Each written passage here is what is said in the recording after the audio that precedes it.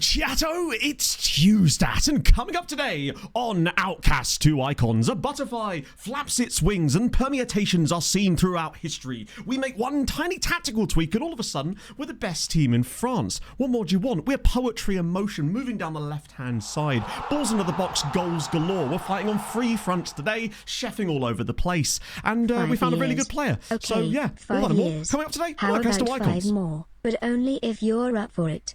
Sick It heart. looks like I'm wearing a skirt. The shirt is longer than it. Look. It just looks like I'm wearing a. It's really narrow, but really. Tremendous. That felt kind of. Kind of good. Not gonna lie. Oh. It doesn't end. There is no end to it. Some say it's actually scraping across my toes. Lord Richard! Thank you for the 60 months, friend. Let me just move off of that. Get onto that. Classic badge. Exactly. Yeah, missing the classic Adidas bit, obviously, because this was when they were redoing those, like, retro kits or whatever. But they're still fucking sick. And that's the right button there. Video of Jack on Deal or No Deal. No? What?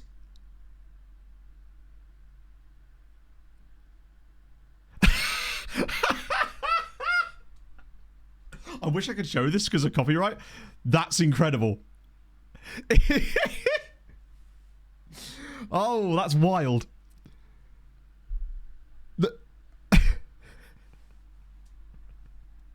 Sorry, I realise I'm laughing at something you can't see, but holy shit, that's incredible. Yeah, at first, there was a split second where my brain went, no, but that is actually Jack, right? And then he started talking and moving, and then it was like, okay, fair enough, it actually isn't him, but Christ on a bike. Yeah, I don't know why this t-shirt is like, let me see how far I can go up. I literally can't stand high enough to actually reveal the bottom of the t-shirt. It's covering most of my legs, chat, I'm going to be honest with you. Holy shit, it is hot today. Jack and Stephen. Yes, there is a bit of Stephen Bunting about him as well, actually. It's work the board? I'm trying to, yeah. A football gown. Ooh.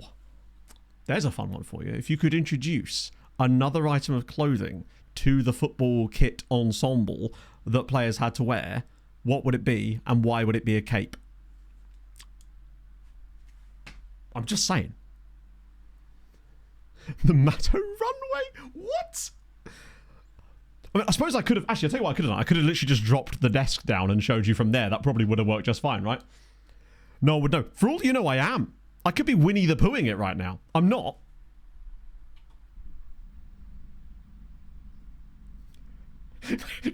Imagine if this just came down and it just reveals my cock and balls. You still can't see it. Just about. Willy the Pooh, yes. There you go. And no, I'm not a full kit wanker, don't worry. These are Sondico shorts. It just went on forever. That's wild. Load into my grave. Oh, incredible. That would be one hell of a way to get... Do you know what, right? If I was going to get banned, that's how I'd do it. I would just slowly lower the desk down to reveal my cock and balls. There could not be a better way to finish my career as a streamer. One day. Cinematic version? Oh, Christ on a bike. That's wild. What a start to today. Tom, thank you for the 9 months as well. That's a Twitch babby. To be fair, there should be. Suspect it's been a weird morning. Like, I woke up with a start. Don't know why. It was just the alarm on my watch. Felt anxious as fuck. Went, whoa, this is going to be one of those days, is it? Then I went out for a 9k interval run. Came back and I went, oh no, it's going to be one of those days where you're vibing. It's crazy how much that can do. Once I get the dolphins going in my head, I'm good. I'm good. Don't worry, I've got some coffee to calm me down. We should be all right. Although coffee on a day like today feels like the worst idea in the world. We are dangerously close to vest streams, honestly, because it is so unbelievably hot in this room already. And the plans are, allegedly, from the weather, what I've heard, that it's going to get hotter. It's only 25 out there at the moment. Apparently, we're going 33 today, so that's going to be fucking fantastic. Given that whatever it is out there is usually a few degrees higher in here. Nope, just you, Harv, for the moment. Oh, my life. Twisted Mikey. Thank you again. That's wild. Thank you so fucking much, man. That is... Let me get off of this horrendous big screen before we talk about Kevin, because we need to talk about Kevin. And chat, I have I have some football chat for you. I've been chefing up, studying, so we can actually talk about football today. I know! Crazy! Right, let me get off of my big face so we can actually throw some presents around. And I've forgotten the button I press. It's that, and then it's that. Mikey, thank you so much, man. That's unbelievably kind of you. You're very, very nice, and I very much appreciate that. Savino, so, I mean, where do you want to fucking start? I mean, I'll give you the rundown of football stories that I, Matt, am aware of. Barcelona playing a game in America. Isaac looks like he's staying for the time being, but God knows how that's going to work out for him there. Fulham have put another bid in for Kevin, so that's good. We've got the Charity Shield final. Palace lost their appeal in the Court of Arbitration for Sport. Anything I've missed, chat? Where do we begin? I guess Savinho as well. Is that because... I don't know where to begin. Yeah, Harv, that's right. You heard. I'm talking about football.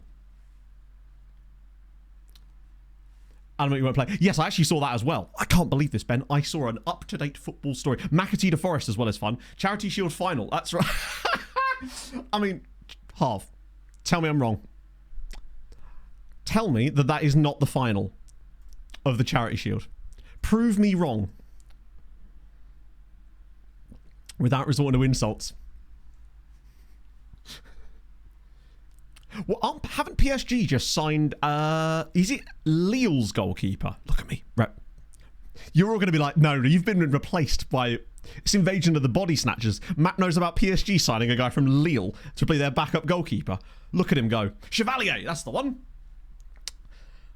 I'm a new man, chat. The football has taken hold of me. Ever since after stream on Sunday, I went, right, no, I'm going to watch the Charity Shield. And then, great. Yeah, it's not even called the Charity Shield, is it? It's the Community Shield. So much for the community when it's hidden behind a paywall on BT Sport. Rodrigo Muniz.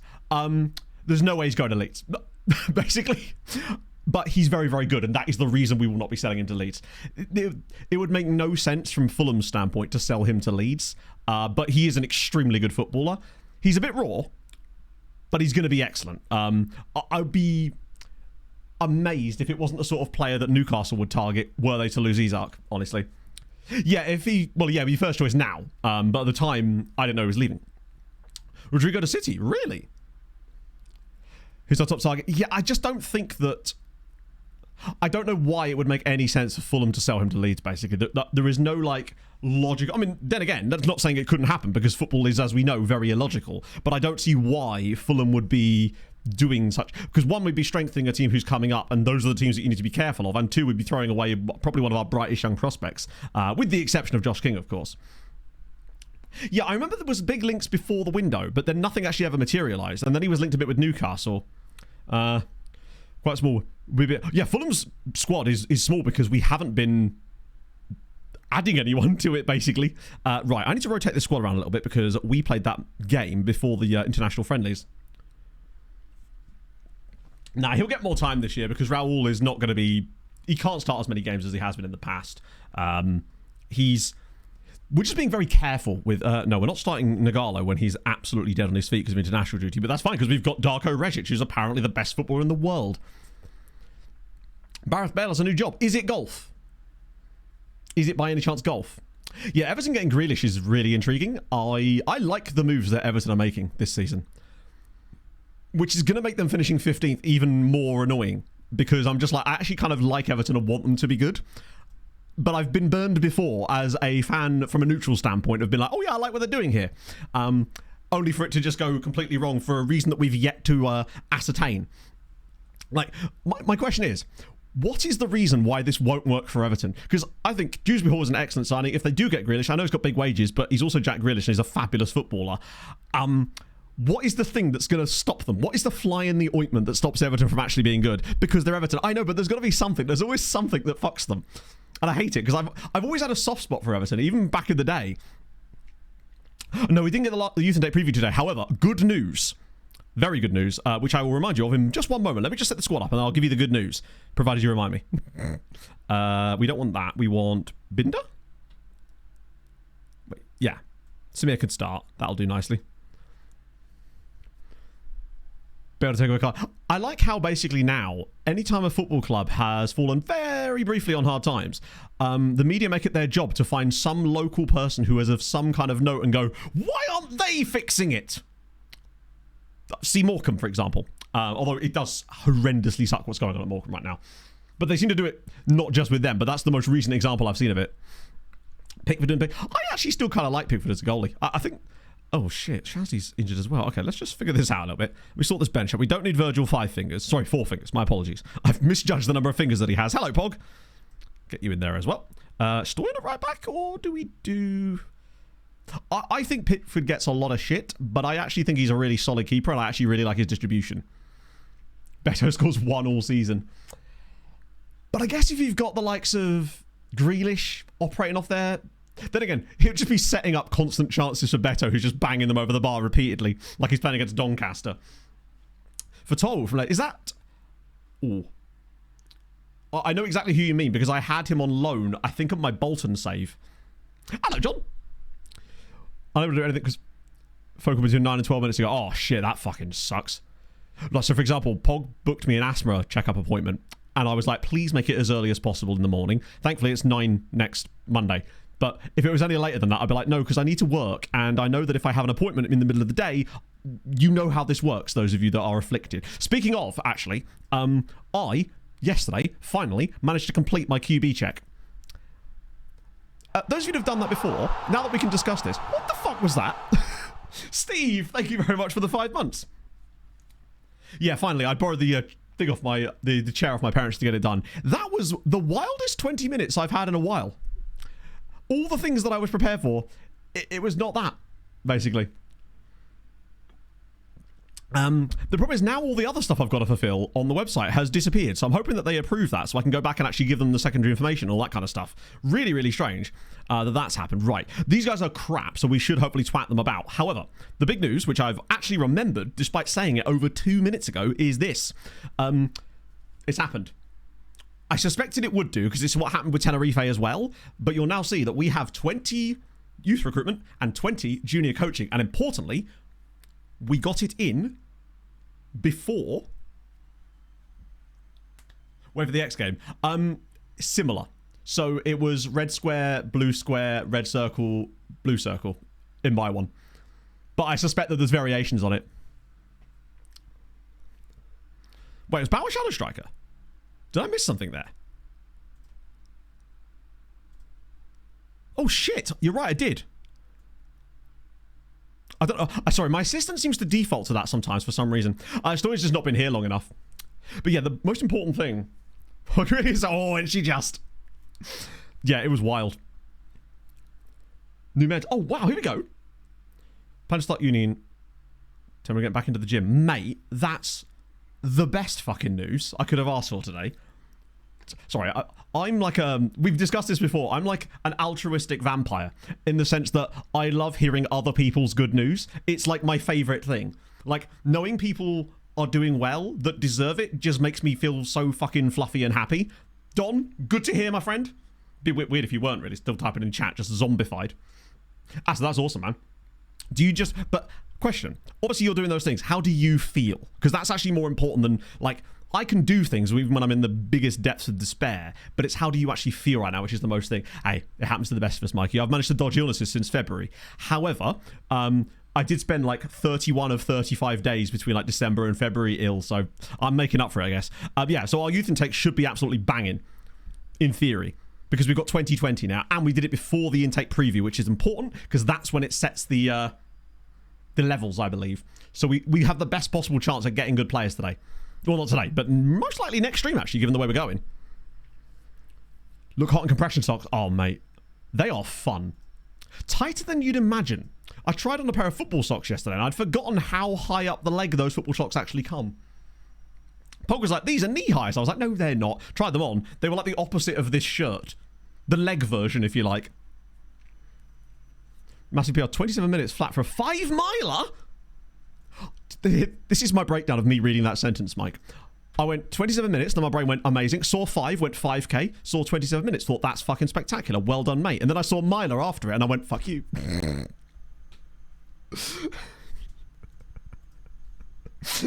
But also, congrats, that's amazing. Showed M. She bought me some stuff that I needed for the charity match half, where we are raising money for charity, and involves a charity stream on Saturday, because I needed to get some black socks. Also, welcome in, buddies. How's it going, Brian? Only go for 83rd place. Mike, were you just like in the Olympics this morning and no one told us? Because that's wild. I like the fact, one of the things I love about running is no matter how fast you get, there's always going to be 80 billion people. No matter how fast you get, you're always below average. Do you know what I mean? It always feels like you get so much faster and then you're still just below average. No matter what you do, you're always there. There's always going to be 50% of people that are just faster than you. So yeah, if you do, actually, what I'll do right now is, I think this works. Forgive me if this doesn't. Shout out. Why? Absolutely, Tom. 1 second. I'm just doing a bit of charity work.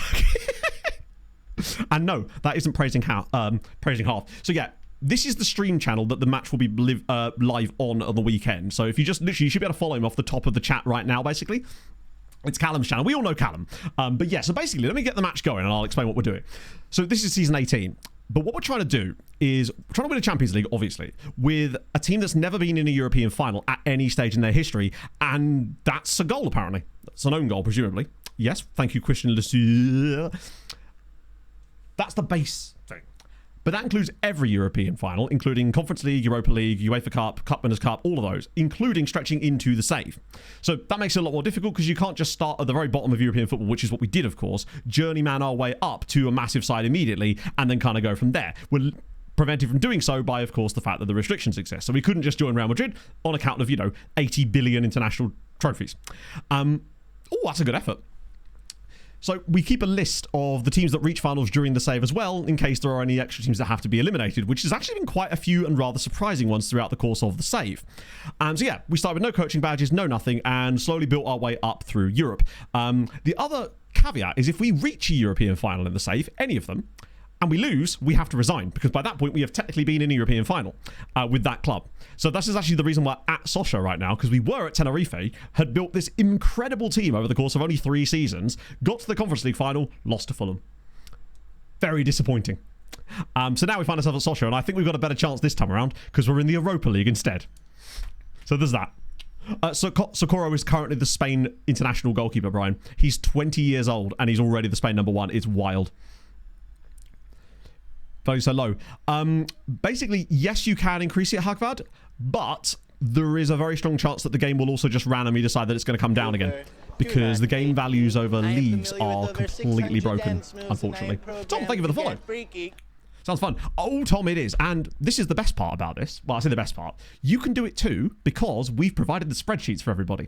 So we have 2 spreadsheets. One is the one that matches our save, so you can actually see where we're at with ours. But there's also another spreadsheet, or like a Google sheet you can get hold of, that's like the default template version, which has all the previous trophy winners in it, but not the ones from obviously this save. So you could add your ones in as you go along in your own save. We also have a save file available and a database set up that you can use if you want to do it yourself.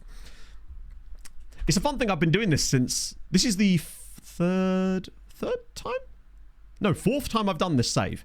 2nd time on stream. Did a couple on YouTube back in the day as well. We've only ever actually managed to complete it once.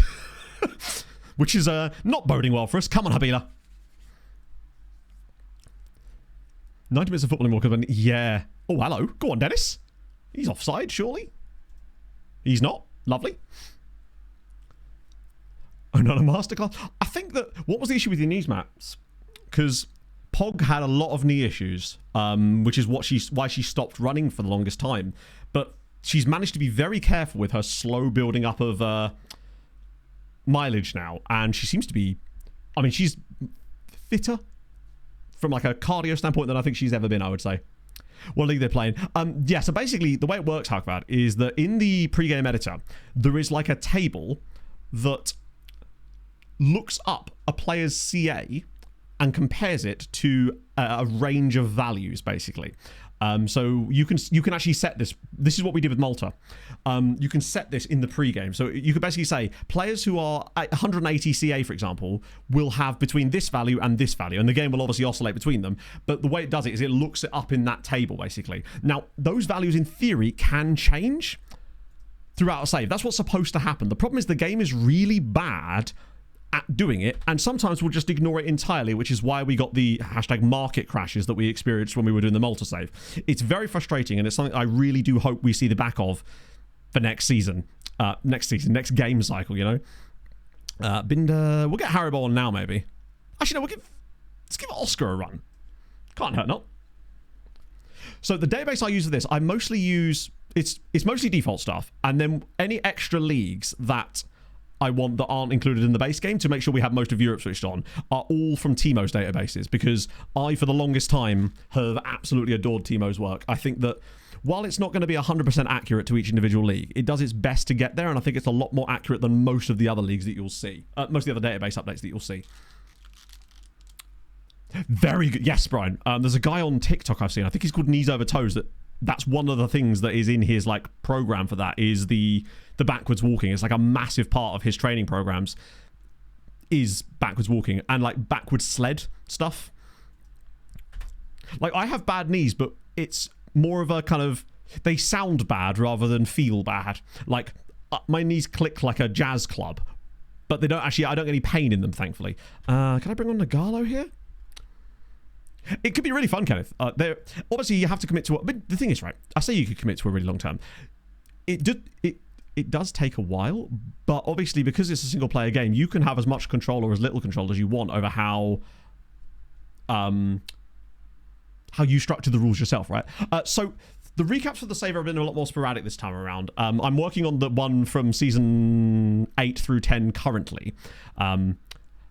Basically, when it came to do it initially, I didn't want to just do like season review videos that were kind of didn't really add anything and were really only useful if you were catching up with the save but actively watching it. So I decided to try and do a different version where basically you didn't even have to have watched any of the save on Twitch to still be able to enjoy it as a standalone piece of content. The downside of that is, of course, it takes a lot more time to do such a thing. So that's the reason we're so behind on them at the moment. I am slowly catching up at the moment. But yes, so the first 7 seasons are available on my YouTube channel. There's 3 videos that cover them all. That's a great finish from Galore, by the way. He's our key player again. He's also now the second highest scorer on the team. For a player that literally hadn't scored until the start of last stream, he sure has picked it up. Giving us that. Yeah, Habila, I don't know how he's done so badly today. The problem is we basically didn't have anyone on the bench, so I need to make sure that I get Shehu on the bench until Shazly's back. That was a good performance again. We're scoring a lot of goals lately.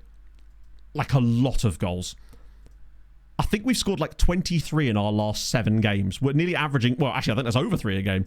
Would have been nice to see a goal from Tristan in there somewhere, but we move. Anderson's rating, again, was still absolutely cracked. Spectacular. No knee cartilage left. Oh, Jesus. Yeah, that's not ideal. The generated realistic AR faces for new gens. Are they? How do we know that? They haven't released any information about FM26 yet, have they? In fact, technically, they haven't even announced that it's going to be a thing. Obviously, it is going to be a thing, but as far as I know, unless, I suppose, I'd be surprised if we heard anything yet. Firstly, walking to this church. What pasta do you like? Look at this chat. It's half pretending to not be a whopper. It's crazy. We're seeing brand new things that we never thought we'd see. He's being nice. Not to me, obviously, but he's being nice. Okay, good. I mean, we're in the Champions League places now. This is great news. My actual favourite pasta. It's a choice for me between penne and just like some simple tagliatelle. Pog and I are making chef pasta this evening, so that's going to be full of tagliatelle deliciousness. No, so I did... I'll give you a little rundown. Look at me staying on topic. I'm a new man. Oh, by the way, Steve, I got the Instagram DM from your missus. Weird sentence to start with, I realise. The biggest issue, basically, is that the paperclip thing relies on putting masking tape on the walls, and that is the issue, because the adhesive would fuck with the paint. So that's the big problem with that, basically. It's an interesting idea if you don't want to damage the items you're hanging, but I think it would probably still damage the walls, unfortunately. Right, what am I looking for here? I'm looking for...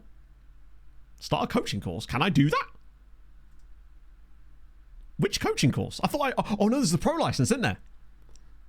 For some reason, I thought we'd already completed it all. Right, job history. There we go. Penne is solid. It's a solid pasta. It's just good. I thought we had pro license already. Maybe it was the pro license that we hadn't got. So yeah, we started in Luxembourg, got relegated, but in my defense, they hadn't won a single game when we took over. That did change. They still got relegated though. Plus the rules in this Luxembourg database are a little bit screwed. So there's too many teams get relegated basically. So we were kind of fucked from the start. Then we did go to Wales though and absolutely smashed it with Cardiff Draconians. Damn near got them into Europe in 2 seasons. Then we went to Italy, but we don't talk about that. Then we went to Belgium and it was all good apart from the time that we lost out on promotion on games 1. We'll ignore that. Then there was the challenge, which is the video I'm working on right now, where I get to document the fact that we were in 13th place after 10 games and then won the league, which was wild. Yes, there is. I believe it's OTI teams, Kenneth. Exclamation mark OTI teams. Or it's exclamation mark spreadsheet. There are 2. One tracks this save. One is the default one that you can use. If it's the blank one, I say blank one. If it's the one that only has the current stuff on it, make sure that you make a copy of the Google Sheet rather than trying to edit the one there. Because otherwise I'll just get like a notification that I can't approve it. So you have to make a copy in your own Google account. But it's really easy to do. Literally, there's a button that just says file, make a copy. So yeah, then we did big things in Le Challenge. And Tenerife, technically it was 4 seasons, wasn't it? Oh yeah, we took over halfway through a season with Tenerife, didn't we? And then absolutely crushed it. We came 7th and went up through the playoffs, despite, according to the board, not qualifying for the playoffs. As for the first season at Sochaux, I don't know why it's cut that out. Maybe it's because that is really weird, actually. It's literally ignoring the fact that we spent an entire season with them in the second tier. That is so strange. Guess it never happened, chat. We're actually still in the 2nd tier. It's all been a dream. Yeah, so our current... so yeah, I only have a Continental A license, so I do have one more badge to go, which is the Pro license. Not sure where those attributes would go. Not into set pieces, apparently. Maybe into... I don't know, actually. I guess it's like, hey, if you're not going to talk about Italy, we're not going to talk about your historic promotion with Damian Nikolic banging goals left and right. And do you know what? I'll take that deal. Okay, we're telling you it's fake. I don't know if I can watch this. Oh, I know exactly what that is. Oh, dear. Yeah, I swear I remember seeing that too. Maybe he failed it. Like, it might have been that we failed our coaching badge, because you can do that, right?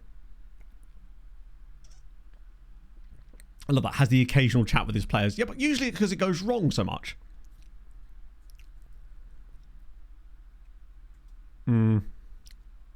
Right.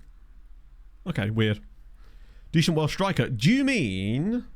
Fuck, what was his name? Steve... Oh, fuck, no. No, Adam Cooper was a Patreon regen. It wasn't Steve Cooper, though, was it? It was... Or was it Steve Cooper? Robbie Cooper. There we go. There was a Steve Edwards, I think, in that same team.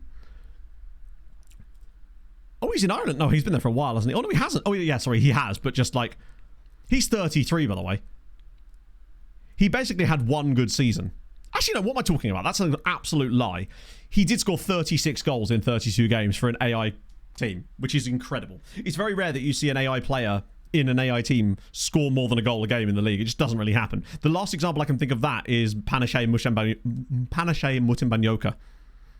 To be fair, you say decent, but like his highest level of football played at was Aberdeen in the Scottish Premiership, and that is asking a lot to say he played there, considering he mostly made substitute appearances and was then dumped down to League One, where he did form a lovely career for himself playing for Inverness, and then went to Galway. Solid player for them, mostly 2nd tier though. Did okay for Shelbourne though. Yeah, I don't know where Cali Thistle are. Oh my god. Okay. That is one of the worst looking graphs I've seen in a while. What makes this funnier for me is that this actually only covers 2 divisions, but it looks like it's a whole lot worse than that. Like, it's just a steady downward trend, despite only being 2 divisions there. That's stocks after the CEO's caught in a scandal. That's the Coldplay concert stocks right there. I actually don't know what their stocks were like after that. For all I know, they went up. Weird things. So they are actually a further division down.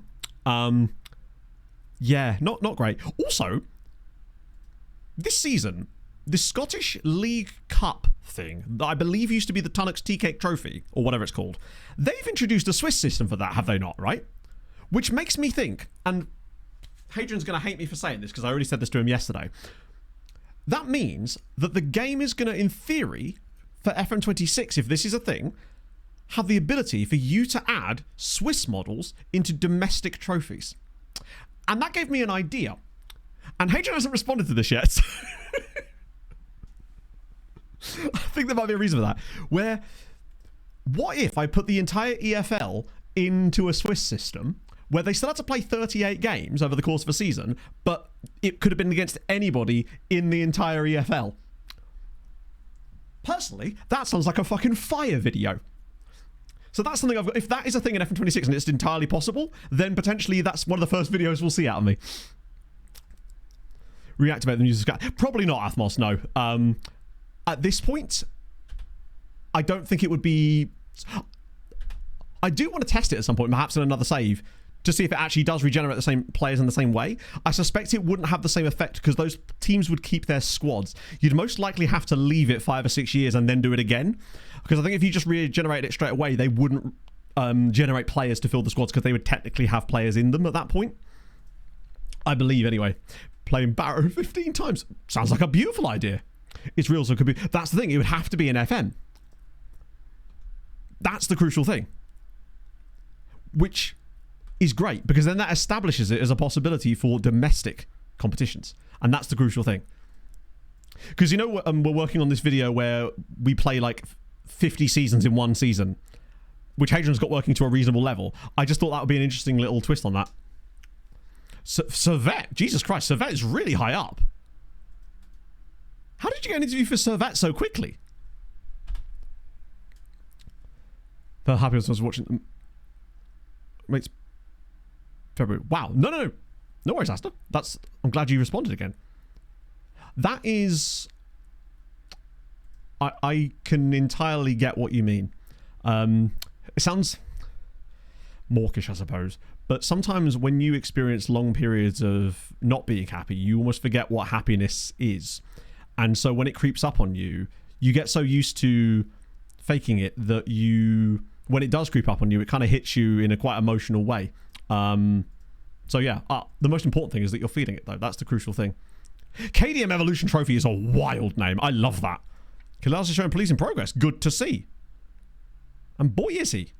350 grand. What a player. Oh, homegrown. Love to see that. Ooh, that might help us for Europe after Christmas, perhaps? I think he was unregistered anyway, but still. 22 go to the next round. I know. I think there's a lot that could be done with that. I think the thing I'm most looking forward to about FN26 is breaking it. So we played Le Havre in our first match, which was a 3-0 victory. They are the worst team in the league, though, so I had expected us to win. But it was just yet more of us. We have become somewhat of like an engine, just churning through teams. The crucial thing now, though, is we've got Stuttgart away, which is not going to be easy. Then Monaco away. Then Stade Rennais at home, not easy. And then Rangers, who are still Rangers. And I want revenge on Rangers, because we played them with Le Showinge in the Europa League a few years ago. Led the game twice, got a red card, and then lost the game. Well, I mean, that just means we can break it more. That, and we've got Youth Intake Preview today, and I'm excited about Youth. Hey, there we go. I'm getting my pro license. Love to see it. Don't know what that's going to really give me. Kieran McKenna's unhappy with me not playing Martin Al Hassan, which is understandable. I won't be speaking to him, of course, but I get why he's annoyed. We may have to look for another replacement in January. Even though we can't really afford to go after Kasper Key. Who? Did I sell a guy to Poland? When did I do that? Literally this year, in fact. Oh no, it was 2 years ago. He never played anyway. Might as well. That's quite a lot of money, actually. Considering I sold him for like less than that. How much is he worth? Not for sale. Oh, he's on loan. So he's not even playing in... What league even is this? Oh, that's only the second tier, to be fair. The poach guy. Can anyone remember the poach guy's name? It's been so long. Let me just check, actually, because there's quite a few clauses here. And who he was poached by. Because that's the other problem. I can't remember who he was poached by. I think if he would appear, most of these names I recognise. So he's definitely not there yet. Yet being the optimal word there. More money for us there. Nicely, nicely. Ozer. Oh, he was, wasn't he? Wow, that's some knowledge. So I don't think there's an... Oh, actually there is. Is this him? This could be him. There's an Ozer guy here, and it's the 5% sell-on fee, which is that's the amount. 17 years old. I'm assuming this is him then. Be a bit weird if there was another dude in there, because that's the... I believe it is 5%. That's the fee that you get when they're poached. Last Coupe Sochaux. There you go, actually, yeah. Oh, well, we definitely got to scout him now. Just to see what we missed out on. So weird that he went to Ozer of all places. I guess at the time they were technically bigger than us. Weren't they like one position higher than us in the league at the time? Was that the guy? Maybe. I think it has to be. Because I don't generally put 5% next sale fee clauses in. I usually do much higher than that. And I believe that is the default fee that attaches to them when you get them poached from you. I think it's too much of a coincidence. The one position below. Oh, even worse then. He took a step down. Where are Ozer these days? I mean, they can't be above us. Not looking so good now, is it, buddy? We got double your points. And just say, also, not going great for Wissam Ben Yedder's Paris FC. Oh, wait. Sorry, formerly Wissam Ben Yedder's Paris FC.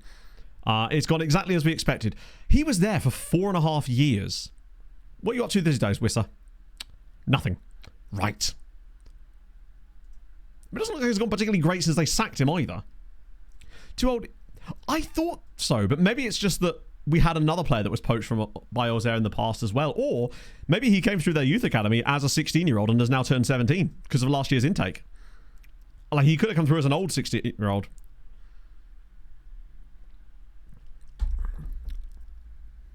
Ah, says Veta. Yes, that was the team that me and Aaron used to refer to as Steve during the FIFA World Cup.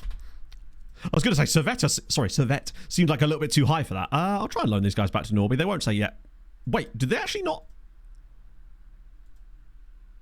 Wait. How very unusual. Plus, we're getting Carapici back as well. Yeah, he's looking all right. 3 caps for Sweden now. Oh, did they sack him 1 day ago? Okay, fair enough. You don't know what's happened since then, Thomas. Could have got way worse. Just wanted to see if I'd accidentally lucked into knowing how to get those 2-year loan extensions in those leagues, but apparently not. Wow, we are scouting some teams I have legitimately never heard of. So, presumably they are, from my recollection, Sesveta are like a yo-yo club in Croatia, right? Because they appeared in like season 1 and 3, I think, of the FIFA tournament.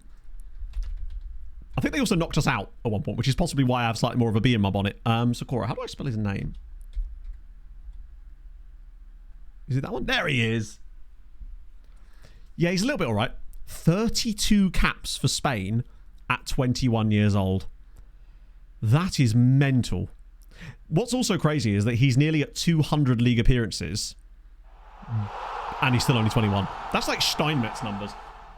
Official Enrice. Thank you for the full... Imagine a year. Yeah. Couldn't be me. Couldn't be. Wouldn't be caught dead watching me for more than a couple of days. I don't blame you. I am shit. World class, by the way, world class goalkeeper.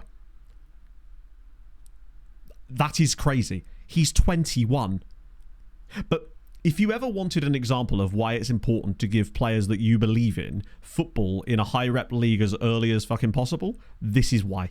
Obviously, we didn't think he was going to be this good, but if they are, this is how you get them there really quickly.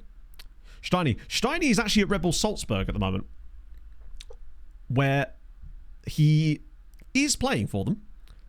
He's actually now got caps as well, which I love that for. I'm glad he got 2 Belgium caps. Even if he never plays for Belgium again, the fact that he got 2 caps in the first place is fantastic news. Yeah, he's really, really good.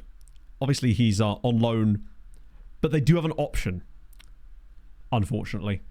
Oh, it's an optional fee of 28 million now. It sucks, because I think that's the sort of thing that's probably going to put... We might be able to bring Steiny back later. The only downside with that is that because he has such low natural fitness, he's most likely going to retire quite young. But I would like to have him back with us at some point. But I think we might end up waiting until he's about 30 to realistically get that to happen. I say realistically. Just because his wage demands are going to be so high. Especially if he does make that one more move. Be in my Bonecce, yes. Literally, that's the only reason I have any knowledge of Sesveta. I think it's because they knocked us out of the Croatian Cup in like the first season. Oh yeah, he literally had just been sacked. I understand now. Okay. Hello, Sharpie. Right, so we got Sochaux away. Not Sochaux. We are Sochaux. We're not playing them. We are them. Certainly helps. I probably could delegate these again now. Not likely to get sacked anytime soon. One day deal securitized. I wish you could do that in FM. Or just in football. It's not really a thing in football, is it? So much. You do see it occasionally. Making positive development. That's good news. He really has. I mean, this was him when we made that tactical tweak.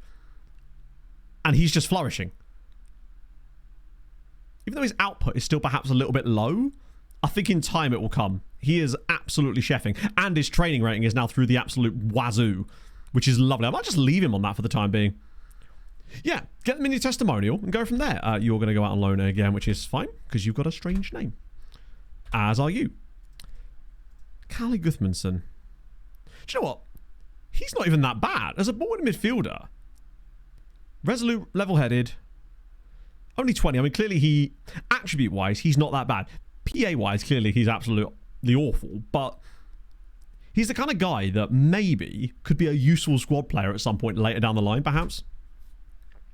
New driving, big news, big day. I don't have one. It's the one thing about this house that I was like, when we first saw the fact that it came with a washing machine, we were like, oh, well, that's kind of cool, because a lot of places we looked at didn't. But now I wish to hell that it didn't. So we're at 5 minutes of NASCAR the other day, we have beef with one driver. Who could that possibly be? And why is it probably Carson Hocevar? Random League size of a much higher profile. Yeah. I think it would be nice if FM brought in some stuff like that. Now, am I expecting that in 26? Very much no. I'm expecting basic stuff that works really well. And that I'll happily take. I'll find my own fun, you know. Also, bad news. We've lost a lot more Patreon regens. The 3 guys that we had on trial chose to retire while they were on trial. For some reason.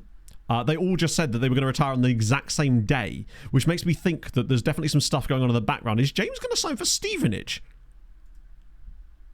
I love that you're wanted by Stevenage and Trevelyan. I suppose Stevenage are in National League North these days. A guy called Rasmussen. Rasmussen? I don't know. There's no one in the Cup series called Rasmussen. And as far as I know, there's no one in the Xfinity series either. Are you sure you weren't watching IndyCar? Wasn't there like a massive accident in IndyCar? Was it Christian Rasmussen? I might be wrong about this. I haven't actually seen it. Speaking of Vitesse, they just lost their appeal as well, didn't they? That was IndyCar, wasn't it? I didn't actually see what happened. I just know that was something to do with some guy called Christian Rasmussen. To be fair, it's probably just as well you didn't watch the NASCAR on Sunday, because it genuinely was one of the most boring races I've seen in a long time. Nice and short, but incredibly dull. Like, I love SVG and I think he's fantastic, but my god is he stinking up the place on road courses at the moment. He is making them look like they should be back in ARCA. It is crazy. Bajan Ho from Stoke. No, that's an interesting site. Like, I know nothing about him, but at least we're doing something. I will just offer you another trial because I don't want you to retire, although I suspect you may end up doing it anyway, sadly. The big way to tell is open wheel or big no open wheel. So basically, they're the Austin Hill of IndyCar. I get you. Right. Okay. Can Nagalo come back in to start this game? Because he did come off the bench and score. He's earned a little run again. Now, one thing I do want to make sure... Oh, Shazzy's back. Is he back to start, though? Do you know what? He probably is, actually. But I'll make sure we've got Habila on the bench. Who am I taking out for this? Probably is Uwalabi, isn't it? We've got stacked in that front line anyway. I feel sorry for some of these guys because they are genuinely good players. They've got no evidence. Oh, I don't know. Yes, Connor Zilic, when he won the Xfinity race, I haven't actually seen the clip and I almost don't want to now. He got his foot caught in the the netting that they have over the window when he was climbing out of the car, fell off, smashed his head, I believe, as well. But luckily, there's no head injuries. But he did break his collarbone, which means he had to pull out of the. You're right, we do have more slots. Absolutely, yeah. He had to pull out of the Cup race, which is annoying because I really do want to see him go head to head with SVG in the Cup cars. Just have to wait till next year when he's inevitably going to be in that. Probably in the 99, I guess. Right, sick. This, I don't know what to make of this game, honestly. Like, oh, I love it. There's nothing better in this tactic for me than when our three midfielders play so well together that we get the italicized A links. Flying the wall 100. Oh yeah, there's always one of those guys in every single series. I mean, Austin Hill was the example of that in NASCAR, albeit that in the Xfinity series. He got suspended for rear hooking someone at like 160 miles an hour into the outside wall, clearly on purpose. Came back, claimed he didn't do it on purpose, and then wrecked another person at the road course this weekend after being suspended for it. He's just... He can't keep getting away with it. It's wild. He probably will get away with this one, but it was still an absolutely dead-brain thing to do. No, so Tom, actually, this was Season 1 madness that has pervaded further down the line. So we were born with this delusion, if that makes sense. Basically, the first club I got to, Mariska Mersch in Luxembourg, I said to chat, I feel like I said, I've got this like down to an art now explaining this. When I got there, I said to chat, wouldn't it be fun if we just played the 11 best players that this club have, no matter what positions they play in, and then build a tactic based around them. Their striker was their 14th best player. And that is how we ended up with this. Take it seriously more. Yeah, it's definitely lost its appeal. It doesn't help that the next-gen car has made a lot of the tracks. The dirty air is a massive issue now because it races more like a sports car than a stock car. And that causes all sorts of issues, especially on short tracks and road courses. But never as bad as it has been this weekend. I'd settle for another draw. If we draw our away games and win our home games, we'll probably get pretty close. In my best 11. True. And you know what, right? As much as I'd say things like, yeah, but I wouldn't do that. You know for a fact that I probably would have found a way. I have a guy called Bilbao. Do they have the guy called Bilbao? Wait, is it Gorka Bilbao? Oh, no, it's not. Sorry, there was a guy called Gorka Bilbao that we had at Tenerife who was born in Bilbao. The question is, where is Jose Javier Bilbao from? Well, he is Basque. I don't know how close Galdacano is to Bilbao. Probably not that far. Bilbao Backets.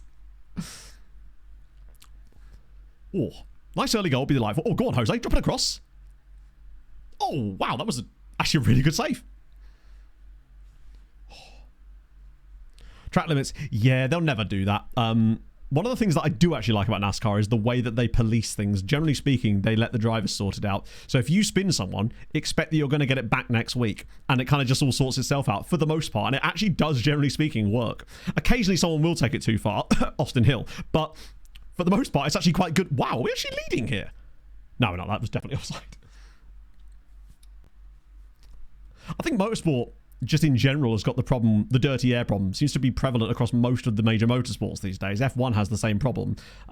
Maybe the new regs will sort it, but also I think the cars are just too big. That seems to be the biggest complaint about F1 and the way that it is that the cars are just simply too big for the tracks that they're racing on now, and it's almost impossible to pass at a lot of the circuits, other than the ones that have been made more recently. Which sucks, because I like it when cars go past each other, damn it! And it's in!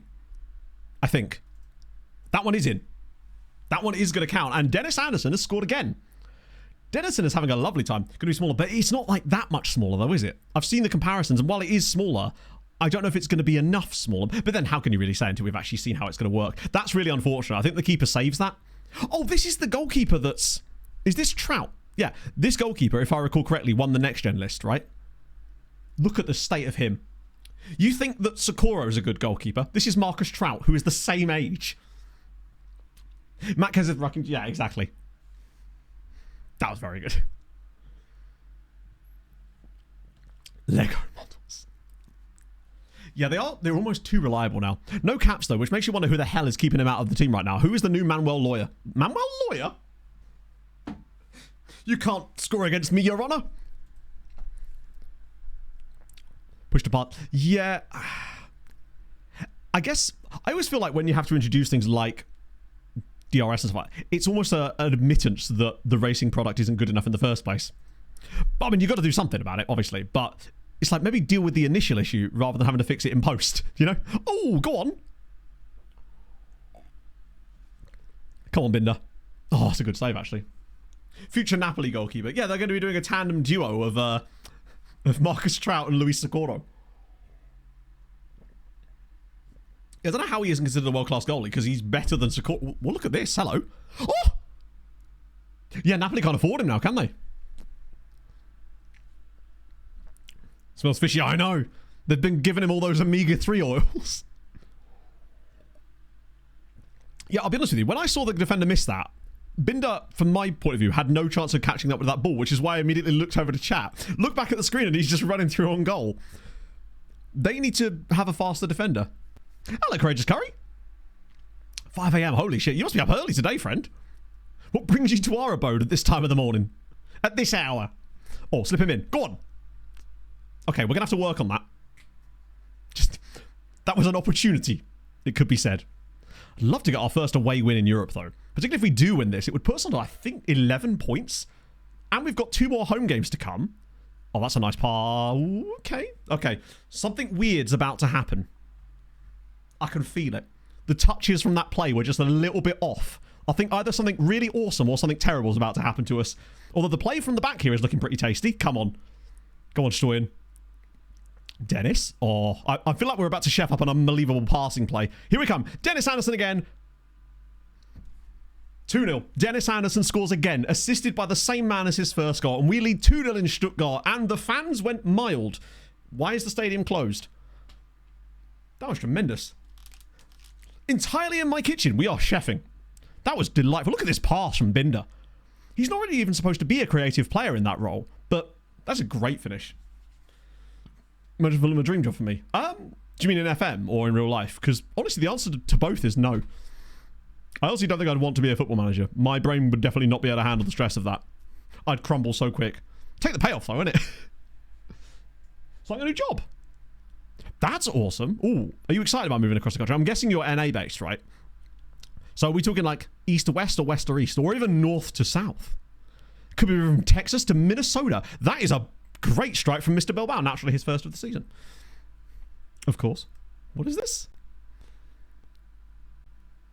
Oh. For some reason that clip didn't work. Hierro. Not sure what that is. That's a very good strike, actually. Iowa to Pennsylvania. A meteorologist. Fuck, I love interesting jobs, man. I'm so glad now that I get to brag about Pog's new job because it is just like, okay, that's kind of cool. Speaking of, Pog got a text message through this morning from her new boss saying that they are sorting out her work laptop, work phone, and to get the sizes across so they can get all of her like clothes and stuff sorted out for the job. Because apparently she's getting a work laptop and work phone as well. Like, okay. Inspector Pogatha Christie there. River Inspector, of course. Tremendous times. I'd still say for a draw here, honestly, but not from being 2-0 up. I'm an expert on meat in the chat. What was your favourite cut? Work cutlass pegling, yeah, indeed. Work doubloons. It is annoying that they are going to be paying her in doubloons. For that, I am... New donation sound. Oh, really? He's better than Socorro. Well, look at this. Hello. Oh!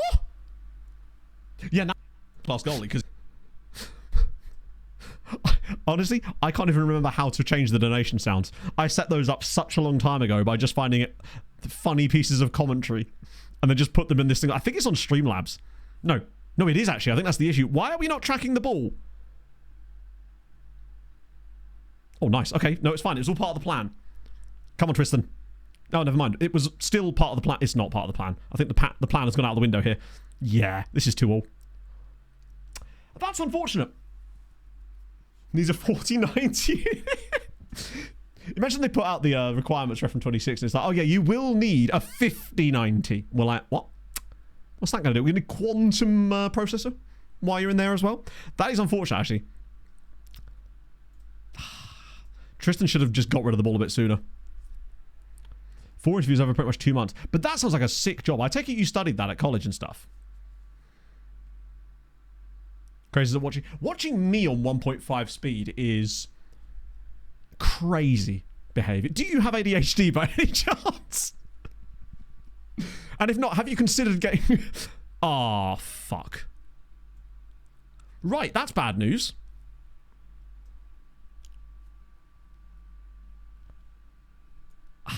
Shit. He's having such a lovely time of it lately as well. Storian's had another bad day, but that's going to... Ooh. This is why we definitely do need to get another left-sided player in January. You just whack it in your ears. Process information quickly. Ah, fair enough. Just screaming Ballon d'Or repeatedly. I'll do that for the massive donation. What I'll do is I'll set it to a really specific number that nobody will ever donate. A really specific number. Yeah, he's going to be in medicine hospital now. I might actually get Shazly off here for a Habila. And Binder's done really well. Velazzi's a bit tired. And at this point, this game feels like it's getting away from us a little bit. I have a horrible feeling we will end up actually losing this in the end. That is disappointing. Standard YouTube. To be fair, most things on YouTube, and I have there's certain channels that Pog and I watch together that obviously I don't dick about with the speed on. And there is actually a few things that I actually, like certain podcasts, I'll actually turn down the speed just so I get to enjoy it for longer, like Top Dead Center. There we go. This is unfortunate. We were too... okay, shit, that really sucks, actually. The thing is, Jade, right? If they did use like some kind of supercomputer solely to run FM simulations, you'd find that Man United would still end up in administration 3 seasons in and they would never get relegated. Because I find that FM doesn't have the same level of randomness that it used to.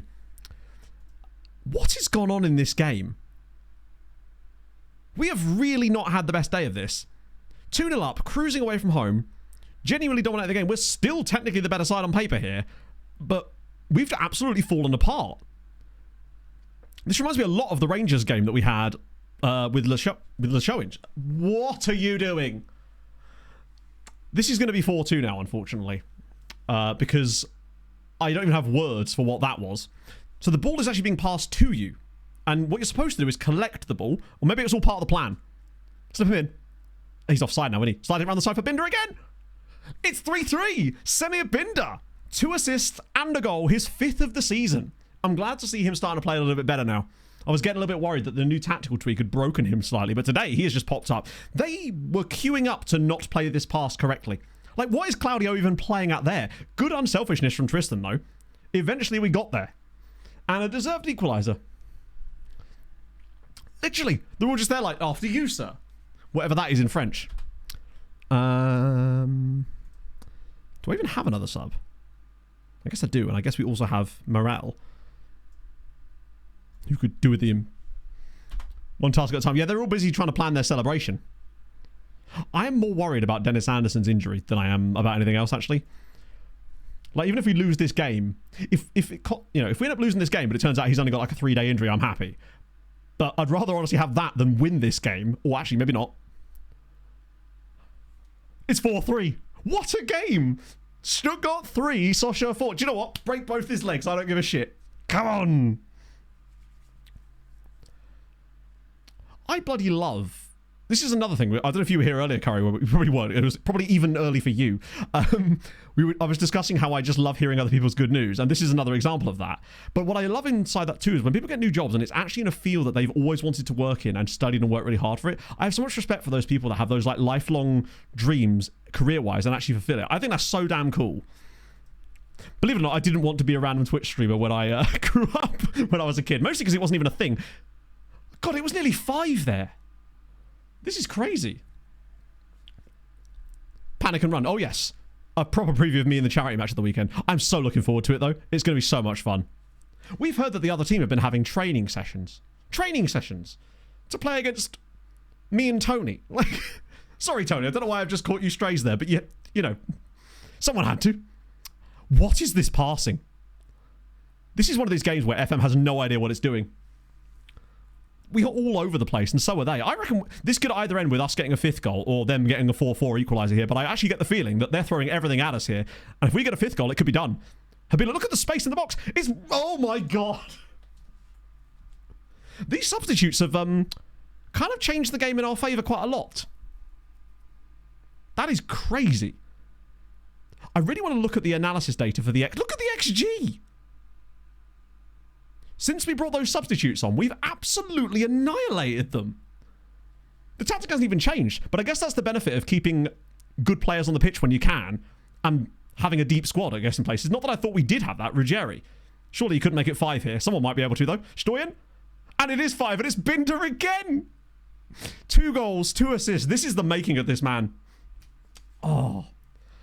To work experience in motorsport. Oh, interesting. So the only...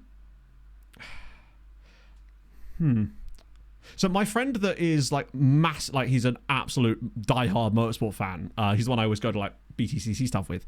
He, I think, initially had that goal as well. I mean, he works for JLR. Now, what a save. But he never actually got into the motorsport side of things. But he studied engineering. What are you actually studying, HP? This has been one of the craziest games I've seen in ages, by the way. We've won 5-3 with an XG of 4.56. This analytical data is going to be crazy. Yeah, what the hell happened here?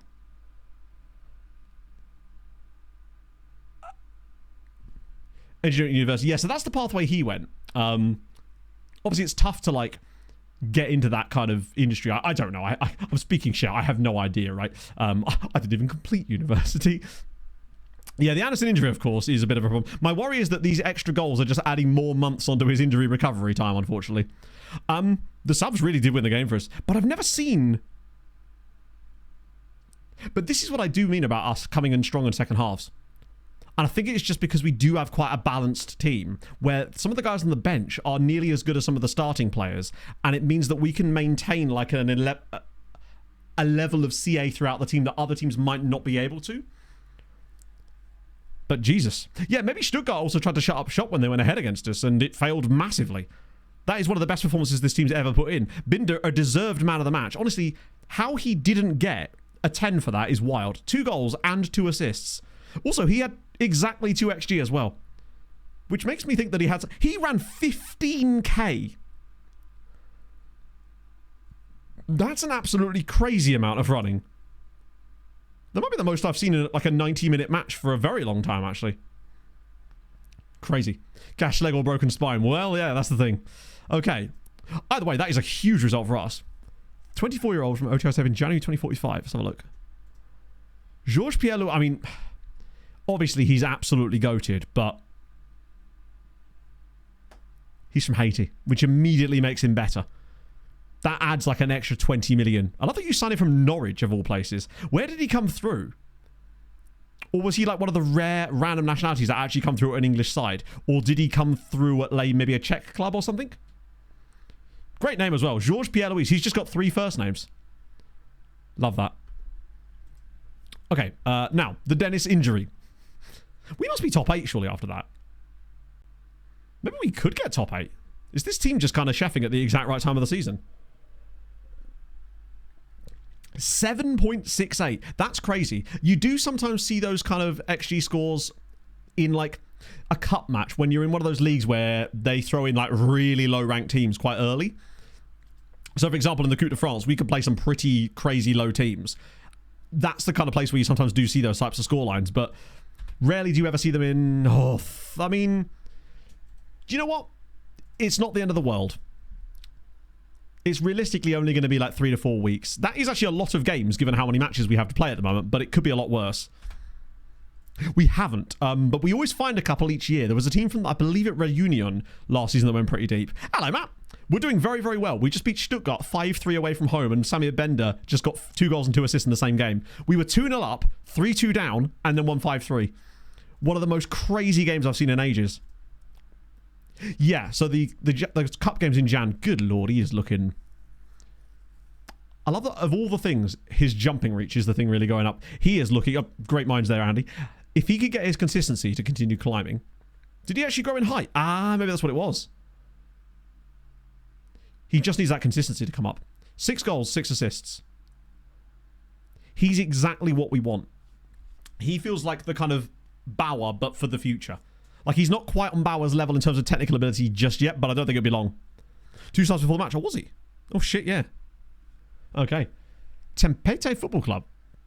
That sounds like a Haitian side. Might be wrong about that. They sound Haitian. Starting to get attached again. But hey, it's fine. As long as we don't get to the Europa League final. Luckily, Manchester City are in it. That's our saving grace this season, is the fact that Man City are in the Europa League. Admittedly, we are above Manchester City in the Europa League currently. Haven't even lost a game yet. We're actually crushing it. We've already qualified for the next round pretty much, which is amazing. It's just good times. The Norwegian fella. Nothing yet. Obviously, we'll have another look, but he wouldn't sign for us last stream, but I will make it my mission to sign. If you missed him last stream, we found this guy. Remember, he's 17. Oh, let me fucking... I hate it when they do this. It's like, lads, we've already established this is the amount you would accept. Stop being greedy. I really do want to sign them. Oh, Leeds have just hired Marco Silva. I just have to hope that we find a way to get Gritsbust before someone else gets interested in him, because he is genuinely incredible. He's the great pot. Hide your pots, hide your cauldrons, hide everything. Man City in the finals, though. That is a good point, Athmos, and I had not considered that, but thank you for reminding me. Tyrone, thank you for the follow. So Prem predictions yet? No. It's not really something I normally do, honestly. But, like, I still think Liverpool will win it. I think it might be closer, but Liverpool's recruitment has been excellent. Admittedly, I did think Palace were extremely good in the Charity Shield final. And I also thought they probably could have had a penalty in that game as well. Dean Henderson in the penalty shootout was crazy good, but Liverpool did look a little bit leggy in places. Like Palace, at first, it felt to me like Liverpool were dominant on the ball, which they were, but the chances they were creating weren't of a particularly high quality. Yeah, the McAllister one, I can't believe that wasn't given. I'm not sure what they could even... But, I mean, not that it mattered in the end anyway, but it was really... It's one of those ones that they would have very much been aggrieved about had it not gone that way. Interesting as last year. I just really hope that the 3 sides that come up don't go down again. Like, I want to see some kind of interesting story in the relegation battle. Provided Fulham are not part of it. As long as we're well clear. Yeah, that was the thing. Liverpool seem to have extremely good forward-thinking options now. I really did like Frimpong.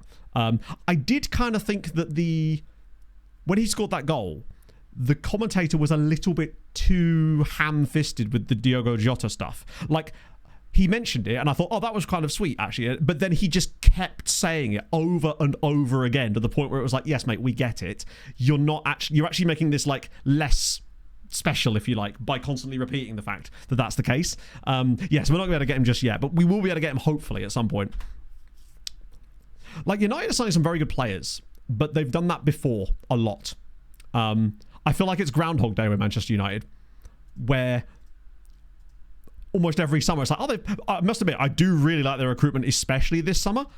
But the problem is those players now play for Manchester United. And this is the sort of thing that they could have Benjamin Sesko on loan at Sunderland in 3 seasons. Because they just have this incredible way of, like, not utilising players in a way that they are designed for. Man United's every single season is, we are so back, we are so gone. It's every single year now. Ridian! Am I saying that correct? I always feel like I'm saying that wrong. Thank you for the 3 months, though. They've lost their mystique as well. I know this has been like a couple of years now, but it feels like for a while Man United could sort of survive on the threat of Manchester United for other teams, whereas now, especially at Old Trafford, weirdly, they have completely lost their aura. Teams go to Manchester United expecting to win now, which is crazy to say. Hello, Adrian. A quick plant in the garden. You'd love to see it. Oh, my life. Hang on. A buried house brick. Is there a house under there, perhaps? But there you go. You've done your exercise for the day. I think people always say this about, like, Amram and that, but it's like, managers seem to be really good until they go to Man United. Like, something tells me there's a different common theme here. BLS, thank you very much for the 12 months. It's very kind of you as well. It's also 24. Only 24. What are we saying right now? What temperature have I got here? It's only 25 here at the moment, actually, so it's not too bad. Georgia. Georgia's still a fun one. We've had a couple of good Georgia ones. FMGNG as well. Thank you for the 20 months. That's a lot of sudden resubs all of a sudden. I appreciate that, man. Their recruitment does seem very good. I'll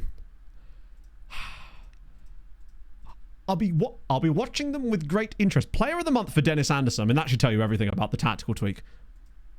The fact that he's gone from where he was to this. The mice. I blame the borrowers. Man saying, Mystique, what is that? Yes. Hadrian, you'll be pleased to know I've been discussing football today. Will be his downfall. But the question I have in that to this, Courageous Curry as well, thank you so much for the prime. That's very kind of you, friend. Is if a manager has a certain tactical style that they like to play, why would they adapt that to the players being brought in? Why aren't the players being brought in ones that fit that system? Isn't that the entire point of a manager working with a director of football and a recruitment team? Is that you bring in players that suit the style that the manager wants to play, not bring in players and then tell the manager, yeah, I know we signed you because you did all these things and you worked really well with this tactical, but have you considered doing something different? Maybe that's the problem. That just seems like, I mean, I'm not saying that's what's happening, but that just seems like if that is what's going on, then that might be the biggest issue here.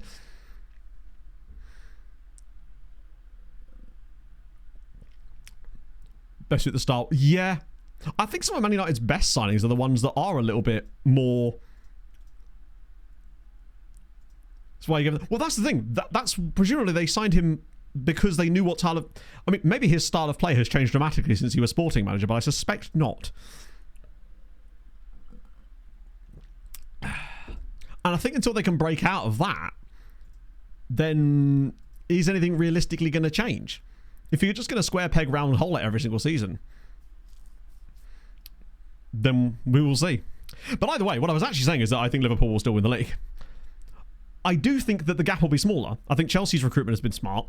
I'm yet to see... I really want to see Arsenal play a bit with Gyökeres to see how he fits into that team. Because, like, all they've had is a couple of friendlies, obviously. Actually, here's a question for you just in general, chat, because otherwise we're just talking about top team. What do you think is the best move that your club has made this summer, either in or out? I respect any club that hires a manager and then tells them to do the exact opposite of the reason they hired him. Ezra and Savino, yeah, that would be crazy. Wirtz, yeah. Ramsdale I liked that as a signing. I think he gets pilloried because he's played for a lot of teams that have been relegated, but he's also played for a lot of shit teams. And at a certain point, like, the last guy at the Alamo probably wasn't the problem, you know? What about me? Oh yeah, because Fulham have done so much. Do you know what? Best thing Fulham have done this window is signing Benjamin Lecomte, because it's the only thing we've done in or out. Literally, still to this day. I know we've put another bid in on Kevin, which would be a massive risk. Like, 22 for that kind of money, it doesn't really fit the profile that Fulham are usually spending that kind of cash on, so that'd be interesting.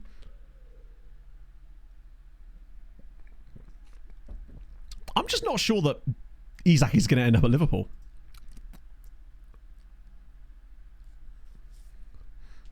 It's Cunha. But from what I've seen, and this again is just me reading into seeing what Man United fans have been saying, and again, this is probably just the wrong Man United fans, but regardless, was that a lot of them are saying basically that he's already being misused. In that one of the best things that Cunha does when he was at Wolves was picking up the ball and driving from deep, potentially. And Man United are expecting him to play like a number 9. Like, not really the style of play that he is accustomed to playing. And I think that might be more of the problem, surely. Keeping Tete is a good move. For sure. Coyote, that's a good signing as well. I hate to say it, but I don't think Brentford are going to be in any real trouble. But these guys are going to have to bed in, of course. But as much as I'd like them to be, I don't think they will be. Am I going to have to play Virgil Four Fingers here? I am. Oh my god, look how dead this team is. I might just have to do a quick pick here. No, I might even do a selection advice. Oh, okay, that's the same players. Let's play the role. That's a good point. But then, are these guys even going to all fit in this team? Because where's Cunha going to play then? As in as a 10?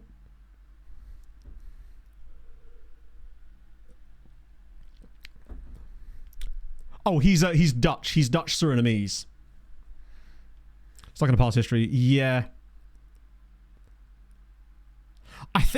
I mean, this is just an outsider's perspective, but what, the Fernandes is like an 8 that's running from really deep. Wouldn't that sort of lose a bit of the effectiveness of Bruno Fernandes, though? Because whenever I've watched him, maybe again, I'm just small sample size, but I always feel like whenever I see him and he's operating more as a 10, he seems to be even more effective because he's still getting back and operating like an 8 anyway. He's like the opposite of a box-to-box where he starts in the other box. Yeah, that's Virgil. It's a deep playmaker.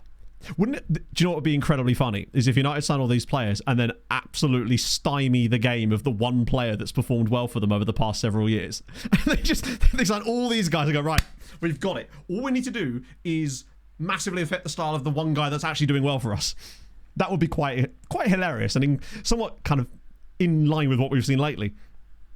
I mean, he's just a fabulous player. I'm convinced you could put that guy as centre back and he'd do a good job. Right, fuck me. This is not great. I think we're going to have to accept that we're probably just going to have to eat a defeat here. He is everywhere, yeah. How do you account for a headless chicken? Which one? No, they're a great forward line. 100%. Cunha is a fabulous player. Šeško, we all know, is a great player. And Burmo, I mean, it's actually crazy that more clubs weren't interested in him.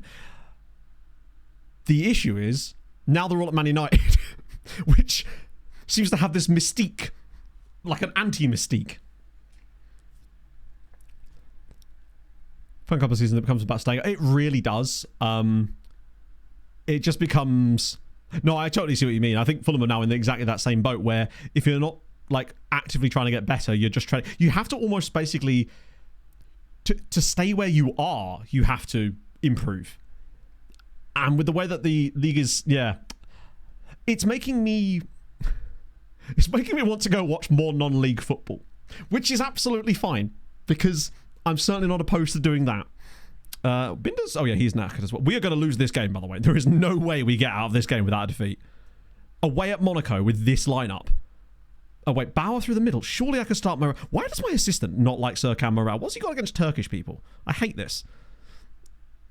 Al Hassan in the centre of midfield. No, we'll put Bauer there. I'll start Rezic. And then I can start Al Hassan there. We're kind of screwed. Right. There we go. Fulham chilling in 12th. Probably. Well, I mean, at this rate. The only thing that we'd have on our side this year is just because some of the other sides around us have got a little bit worse. And by stagnating, we've somehow managed to sort of keep our head above water. Who's our assistant manager? I actually don't know.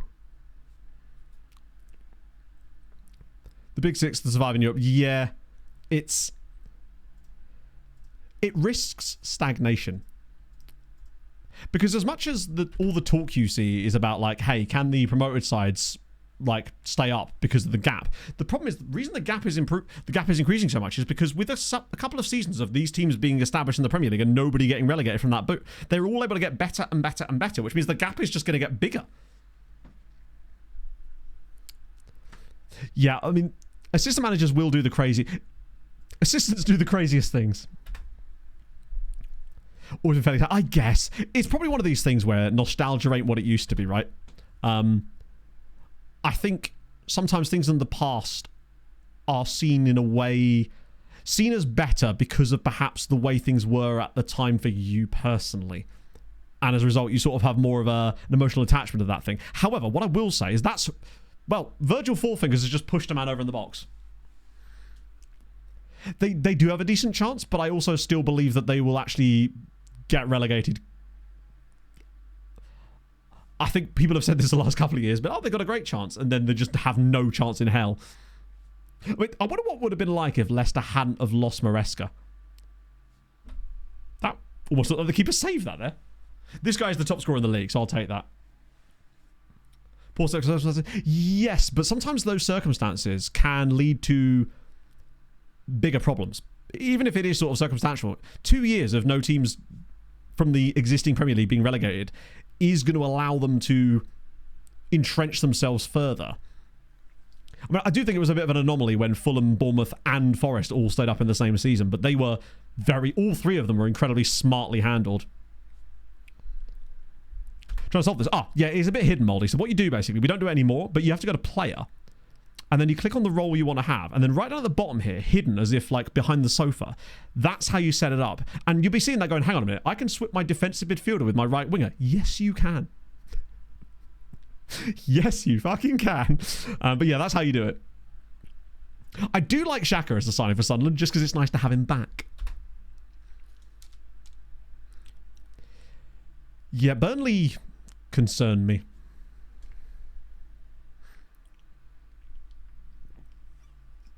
They're pulling the ladder up, exactly, yeah. It almost feels like Fulham, Bournemouth and Forest got up that ladder right before the ladder started getting pulled up.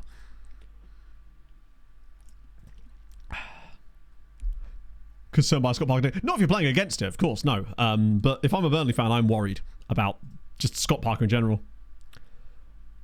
Little arrows on the formation on the player screen. So, oh yeah. Good question. Is this to do with their preferred? I don't know, you know. What are they? And why are they all there? Is it the footedness of the passing direction or something?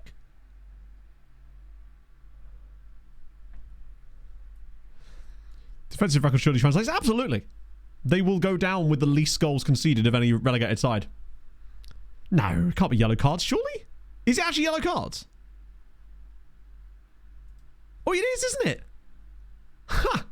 There was us thinking we found something crazy cool. It's just our players getting booked. Yeah, Bournemouth have lost a lot of their defence, which definitely doesn't help. But I still think that even if they don't replace those players perfectly, which they're obviously not going to, I still think that the manager's so good that I don't think they'll be in any real trouble. They might be a little bit worse than last season. I don't expect them to be, but I don't think it's going to be like the dramatic fall-off that people are expecting. If they lost the manager as well, then I'd be concerned. I think Kelleher is a really good signing for Brentford. Wait, really? That was not a penalty. Right, come on, Herbert. Do your thing. Oh, if we don't lose this game, this would be incredible. Shout out to the Haribo man. But yeah, no, I've really not hated, but like I've always thought that Flecken was probably one of the worst goalkeepers. He was a big glaring problem. I don't think he was that bad last year, but he was clearly an area that Brentford could easily improve, and I think they have done. I've liked Keller for a while. One of these coasting clubs. Yeah, the question is who? It's like, I wonder if we're going to get a random relegation. Like, do you remember when Leicester went down? When nobody because they were only just a couple of years off of winning the FA Cup and had their squad that was so much better than a team getting relegated really should be. One of those really random relegations where a team that's like mid-table that just goes absolutely bonkers for one season and just can't get anything right. Honestly, Forest is the exact type of team that could just randomly happen to. I don't think it will because they've got the European side of things where they can strengthen their squads, but it's the kind of team. West Ham, I suppose. Yeah, actually, West Ham would be first manager to be sacked. It's easy to say Burnley and Scott Parker because that will absolutely happen, but I don't think it'd be the first one sacked because I think you get a little bit more leeway as a promoted side. I think it'll be someone like... God, who would it be? Keith Andrews. Keith Andrews. Just saying I'm not worried about Brentford, but that's more hopium than it is anything else. Might get frustrated and pack it in. Maybe. But I don't think he'd get sacked. I think he could leave. Ah, shit, that's a really good pass. Oh. I actually think Potter might do okay. The thing is with Wolves are one of those teams that everyone predicts to go down every season and they never do. They remind me a bit of Wigan back in the day. Andrews, then Amorim. If they sack Amorim, I mean, at that point, it's just, I'd find it incredible. Oh, surely not. Shasley's delivery, as if we actually managed to get a win at Monaco here. I love that Alexander's just taken the ball off of the striker. Go on, Velazzi. Somebody have a shot at this. Little bit of space. Brian guy's name. Hertzler. No, I think... Actually, it would depend if Brighton lose any more... Oh, that's a nice little idea. Oh, Bauer! Oh, come on! Bauer's done it again! The Haribo has not gone stale. Things you'd love to see. Work out because the shows have a potch. I just can't bear the thought of him having success. Haribo with the brace today. Look at this for a strike. He's just gone, nah, no bollocks here. That does deflect off the defender, actually. Hello, Chris. Do you know what? It's actually going very well. We've had to play an entirely rotated lineup here, considering our team is knackered from a Europa League game on the Thursday. And somehow, they're winning at Monaco. And I haven't even made any subs yet. Velazzi's got to come off. Right, I think what I do here, throw on the defensive-minded players to try and stack us. I mean, throwing Stoyan on here could be a massive disaster. You'd like to hope that Forest give him a bit of leeway, but the owner is a lunatic, so there's that. Like any realistic situation, if Aaron gets sacked, I mean, where do you even go from there? Like, where do you go from there? Oh, crap. Here we go. He's offside, I think. Look at the space. This is exactly what happened with Stuttgart. They just started throwing bodies towards the end of the game. We were just able to constantly break on them. Oh, of course, Bauer again. Bauer again! It's a hat-trick! Herbert Bauer. Kids and grown-ups love it so. It's 3-1 to Sochaux. Tremendous. Incredible. This tactic has completely clicked now. We look absolutely unstoppable. Great work from the Galore to actually pick out Bauer. He's basically scored 3 goals from the exact same place on the pitch, and Monaco are just like, I just don't know what we can do to stop him. Oh, Chris Wilder's Man United. Now we're talking. How long until we get Mark Hughes' Manchester United? Every time he gets... I mean, maybe so. Wait, we got another highlight here. Are we about to embarrass Monaco even further? Because they are just throwing more bodies forward again. And Bauer's on the ball. He's found a goal. Look at the space. Have we just created a transitional machine? I don't understand. Late game Sochaux is next level.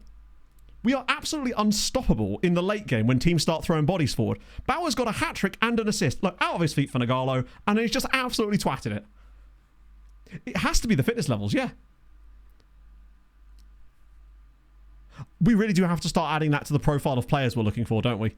Stamina and natural fitness are definitely going to be things we need to look for specifically going forward. We are so lucky to win this game 4-1. But we are in a real good chance of getting Champions League this season if we carry on playing like this. A hat-trick from Herbert Bauer. We were losing at half-time. Monaco billionaires in Slightly tears. burnt effigy. You'd love to see it. Thank you for the 31 months, friend. Wild. That is crazy. Everton's women's team.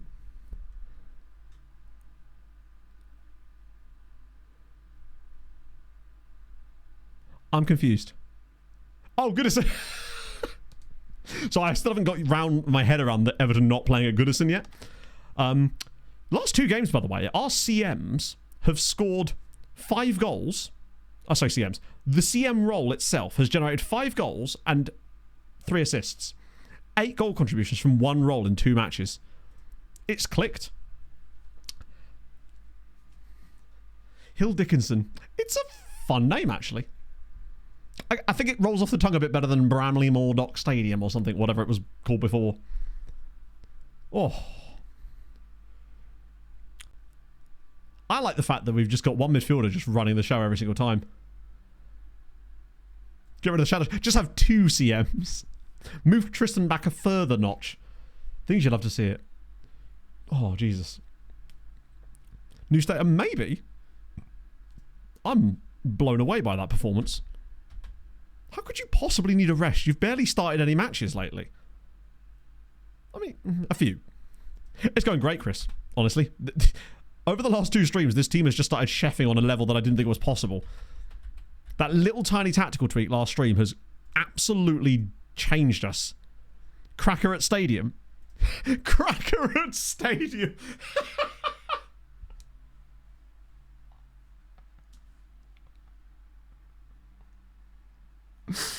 Oh, Me and hospitality on Boxing Day.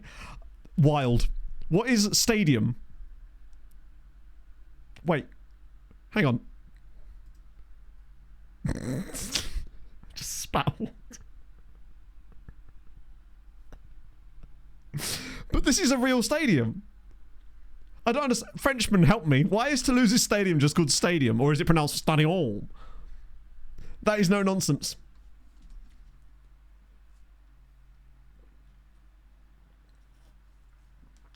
Ah, God, I was really hoping it was like a new build stadium that's just called stadium. Toulouse, yeah. It's weird that FM's just gone, and at no stage have they thought to maybe give you the full name. Good. I mean, hey, it does what it says on the tin, innit? Like, we can't pretend that it don't. Lille are back to the top of the league again. Just have a look at some interesting nationalities. See what we got. A bit of Albanian in there, an Argentine, a Haitian. Hello. Jean-Jacques Michel. Jacques Jean. They've got JJ Michel JJ. Not bad, actually. Speaking of Haitian goalkeepers, by the way. A few Spaniards. An American, Rodrigo Suarez. 2 Costa Ricans playing for Montpellier. An El Salvadoran. A Welshman. Ryan Roberts. Occasionally in Brazil. That is kind of cool, actually. Would explain his slightly higher potential youth rating, I guess. Any crazy one? Oh, Finn. Oh, it's our guy. I was going to say. Iranian there as well. Paris FC have got a Ghanaian. And a Norwegian. Nikin V. Hiros. I recognise that name. Yeah, Jean-Jacques Jean was up there with good names. Our PSG squad has got such boring nationalities. A Thai guy at Lens. They've got an Angola. Oh, is that Andorra? They do. Oh, hang on. That's him. That's the really highly rated Andorran from years ago. The guy that we were after for the longest time. He's now playing for Lens. Still quite a good player then, clearly. Denmark in there. Nicholas Johansson. Surinamese guy. Anthony Black. Love it. Anthony spelt like that. Tremendous. And he's a Surinamese international. Qatari dude. Hear the people sing though. Some say he does, yes. No, there's a lot of Costa Ricans actually in this league. Angers have obviously got the Pog. The great. Oh, there's obviously Isaac Simmons, the random Belarusian dude that came through at Villa, if I recall. Even weirder. Burkinabe. Peruvian. Swedish Togo is sick too. Japanese guy.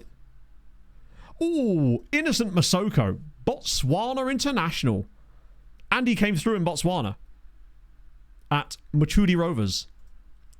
See, we'd have no hope of finding players like that. Cayman Islands? Wait. Where? It was Comoros. That's pretty sick as well, to be fair. Australian. Then it's us. They've got a Burkinabe dude as well, actually. And a Honduran. Wait. This guy has a second career. He goes around all the Honduran schools taking away children's turkey Twizzlers. I give you Jamie Oliver. I realise it's Jaime, but still. Jamie Oliver from Wish. Amazing. That's good. I'm a big fan of Jamie Oliver. The fact that it's spelled like that makes it even better. He was born in Tegucigalpa. One of my favourite named country capitals, Tegucigalpa. Where were you hoping he'd be born? I went at the same school as Jamie Oliver.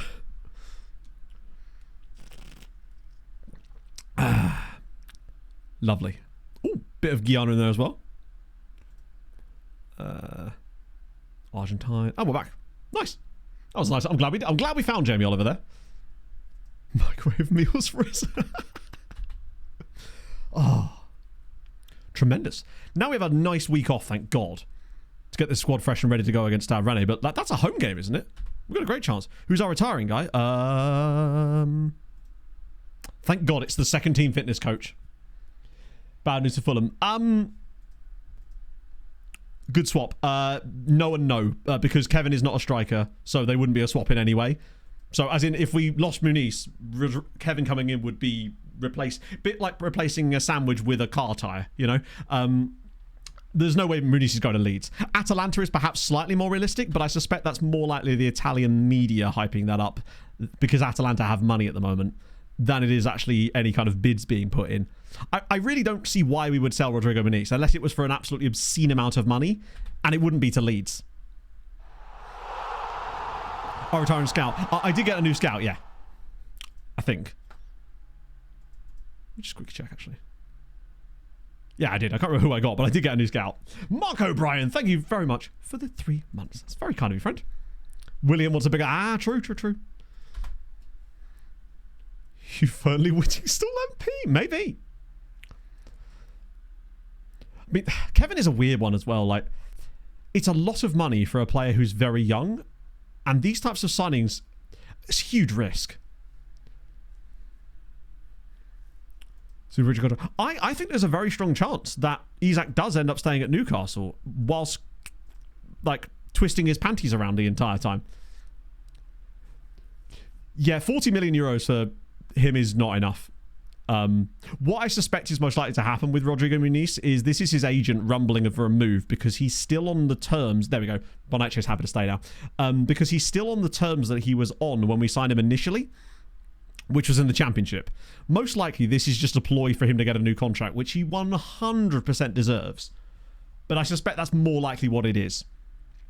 He's just doing bits. Thank you, Dyron. I appreciate it. Me clicking buttons and all sorts. None of this yapping behaviour. Refusing to train. I think, yeah, he's training alone. It's, I was listening to a podcast and they were making the argument it wouldn't be funny if they banned him from the family day, but not his family. Family can come, but you're not allowed. Oh no. I admire that kind of pettiness in football. Also, the reason I've been able to stay on top of football topics today is because one of the hosts of Fulhamish has just launched a new podcast, which is just like 10-minute daily football podcast stuff, aggregating other football news. And I'm sure that stuff exists already, but I just kind of like their product. So I've been listening to that, and it's actually really good. Oh, God. Last thing we need is... sorry, tight calf. Not my problem. Pretty much. But, well, I mean, I think what it is basically he's just trying to... he wants a new deal, and he deserves one. So I suspect what's going to happen is Muniz will get a new deal. All that stuff will go away. We were linked with Mehdi Taremi for a little bit as well, but he's also been heavily linked with Leeds, which I suspect is more likely what Leeds are going to be doing, and I don't like that signing for Leeds either, personally. Do they need a 33-year-old up front for them? Might be a new contract. We should be okay to offer them this.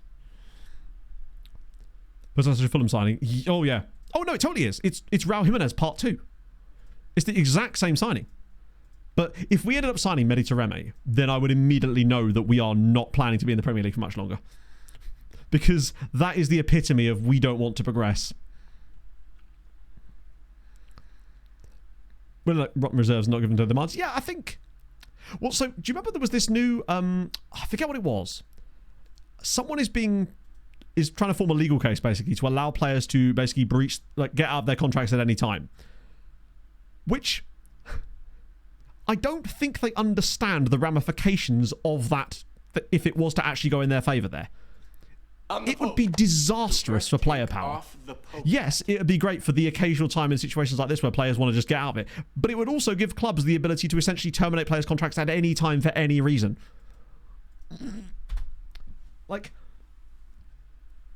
it doesn't seem like a smart thing that players would actually want. Because there's no way clubs would allow it to go, oh, well, you can leave, but we can't terminate your contract. No. There we go. Very good at Porto. Yeah, but he hasn't been graded into, though, has he? It's not really worked out there. Jake Dragon and Paulina Occhiere. Thank you very much for the follows. Could they over contract? Well, exactly, yeah. In the circumstances of a player who is about to sign up, ban him from his international transfer certificate. Oh, okay. So this is another one of these things where they've taken a thing, put it in a shit headline, and then ran with it, basically. That's very good news. Jamal Lowe's Inter, though. Oh, he'd be crushing it at Jamal Lowe's Inter. Maybe even Adam Lafondra's Juventus. Or Johnny Jackson's Fiorentina. Provided he could get behind Bay Hudson. Yeah, that is actually really good. Fullbacks, which is a position we need. At least one. and an attacking midfielder. And remember, this is crucial. Hadrian missed this earlier. We have 2020 on youth recruitment and junior coaching budget, and it came through before this happened, meaning that we're going to reap the full rewards of having the best youth facilities in France. So, in fact, let me just check now, because I'll be willing to bet that also Vincent Champion is now worth £68 million. Either those positions, probably not, but like I can dream, right? Is it this one? Oh no, we have to do it like... God, FM is so weird like this. We have to go to Europe, then clubs, then filter it by youth academy, and then filter by France. So we might be down here, but this isn't actually the most important factor. What matters is the... So Lille obviously have the best. Monaco are still 20. Are PSG still 19? Yes, they are. We'll go ahead of PSG in the rankings. So that's 3 teams there. Obviously ignoring the second teams. They don't get youth intakes. 4 teams with Nice. Troyes. We're ahead of Troyes now. Nantes. 5 teams. Lyon will obviously have 20 as well. 6. Marseille. And then it drops off quite a lot after that. So realistically, we're picking in the top 5 or 6 this season, which is a big deal. Oh, positive development on Regic. Wait, is he already... He's a decent League R player. That's very exciting. And his training rating has gone through the roof now because I switched it. Delightful. We'll still find a way to be disappointed, but we've now basically done everything we can to max out our potential youth intakes. And this is the best time for it because in a couple of years, I like to think the squad is going to get to the point where our youth intakes are going to be less impactful. If we're going to get a guy that we can add to our squad that will actually have an impact in this save, this is the season for it. Team Scout, and I have checked it a couple of times today. It's become less fruitful for... Oh, actually, no, this lot... Wow. Yeah, so you can see these little batch in the middle were guys we'd already checked. Although, Valev! Oh, it was Velev. But it was Valev. Stefan Valev. That was the name of the other striker we had in the previous save. At Unial. I was trying to think of his name last stream. Youth Index preview. We got 2 A-rated fullbacks and 1 A-rated number 10. And 5-star overall. So, pleasing. Tourniquet Kitadze. I just love the idea of Tourniquet being a first name. And that might not even be how that's pronounced, but he's going to cut off blood flow to your defenders. Tremendous. Speaking of Monaco, I was just about to look them up. They're playing in Monaco Stadium, which has a capacity of 40,600. 4.5. You're right, it was. That's fine. It's just because our team's so good. They don't know where to rate it. Sick. So what did you guys think about the whole... Because is it Villarreal versus Barcelona that they're trying to play in the States and it's been given the approval by La Liga? La Liga feels like the exact league that would try and pull some shit like this. They have an Azeri manager. Do they really? Hate it. I mean, obviously I hate it too, and it's crazy. And goes against everything that football should stand for. But I don't really have any opinion either way. Azeri? Oh, they do. Wow, he's been around. He's managed everybody in a really short space of time. That's actually wild. Look. Like, he only became a manager in 2026. I suppose it's 14 years, actually, in fairness. A Schwa manager is never a bad thing. Domestic games in foreign shores are crazy. That's true. I think they are the only 2 remaining members of the Super League. I believe they're the only 2 that didn't like officially pull out when that whole shitstorm happened. What a crazy time that was. Oh, thank you, Billy. That must have been quite a while ago, actually. Sorry, I lose track. I try to rate someone different every single time. I try not to do 2 simple raids in a row, but thank you, man. I'll do a bit of that as well. Was he Juventus as well? Gonna watch the Carabao games tonight. I'm back in for the football stuff, but I am not that desperate. I have to draw the line somewhere, you know? Well, because the thing is, right, this happens in American sports quite a lot, right? They will do games abroad. And I feel like for, like, hockey and basketball and MLB stuff, I guess it has less of an impact because the season lengths in hockey, MLB, and basketball are so long.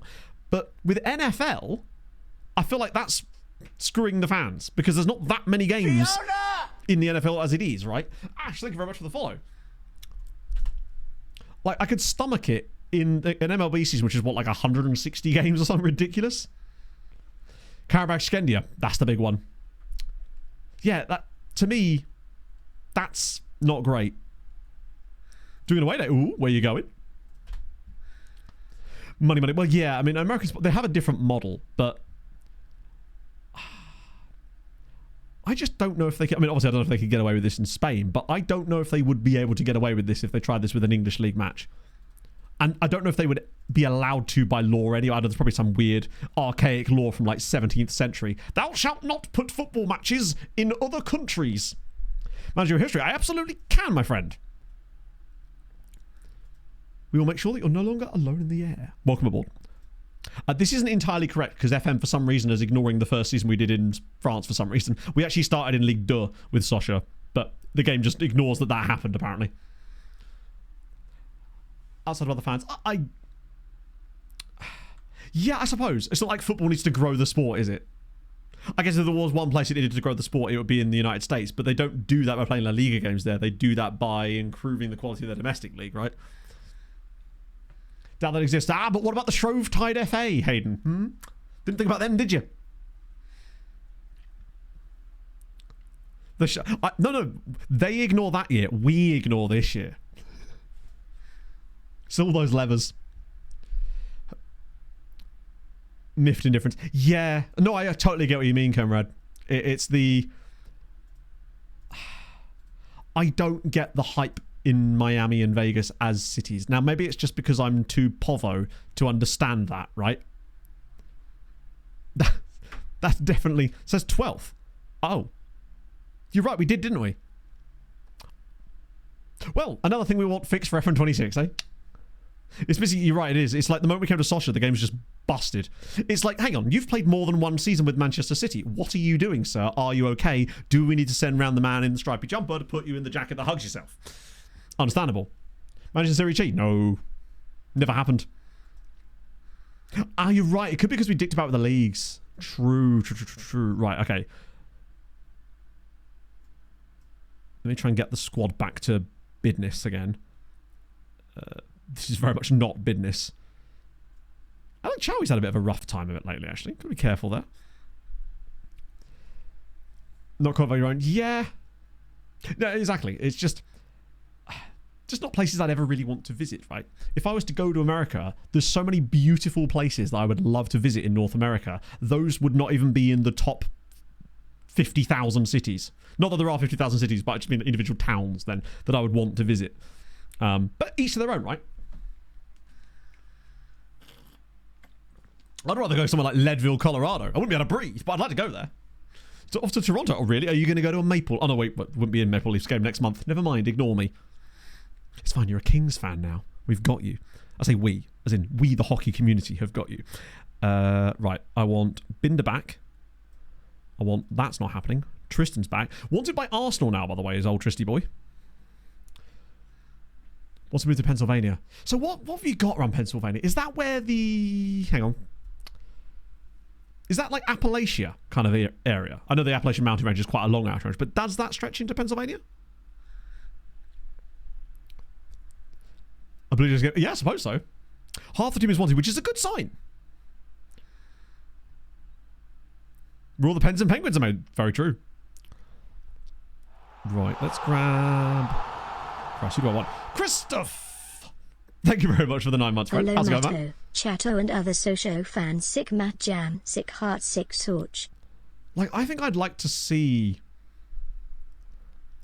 something like the Heartland. I actually quite like the idea of the Midwest and also the Northwest too, the Pacific Northwest coast. Like, I think if I was going to upstate New York, maybe I'd like. Actually, New England. I think I'd like to go to New England. Like, all that kind of area up in like Maine and Connecticut, Vermont, Rhode Island, all that little cluster. I really enjoyed watching Ryan Trahan's 50 States video series, and now I just want to go everywhere, basically. But with a very specific soundtrack and no Wheel of Doom. Old England. That's ye old England to you, damn it. Big change from where I live right now in Apple Midwest. Lots of corn. Oh, I bet. It's giving Nebraska. Reminds me of the time that I nearly went to an agricultural university and my sixth form head sat me down and went, look, mate, you literally, these were her words. You will be very lonely there if you know nothing about tractors. So that was good. Needless to say, I didn't go to Riddle in the end. It wasn't Angela Ruskin. Ah. Is that the right bench? No, I don't want Garnier on the bench. Despite his wonderful hair. We'll get Shea, who, just in case. I like the idea of calling it Angela Ruskin.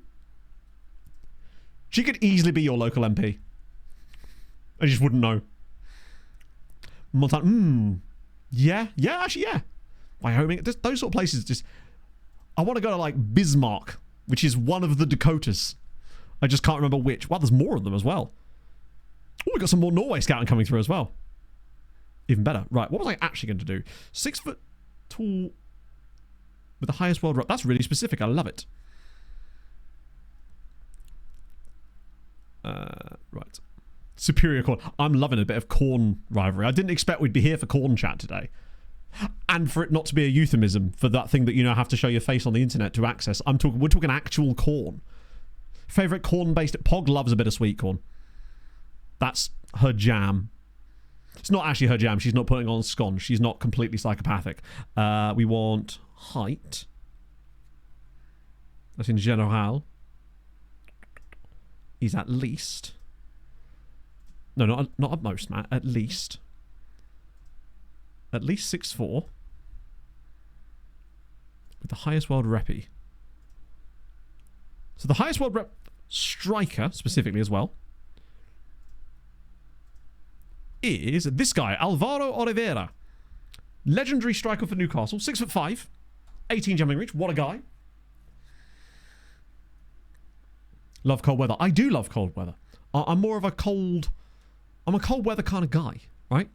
Pog is more of a, I want to go to a hot place, lay on a sun lounger and have someone bring me cocktails. And I'm, in theory, am all over that shit. That sounds tremendous. The problem is I'm physically incapable of doing that because I wouldn't be able to lay there long enough for someone to actually bring me a cocktail before I would either want to jump in the pool or go for a walk. This is the problem. Works in finance, yep. Well, I mean, he plays for Newcastle. He's got the Piff Posse. Currently it's not, though. It is, yes, and I hate it.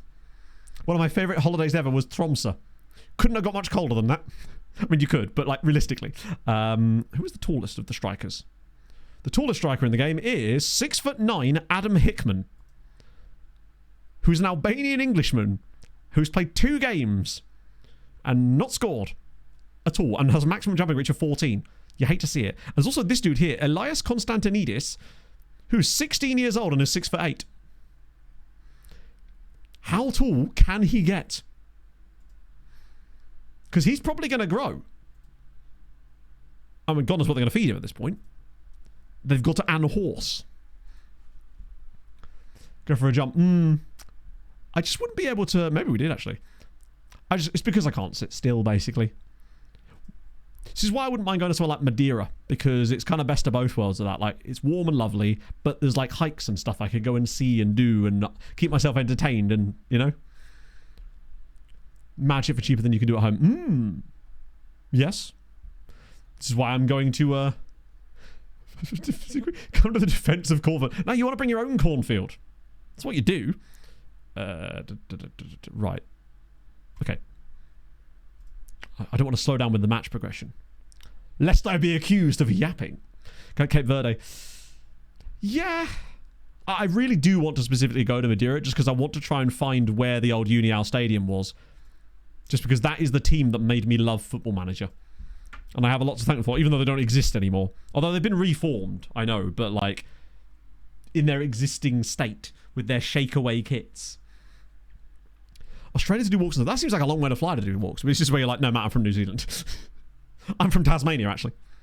Might not have a third kit. No, I haven't, actually. Oh, I was reformed.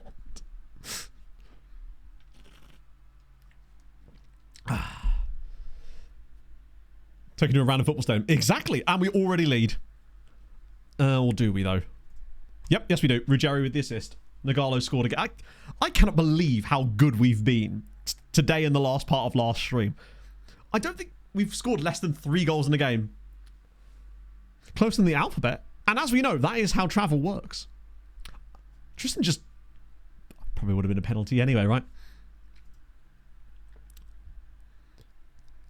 See to her... Hang on, did Pog see to her card? I'm not sure I understand that. Black and blue Cantona throwback. Okay, you've intrigued me. And we've got a link. This would be a... Actually, these guys aren't as good as they were, but if we were to win this, all of a sudden, are we in a title race? Discount card. Oh, so basically... Sorry, yeah, forgive me. Basically, she found out that, conveniently, her in-store staff discount has stopped working. However, it does still work online. So, whichever Jobsworth manager decided to try and turn that off has done an absolutely piss poor job of it. And as a result, she's just going to use it online. Because I still need to get a suit before this wedding. And Michael has requested for her to buy pants for him because he wants her staff discount. And a few of my mates are probably going to need some stuff for the wedding as well. So we're just going to get loads of stuff from there before she leaves. Find out the POS codes and then get them online. Barnett chase through. And it's 2. This team is next level. Barnett chase scores his 8th goal of the season, which isn't even that many. Considering how many goals we're scoring, his goal scoring has actually taken a bit of a fall off this season. And yet I'm not even in any way worried. I'd be willing to bet that we're going to have 5 players get to double-digit goals this season, which is crazy. Vintage for suit. To be fair, the one thing that Next do well and at a good price is suits. It's the only thing of good value that store has, but their suits are relatively good prices considering the rest of their clothes, and they are quite nice. Mr. Discount when I leave. Oh, just think of all the hammers you could buy. Did meteorologists have much cause for hammers? Nagalo's through. Oh. Nice. Let's have a look. Oh, I like that a lot. Oh, hang on. I think we looked at this before. Love the retro Adidas badge. Still not sure I like the blue outline around it when you consider what it's supposed to be homaging to. I realise it's the lineup with the trim, but the blue outline around the badge just ain't doing it for me. Everything else, though, love that. It's a real joke. Well, this is the thing, guys. Pog checked her work contract because she was curious about this, and they're not allowed to do that because the staff discount applies until the date that the employee leaves the shop, as in actually their notice period finishes, which is why so they're not actually allowed to take her staff discount away until she's officially finished, because she still works there, so therefore she is still staff at the moment. It was just some fastidious manager being an arsehole. Imagine. It's almost like this is the reason she wanted to leave. She'll be really excited when she gets a new work laptop. As Nagalo's just drilled another one in. I don't even... They usually try because they suspect you won't fight them. Yeah, and Pog's just gone, actually, no. She's in the mood for a fight. She's already prepared a meeting with the area manager for an exit interview. Nagalo's absolutely twatted that. We're so on fire, it's ridiculous. Gets the manager fight, that ain't going to happen, basically, Gordo. The way that things work in this company, basically, is it's last man standing gets the jobs. And that's the reason that the people above her are so unbelievably incompetent. And outright malicious a lot of the time.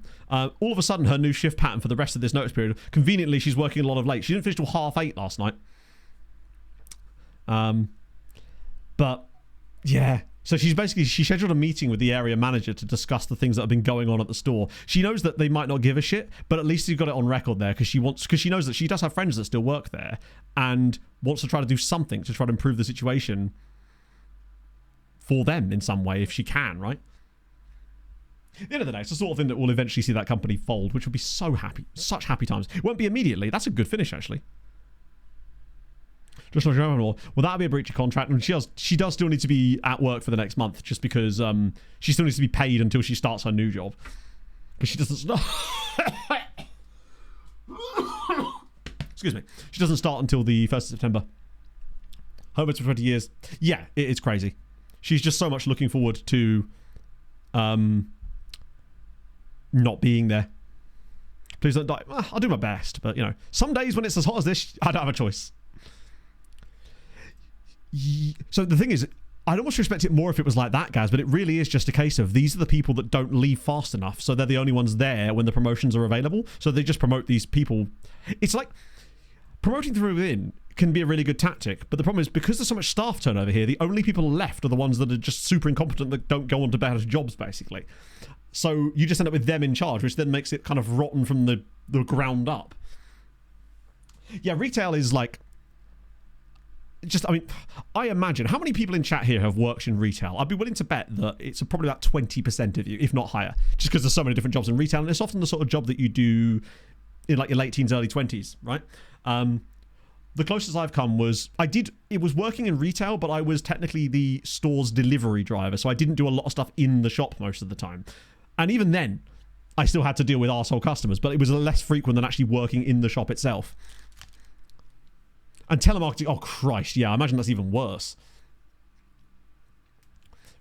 Rough month. Now, honestly, Steve, she's really happy right now because she doesn't care.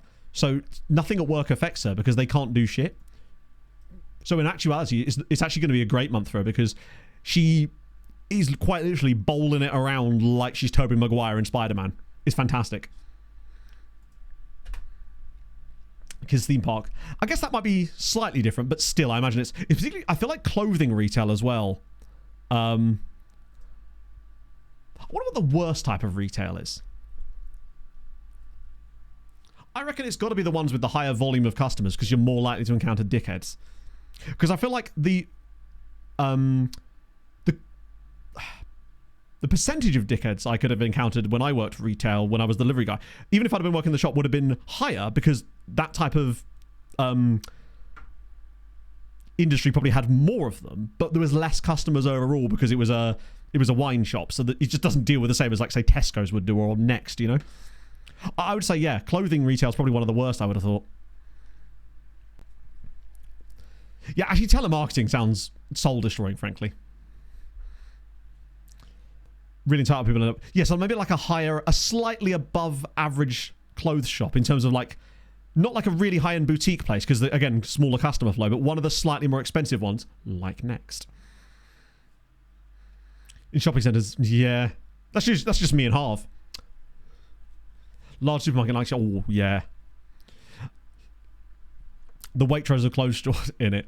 Although, apparently, back in the day, and it might still be the case, Waitrose and companies in that same group were actually really good to work for, from what I remember. This might have changed long since then. But back when I was in like college and sixth form and stuff, there was quite a lot of people in my school class that worked for Waitrose and companies within that same group that actually really liked it because they got really big bonuses when the stores were doing well.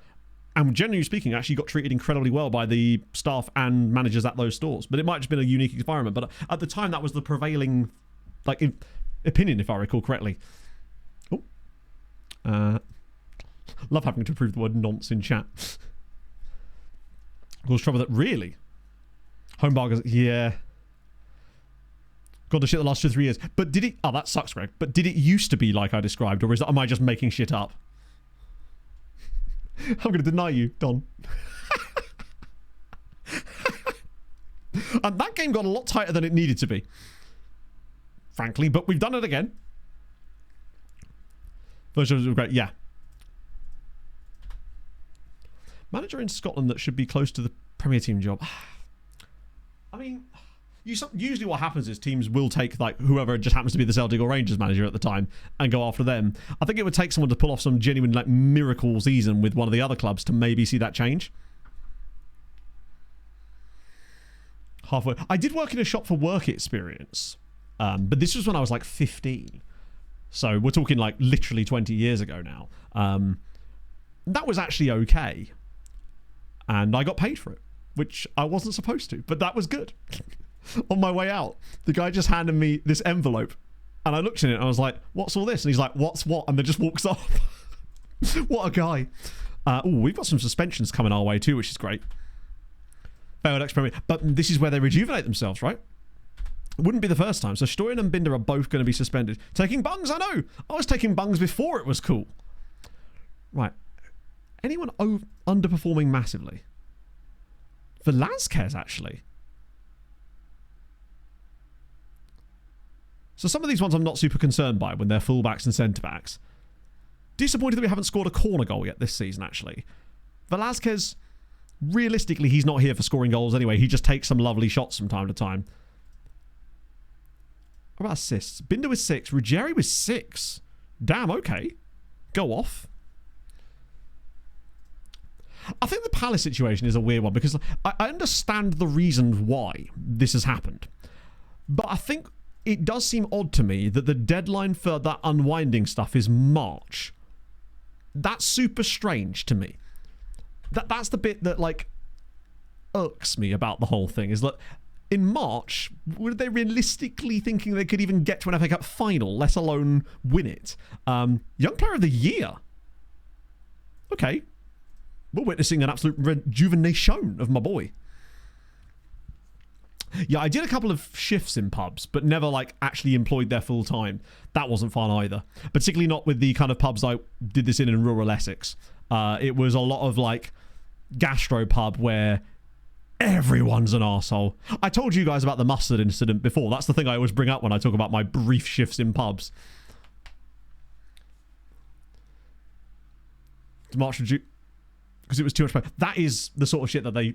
I assume that's what they were arguing in that court thing, right? It's just a bit shit, isn't it? However, what I would say is, congratulations, Crystal Palace, on winning this year's Conference League. At the least you'll be in the Europa League next year, even if you come 12th.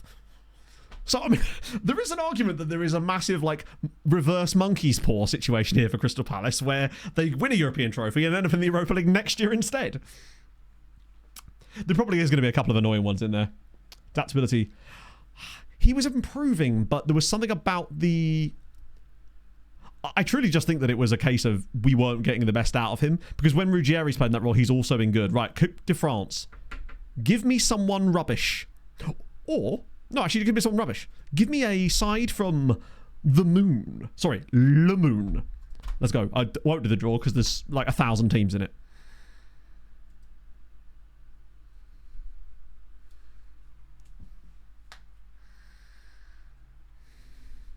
Hi, it's me. I'd like to lodge a complaint against, well, fucking everybody, frankly. As if we've drawn Strasbourg in the 9th round. They're second in League 2. There are literally sides from like the 7th tier still in this tournament, and we're getting teams from the 2nd tier. Our expectations is we should be able to beat them, let's be honest, like considering what we're doing in the league, but particularly as there won't be any other fixtures around there, so we'll be able to be fully fresh. Our expectation is reach the quarterfinal. Oh shit, we actually have to win that. Europa League next year? Probably not, but hey, they got Paris FC. Did they actually? Oh, imagine if the artists formerly known as Wissam Ben Yedder's Paris FC actually beat them. I'm enjoying the fact that there's some top flight ties there, though. Tremendous. The last 10 years, only 3 managers in the SPL have left the Premier League sides. Can you name them and to who? Okay, so we have Brendan Rodgers going from Celtic to Leicester, right? Presumably. That was one, I think. Steven Gerrard went from Rangers to Villa? And then Ange from Celtic to Spurs, right? I think. It's weird. It feels like it'd be more, and they're all quite recent as well.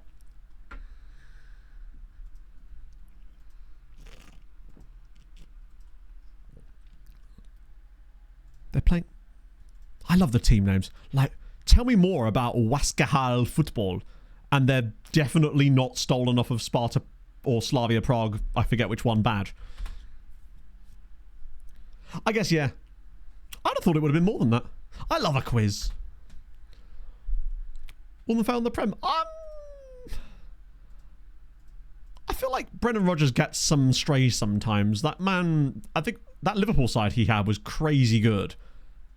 And didn't he win the FA Cup with Leicester as well? And get Leicester nearly into the Champions League again. Obviously working with a good squad, but still. I think to say he failed is probably a stretch. And Postecoglou won the Europa League with Spurs in his 2nd season. And Steven Gerrard walked so that Unai Emery could run. Sorry, that's not what I meant. Steven Gerrard fell over on his face so Unai Emery could walk in and be really suave. They weren't all going to be good, were they? Lou15, thank you for the follow. And what I mean to say is, Villa fans, you're welcome. Nice's Stephen... I don't think he's actually at Nice anymore. He got sacked again in this save. He's been unemployed? Yes, he is. He's been all over the shop. He's now... I tried to sign him last stream, but he was having none of it. He doesn't want my shit, to be fair. Speaking of that, I wonder how Salford are getting on in the Prem. Are they still being awful? Oh my god! As if Salford are not in the relegation zone in the Premier League. Now, in fairness, I did check after last stream that their expected point... Okay, now it's dropped. Hilariously, they were outside of this last time, but now they're back in it again. Fulham have fallen off a little bit. I don't think Lampard's even in the save anymore. He disappeared pretty quick. Yeah, he's gone. Long gone. Still 16. Hey, if they stay up, that'd be... If Salford City stay in the Premier League in this save, that'd be crazy. Right, I think it's after... So we've got Rangers, then Guingamp, but then a lovely rest after Guingamp before the usual French Cup stuff starts sticking in there. What's Mainz doing? They are... I love that Modena are still 5th. Oh, Mainz are clinging on to top half in Germany. Except they're not, because they're not top half. They're struggling a little bit. Not as badly as Hanover, admittedly, but I like there's some kind of interesting stuff happening. Tenerife still looking top half. Unlike Barcelona, who are 7th in La Liga as we approach the halfway stage. What are they smoking? Probably still like 2nd in XG, though. Wow. Never mind. Super Cup tomorrow. I will almost certainly forget that it's on, most likely. I might try and watch it if I'm somehow alerted to it close enough to the time. But honestly, in the evenings, I'm mostly just watching stuff in POG. Steinmetz, he's at Red Bull Salzburg these days. He's doing okay. Ron's got a free kick goal. In fact, Ron's got 2 free kick goals. The big 3, Barca, Tenerife, and Real Madrid. Tenerife's goal difference is crazy. Are they still managed by the same guy? They are. Antonio Negreira's he's got a 63% win rate with Tenerife. I mean, admittedly, he built on... We walked so he could run. Yeah, Celtic are still struggling again. Motherwell won the title last year, but it looks very much like Hibs are going to win it this year, given that they're 8 points clear with the game in hand. Celtic, meanwhile, are dropping the ball. Yeah, La Fondra's doing the business in Italy as well. Napoli's all that money that they spent. Actually, no, he is behind... Oh, yeah. Yeah, there's Johnny Jackson's mob, and there's Jamal Lowe's Inter with their hot prospect, Jaleel Lawrence. 14 caps for Jamaica at the age of 17. Oh, God, there's an injury. But to who? To him, obviously. Who's at Milan? I don't know.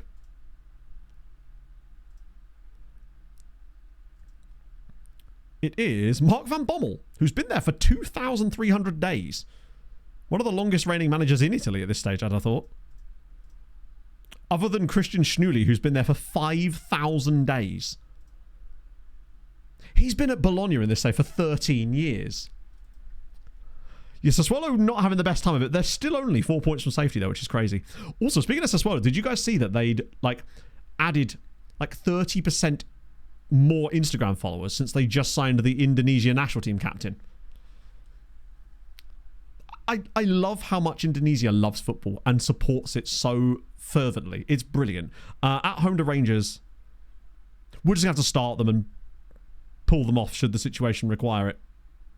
Now, what that situation could be, I don't know. Oh, Alexandre's wanted. Oh, January. That's going to be delightful for us in Jan. We'll add you guys to the bench anyway. Well, he is their captain, and obviously Sassuolo clearly sees something. And I obviously have a massive soft spot for Sassuolo. Their shirts this year are sick as well. Right, would be a pro. I guess it would, yeah. Nah, but just from experiencing it during the FIFA World Cup, seeing the amount of support that was thrown behind the Indonesian team, it was crazy. They posted a picture on Twitter of them with us. Individual pictures they took with Aaron and Tom and Jack and I when we first met them, and it had stupid amounts of likes, and I'm just like, Just crazy. Yeah, but like lots of countries have lots of people, but it's the engagement and the enthusiasm towards it. It's crazy. Yeah, he's not a marketing guy. He's a proper signing, which is so sick. Hello, Pog. How are you, my love? Excited about getting your new stuff? Ah, he's one of the old Dutchies. Still, I think it's a cool one.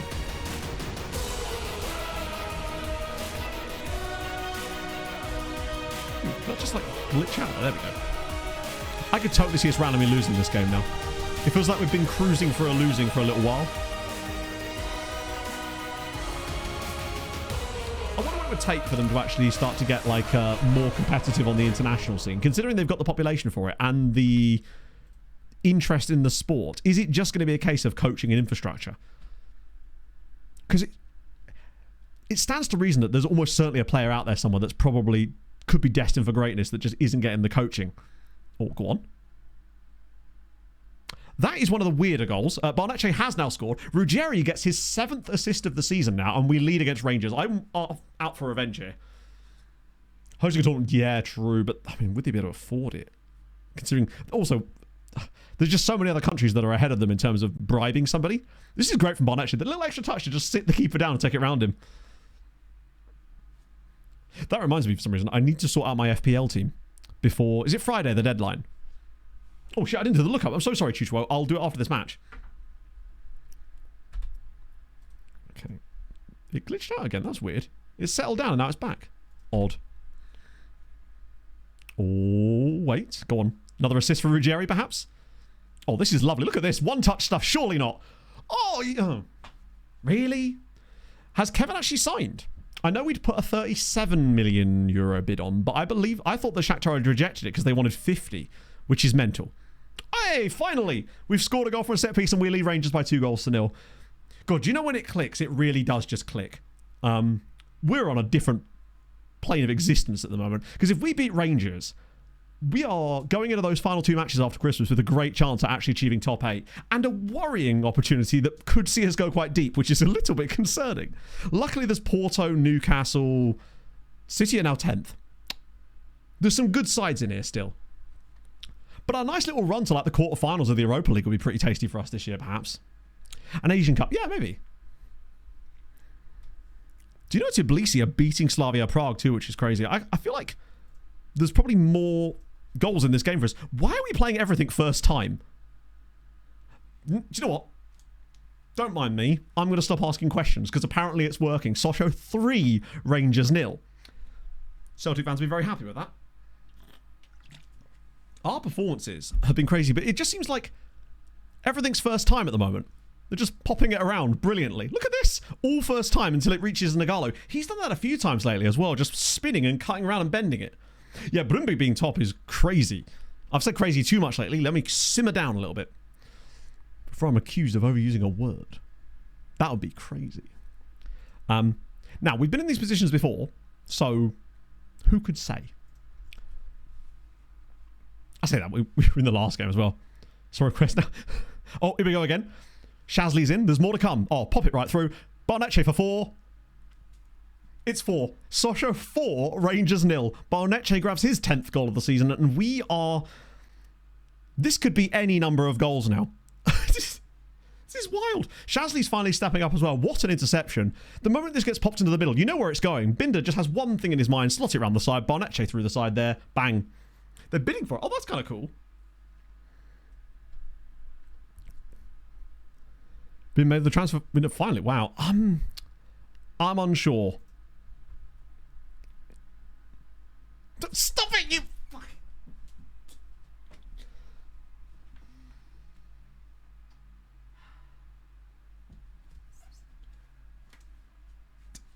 You fuck's sake. Oh, Jesus. Okay, fair enough. You actually did get me that one. My work here is done. Don't click that link, Mr. President. Oh, it had to happen. It is like a Rickroll at this point. I'm getting I'm getting bull rolled. Just for that, we're going to go smack some more goals past Rangers. I don't know why this would offend Hadrian in any way. Darker by now. You'd think so, wouldn't you? I think luckily Twitch has no memory of these things. No, when he finally does resign, I'm just simply not going to believe it. He'll be on the pitch for us, and I'll be like, no. Hadrian's trying to pull the wool over my eyes here somehow. He's used a complex system of holograms to convince me of it. Oh, this isn't where I parked my car. Just bully him about he suck. I could never. I'm afraid. Right, a bit of that, and then right. Sure, we'll put Eurocov outside because that'll work well. Phoenix Storms, what a great name. Thank you for the follow. I appreciate that, man. If you are new and you've enjoyed today's stream, drop a follow. I'd appreciate that too. Here I am, just appreciating things aloud for all to see. We will get Barnecci off now for Mr. Morel. And we've got a game at the weekend, and we're kind of vibing here. Let's give Bashir a little run. Probably save a sub just in case. Oh, actually, Hadrian, I'm glad you're here now because we were discussing this earlier. Do you know the thing we were discussing yesterday about the possibility of a Swiss system? What my ridiculous idea I suggested to you about the Swiss system in the EFL, where you put them all in one league. The Scottish Cup thingy next year is going to have a Swiss system to it. Not the Scottish Cup, the Scottish Tunnocks, Tea Cakes, KWM Trophy Extraordinaire Iron Brew Extravaganza. That is going to be Swiss system next year. Which means it will be established that it is going to be in domestic leagues for FM26, which means little breadcrumbs. Swiss system. So basically this, with the giant league table with like loads of teams, but you don't play everybody home and away. So yeah, I'm thinking even if it doesn't work for this year's game, it should in theory be much more plausible to do that in FM26. Given what Scotland have given for us. They were because the idea of just doing, I'd love to do a video where I have the entire EFL as a Swiss system league instead of like 4 different divisions. You could do, yeah, you could actually. Absorb and rebrand Scotland like Agario. Yeah, so like the Champions League, these sort of, they're not technically a Swiss system or something, but like if you really adenoidal about it, then they're not. But that's essentially, when I'm saying Swiss system, that's what I'm referring to. Artist formerly known as the Tunnocks TKX Caramel Wafer Challenge Cup. That's the one. What would you say is the best named trophy in world football, and why is it that? Hello, Andrew. Block Party Live. My ex absolutely loved Block Party, and I simply never understood it. We are winning, Andrew. We've won every single game today, including we just beat Rangers 4-0. And we beat Stuttgart 5-3. A Serie D Swiss system. God, that's the dream. Dude, FC Braga or PSV? I'd say Braga, just because of their stadium, is one of my favourite stadiums in...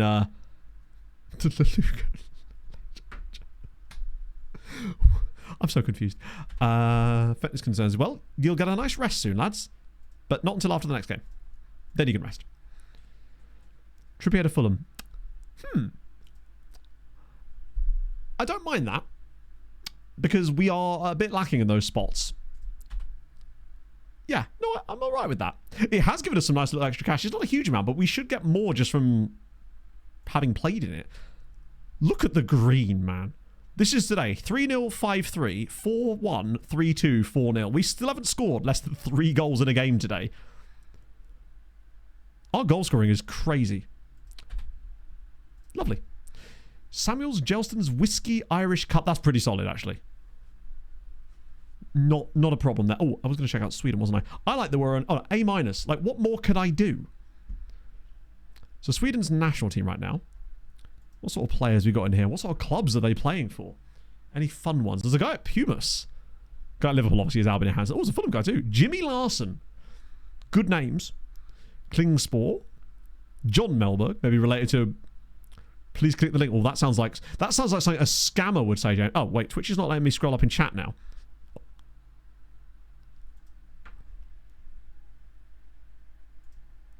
For fuck's sake.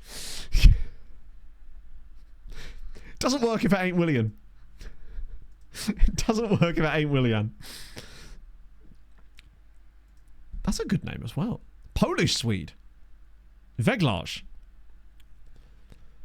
Excellent call. Oh shit. Got the courtesy car, which was told to be 3 doors, size of a Fiesta, turned up. There's a Nissan Juke 24 plate. Ah. Oh. But now you're going to have to drive like a Nissan Juke owner. By that I mean poorly. I feel like them, and actually there's not many Dukes, it's Qashqais. I see them being driven extremely appallingly. Also, You know how like some cars just seem to get like driven exclusively by penises, and it's usually the same types of things, like certain types of Range Rovers and things like that. Well, lately I've been noticing a specific trend over the last sort of 6 months, and that is that the exclusive domain of the dickheadery seems to be Land Rover Defenders now. I can't remember the last time I saw a Land Rover Defender that wasn't being driven in a way that made me irrationally angry. Like, why them especially? Are they now like on salary sacrifice or something? Like, really? It's because you've moved to the country. That's a good point, actually. It probably is just that, yeah. Z4. There's... Oh, now you're just making me think I really do want a Z3. Drug dealer's Land Rover Evoque. Is that the squished one? How far are you from... So, it's actually not that. What it is because... I mean, it kind of is a little bit that. It's because when I wear headphones, my hair gets all squished at the sides. But you're right, it is getting kind of long at the back. But it's like... It is a bit mullety, actually, isn't it? Call me SecondYellowCard Junior.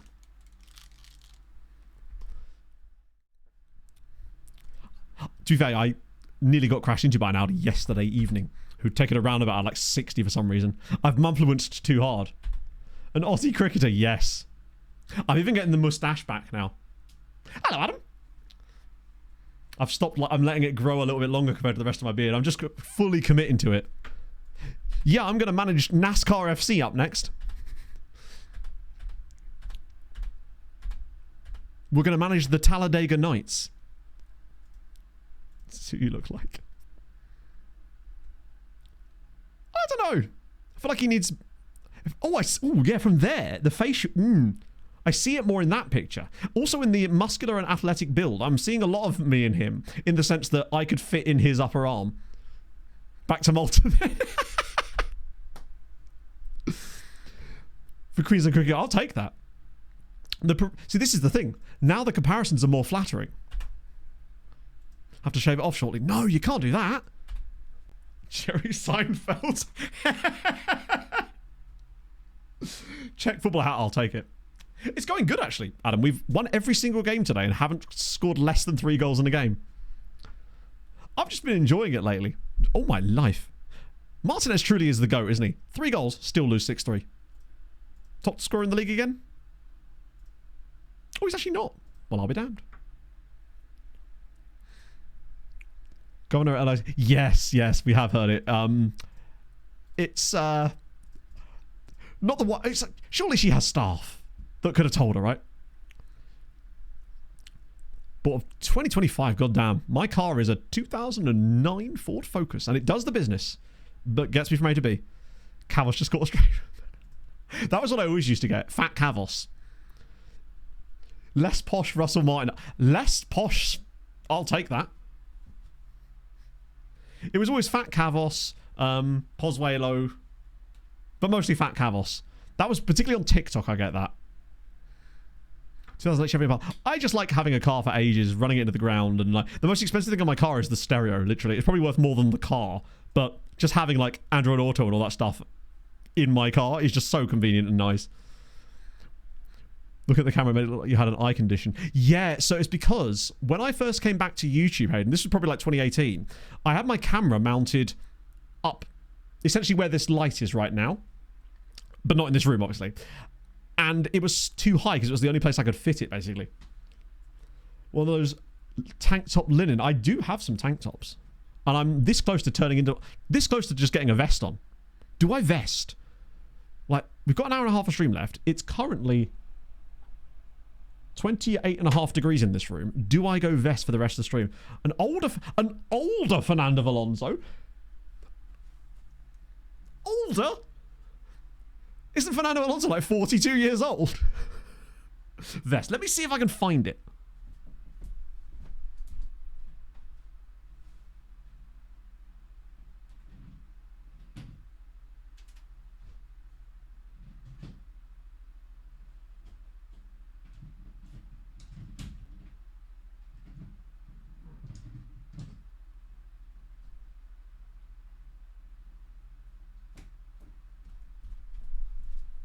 Good news, I found it. Bad news, the entire chest of drawers just collapsed.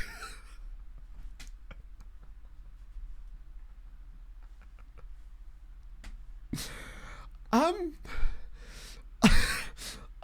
not even shitting you. 1 second, I'll just take a picture for you. Oopsie.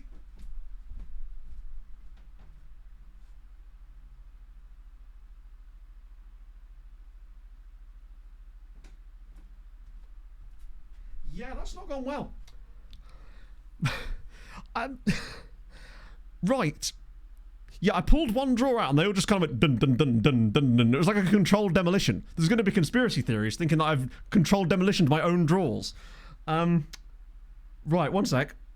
I'm trying to think where I can put this in a way that I can actually show you. I know. I have like a bot chat in Telegram that I can then take a link from. That's not gone well. I did get the vest though. Importantly, I did get the vest.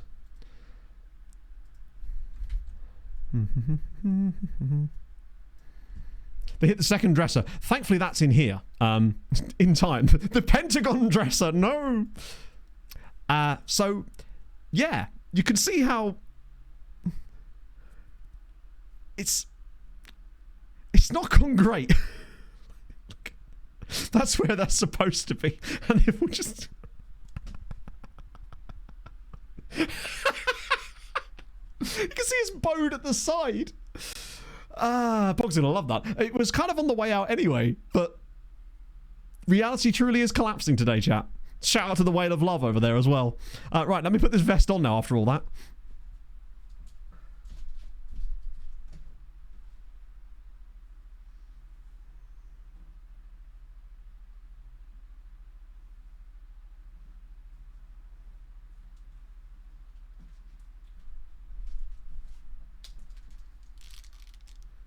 That's right. I look like a Solero. This isn't even a tank top. This one's just like an actual, like... There is a word for it. I can't remember what it is. But there... Ooh, my hair's gone all funny now. Tremendous. That's better. Now I look even more like an Aussie cricketer. Somehow. It's got worse.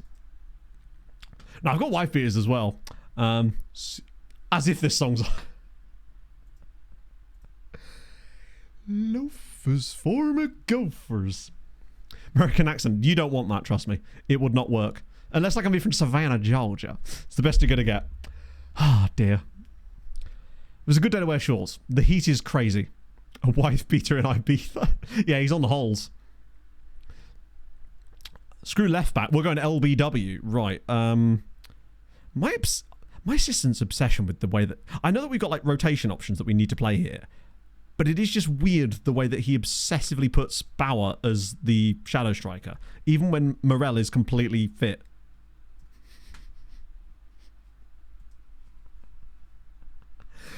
Oh, amazing. Thing is, I would never have worn this before, but I feel more confident enough to just randomly throw a vest on these days. Like, there was a reason why it took so long to actually get an original vest. It's just because I just didn't feel confident wearing one, basically. Whereas now, get me in a singlet. This would be Ridian's work, I suspect. Don't make me do the Jet 2 thing again. I forever dislike you. It's been one of those streams today. Which was exactly the kind of nothing wife beats a Jet. It's the exact type of stream I needed. It does kind of slap though, doesn't it? I'm not going to pretend that it doesn't. I'll probably start you instead, actually. Matter opening a desk drawer, apparently. Wasn't a desk, it was a chest of drawers, thank you very much. Yeah, that's the thing, Don. These are the sacrifices you make in the progress of human peak physical condition, right? I will no longer survive a car crash. Hang on a minute, wait. It's Patrick Abubakar, everybody. Like, I'd forgotten that we sold him to them. Wasn't even that long ago. And obviously they've got Innocent Masoko, who we had a little look at earlier, who they actually signed. Well, they signed him from Red Star, but he came through at Machudi Rovers, which is just cool. Okay. I wanted to at least get us into some cup games today. I can't believe the progress has slowed so much. Wait, what did I miss here? Why is Twitch not letting me scroll up in chat, man? Do I have to click in chat to let me do it? No, it's... It's like it locks itself. Oh, here we go. Christian Petraka. Wow, it's like we're in the room. But look at that handsome boy. You couldn't be mean to him. I mean, half good, but I have to go on long. I know. Don't you hate it when that happens? When you're in a really good mood and you want to keep streaming? Horrible. The worst. Can't believe Halves missing vest action. Sound? Yeah, exactly. What a stud. Well, others. Yeah. So I've gone from survivor car crash to being a cone, basically. I'll take it. Could be worse. It's important to stay hydrated.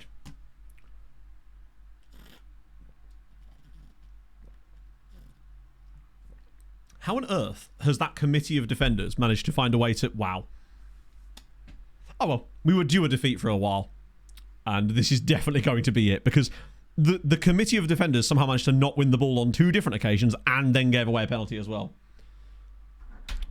I'd love to save £200 on a holiday on account of the fact that that's how much my flights and accommodation are costing when I go to Aberdeen next month. It's going to be Larson from the spot, thankfully. Go on, Kilaza. That's a really good penalty as well. A crop top. Am I really that pale, Scricey? Yeah, I can sort of see why you'd think that, actually. Especially with the farmer's tan I've got going on here. Also, what I've done there was a terrible choice. Why would I do that? Go to full screen face in the middle of a game. But bear with. The PowerPoint presentation will end momentarily. Maybe. Christ, even Task Manager is struggling to load now. GPU usage 100%. All of which was being used by OBS. Wait, can I... Seriously, though, can I have my GPU back? Just maybe a little bit. If you'd be so kind. It's still doing it. Oh, my Christ. Right, we may have fucked it here. Picture-in-picture? It's probably best that way. Technically, I'm picture-in-picture already, so I was actually picture-in-picture at that point. Oh, my Christ. Yeah, I can't even load Task Manager. It's because... There we go. We are level. And offside. No, that was me. It's not buffering as much. It's basically... When I switched it like that, the animation thingy in OBS, because it's got FM in the background, it uses every single bit of my GPU possible, and it just completely fucks it. Hopefully these will be things of the past. Upgrade needed desperately. Oh no, it totally is needed desperately, but unfortunately paying my rent is also needed desperately, and I haven't been able to do both. Such as, unfortunately, we don't have an... If I'd have had a new game, it'd be great. So my plan is probably get the new game and then just try to funnel money from that as soon as I can. Maybe try and get one I can pay like in installments or something. That's probably the way to go with it, I think. Such a bop and slideshow mat in it, yeah. No, that wasn't what I'm saying. It's just that, like, with the elongated game cycle, essentially, it's been tough to funnel money away for the new PC, for the new game, just because a lot of it's been going on just getting through to the new game itself, essentially. A Klarna PC, yeah. I know, Adam. I just want people to think that, you know... A burnt down art gallery. Actually, speaking of things that burnt down, this is weirdly not relevant to art galleries, but those of you that watch touring cars, one of the teams had their entire facility basically burned down, and not just that, but the company that they ran out of there as well. Absolutely horrifying. Just to bring the mood, I felt like the mood was too high and I needed to bring that down. Nothing beats a Klarna PC. Might actually have to at this point, or find some way to do something like that. Yeah, we're definitely losing this game, but it's been coming. Or are we? Wait a minute, is there a Bauer free kick on the cards? Yes, there is. Turns out there in fact was. No matter what this team does, lately, it always just seems to find a way. I wouldn't be surprised if we just randomly won this game 4-1 now, because the second half just happens. Yeah, I saw that, oh, Christ, was it Unlimited Motorsport? Have given them Stephen Jelly's old car or something.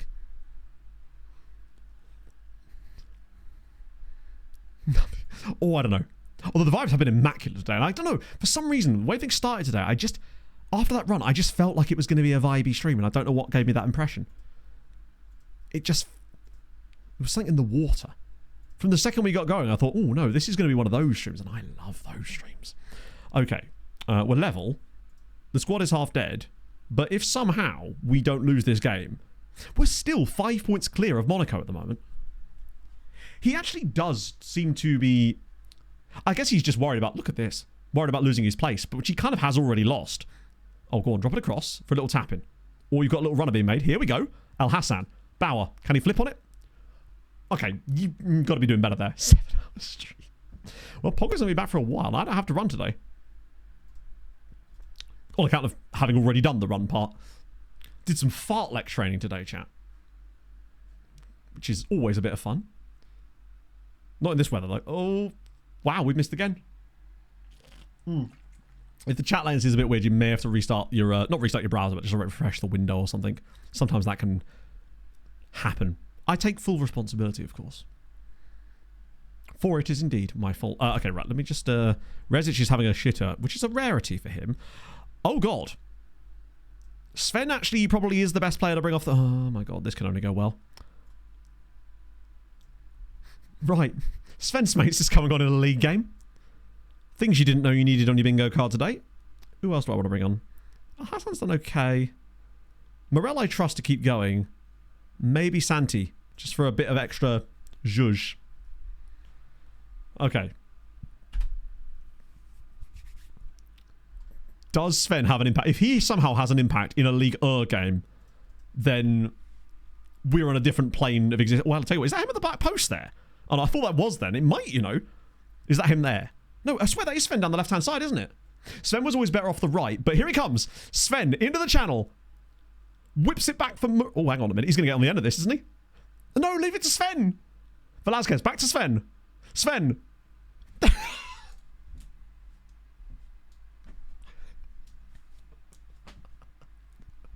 And it's Sven with the assist. Naturally, straight off the bench, straight into the action. Incredible. I love the fact that they actually overplayed this just to get Sven a touch. And what a lovely little touch it is. Morel on the ball and we're winning. Incredible. What did you think I was wearing, Pog? Yeah, I changed. Also, Pog, I have almost completely broken the drawers now. Unfortunately. No, not that.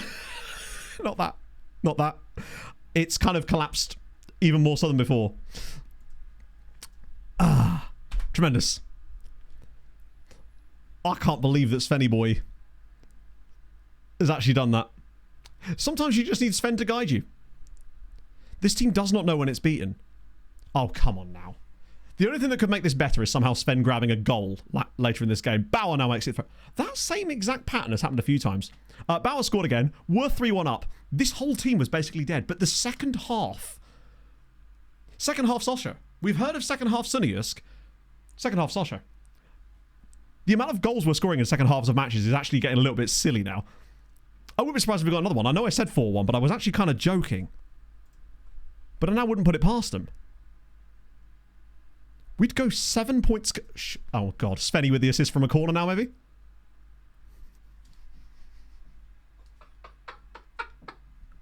Oh, what is going on? It's 4-1. Sven has grabbed 2 assists off the bench. Nothing beats a chest of drawers. We have a cloth chest of drawers in here as well. It's 4-1. What is it about us late stage in these games? It doesn't make any sense. It just has to be that we happen to have a load of players with insane stamina. And I think that's what we need to prioritise. I was joking when I said we'd win this 4-1. But we do win, in fact, 4-1 away at Gangon. But Bauer gets man of the match. But Sven gets an 8.3. He nearly got man of the match as well. And we keep up the run of scoring 3 goals minimum in every single game. Oh, those drawers are collapsed as well. Yeah, we also need to get a proper wardrobe. We're basically running out of places to put clothes because they inevitably end up collapsing, basically. I mean, I've said I wanted 4-1. How old is Sven? I think he's 30 these days. Sven was very much robbed, yeah. If it wasn't for the fact that Bauer had done bits before then.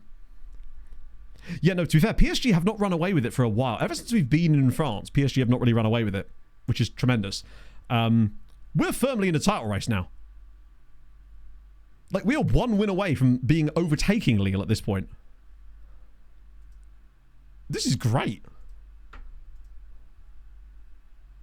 We're just chefing on a different level, and I'm a huge fan of it. And now we get a lovely little break before the... Now you can sack your... 70 grand a week! Go away! You absolute moon muppet. 70 grand a week indeed. I mean, you've been good this season, but I do intend to sell you for enormous money in the summer. By the way, you know it said that he's wanted by St. Gallen there? I actually got a news article, like the one that says a player is linked with a proper move and everything. It said that they'd be willing to pay £31.5 million for him. Which makes me wonder if St. Gallen have suddenly got shitloads of money. Secure finances and yeah, they've got £25 million in transfer budget.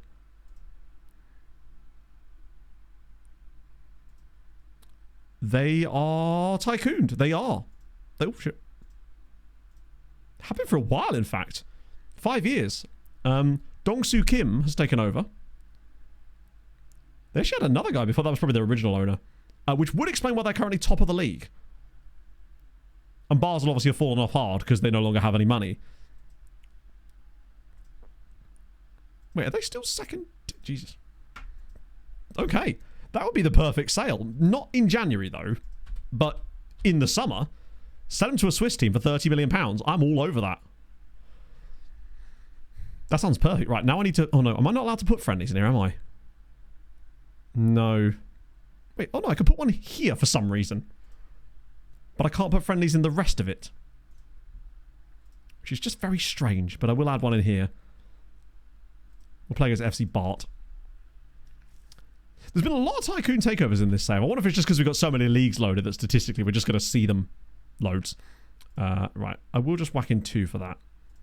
I should at least be able to put in a proper training schedule there. There we go. Nice. Yeah, it's the winter break. Take back a... I mean, I can't really not take it back, can I? He chefed for us in there. Right, so we've got 2 players now that have reached 10 goals. I firmly believe that Bauer will also do it. As will Binder, and I think Rezic too. I think they'll all get double-digit goals. As for assists, I reckon we get 4 double-digit assisters and 5 double-digit goal scorers this year if we carry on the way we're going. It's ridiculous. Where is Svenny boy? I think he's 31. He's 31 now, is Sven. Only has 11 stamina, but obviously he didn't need the stamina because he was coming off the bench, but he does have good natural fitness. The thing about Sven is he does actually have... If you just only look at the attributes he's using for this role, he has actually got quite good attributes for the role specifically. He just has none of the surrounding stuff. I mean, that was his first appearance for us in ages. Hasn't really played for us since Ligue 2 days. And to think, he was only on the bench because we had no other choice. Yeah, so Stoyan's got a few... I think he's got like 2 penalty goals and... has got some crazy open play goals to go with it, which is fun. We're actually top of the 4th tier these days now, which is nice. I suppose it does help that we've got Carapici back. Really, he should be first team soon, but I might just give him a season in the second tier. Sorry, in the second team to get him a load of football because I don't think he's realistically going to play in our first team right now. Probably have another loan next year maybe, but if he could chef for the second team for a little bit, that would be delightful. Selection advice for them. We'll leave that squad as it is. Delightful. And that'll take us into January, where I think we'll have Strasbourg, and then there should be another French Cup game in there, I think, before the next league game.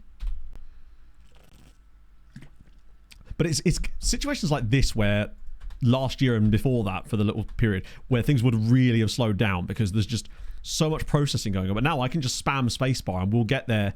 We'll probably get to the next match in like 10 minutes, if that. Even though it's like 3 weeks away. Last year, that probably would have taken us like half an hour. Now, obviously, I would have constantly got distracted. There you go. James is now retiring. He's on trial here, but now he's chose to retire. I think we're going to see a lot of the Patreon regions dropping off this season. Particularly the ones that aren't on full contracts. Oh, my God. Nagalo's now 4.5 stars. Considering the start to the season that he had, the fact that he's got 10 goals this season now is wild.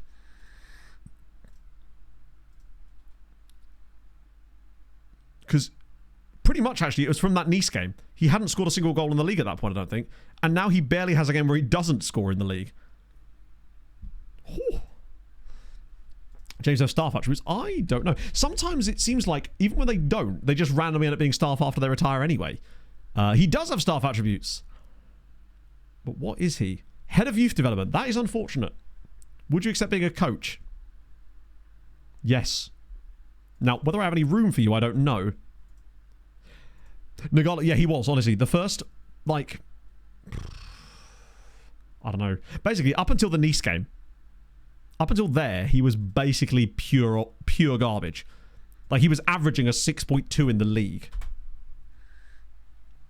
But then we brought Darko Rezic in for a little bit. He absolutely crushed it.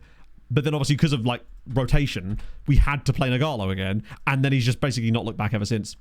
Regions and staff managers, there's loads. I've been basically hoovering them up when I can do.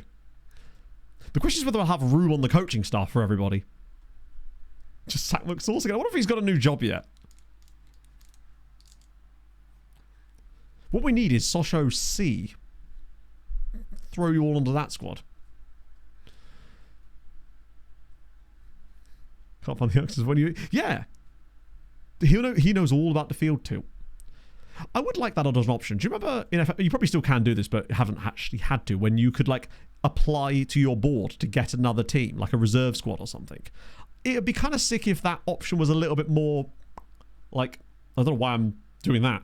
A little bit more flushed out. That makes it even worse when I do that motion. 49 shots in that game. Habila got 3 assists. How's old Freddie? What are you looking like these days, attribute-wise? He is just a really good defensive, like, wing-back kind of player. I don't think he's realistically going to be a great deal of amazingness going forward, but he's the guy we bring on when we want to kill a game off because he's got great tackling, marking is excellent, and he can get up and down.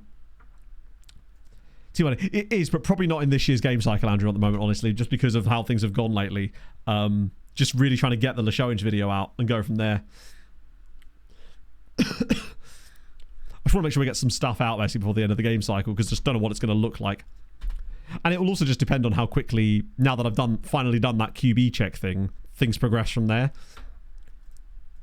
Because I should now be able to, in theory, schedule a proper assessment, and then it's a question of like how long does titration take and all that kind of stuff. And if I could just get along that part, I've still got 3 months the way I'm looking at it. I think that should be enough to at least go through some of that stuff to the point where I'm in a much more even keel and could really at least get back to where I was in terms of output.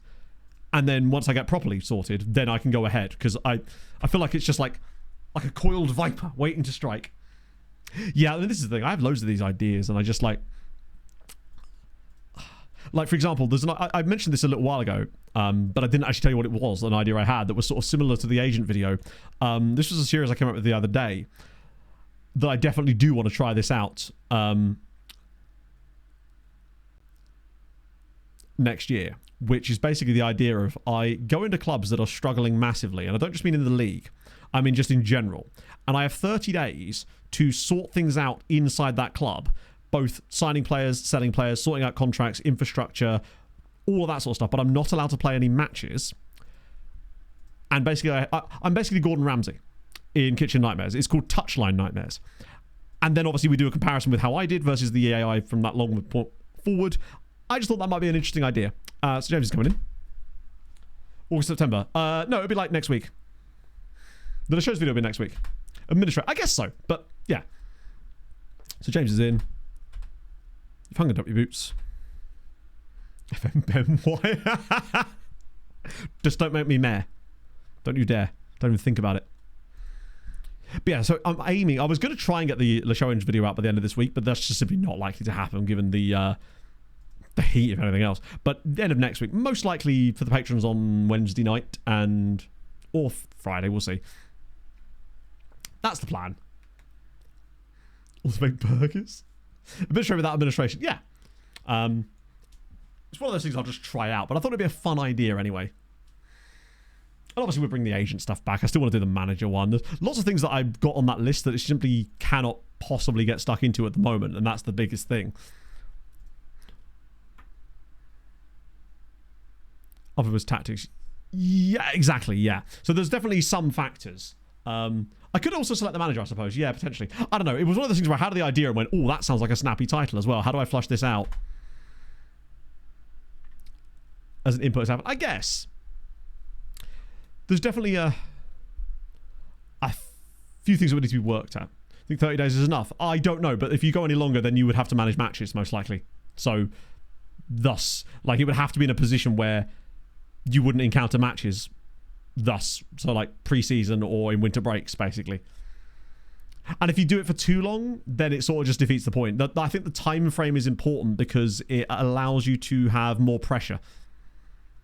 I guess, but I wouldn't want to do that. I'd rather do it in a situation where there aren't matches in the first place.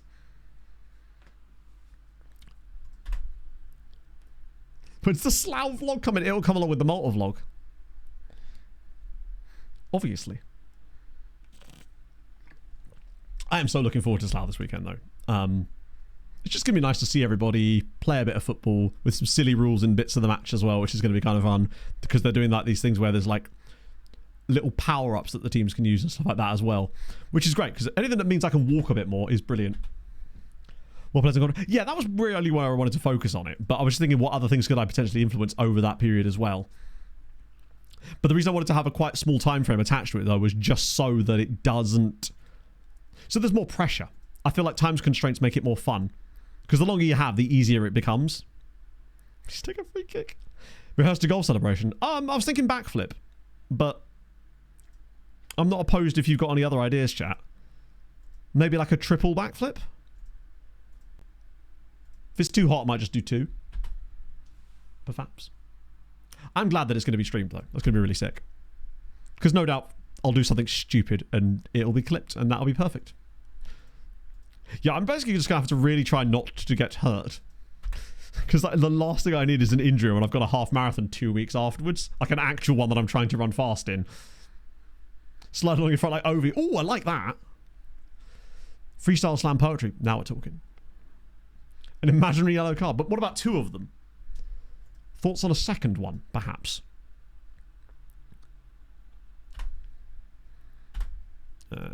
Donkey Dio. How are you getting on, old donkey lad? Ooh, not really playing much, to be fair. Time I expect. So the I have to send him home. The kickoff is, I believe, 11:30 UK time on Saturday morning. There he is again. Oh, I just want to sign him so bad. He's so goddamn good. I actually can't believe how good he is. Pull Mr. Assistant out. Good idea. Go full Mick Foley with it. Oh, what about you? As if we still don't have him scouted. It's crazy that we still haven't got him scouted yet. It is bizarre that they're actually letting us play on their pitch right before an actual league game. Because one of the other things, if you are coming down to the ground, the ticket that gets you into the charity match also grants you entry to Slough's actual game later on, which and I believe it's cheaper than a normal match ticket too, so it's like an early bird special, which is pretty cool. The Serbian guy also, yeah, I know. Oh my god. Ooh, I love the work rate on you. Why have you got the work rate? Can I make you a DLP maybe? Passing... I wonder if I could convert him into a DLP or something. If his tackling is okay. Obviously, I'd have to whack him on defensive positioning. He's intriguing. Right, let me deal with the crap first. Sorry, not the cap. Not the crap, the cap. Right. It's a free guy. Also, I mean, he's crap. He's rubbish, but he's free. Nothing like free rubbish. Me every time I'm at the dump. Right. God, that guy at PSV Eindhoven now is worth £100 million. I think we probably did the right thing by at least identifying him. Now then. Anyone else? Heliot Brom, really?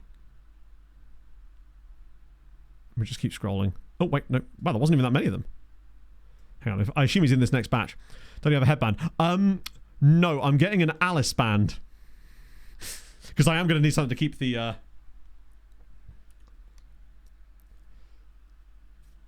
To get £10 is... Him to get £10 is on. Yeah, I think it's just as a way of like... I don't know. I don't know the ins and outs of the situation, really. All I know is that it's pretty cool that that gives you entry as well.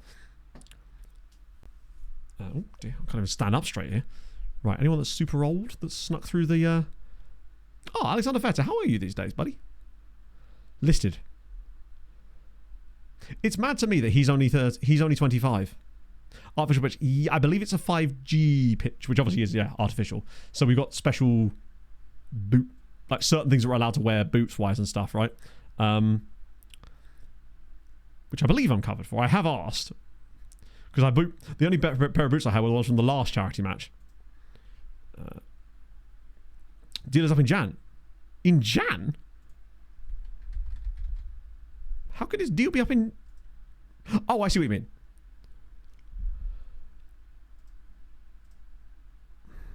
Yeah, I mean, he's definitely worth keeping an eye on. I think the biggest issue basically is his wage demands will be so exorbitant compared to what we're offering right now. But yeah, I'm getting an Alice band because I'm going to need something to keep my hair out my eyes. Because this does not... basically, most of the time when I run, I wear like a backwards baseball cap and I just keep all my hair under that. It's much easier than wearing some silly thing to keep my hair out my face rather than just a hat. And when it's sunny, sometimes I turn it the correct way around as well. Right. Anyone crazy expensive in here? Other than... Oh, Casper Key. Has he gained value?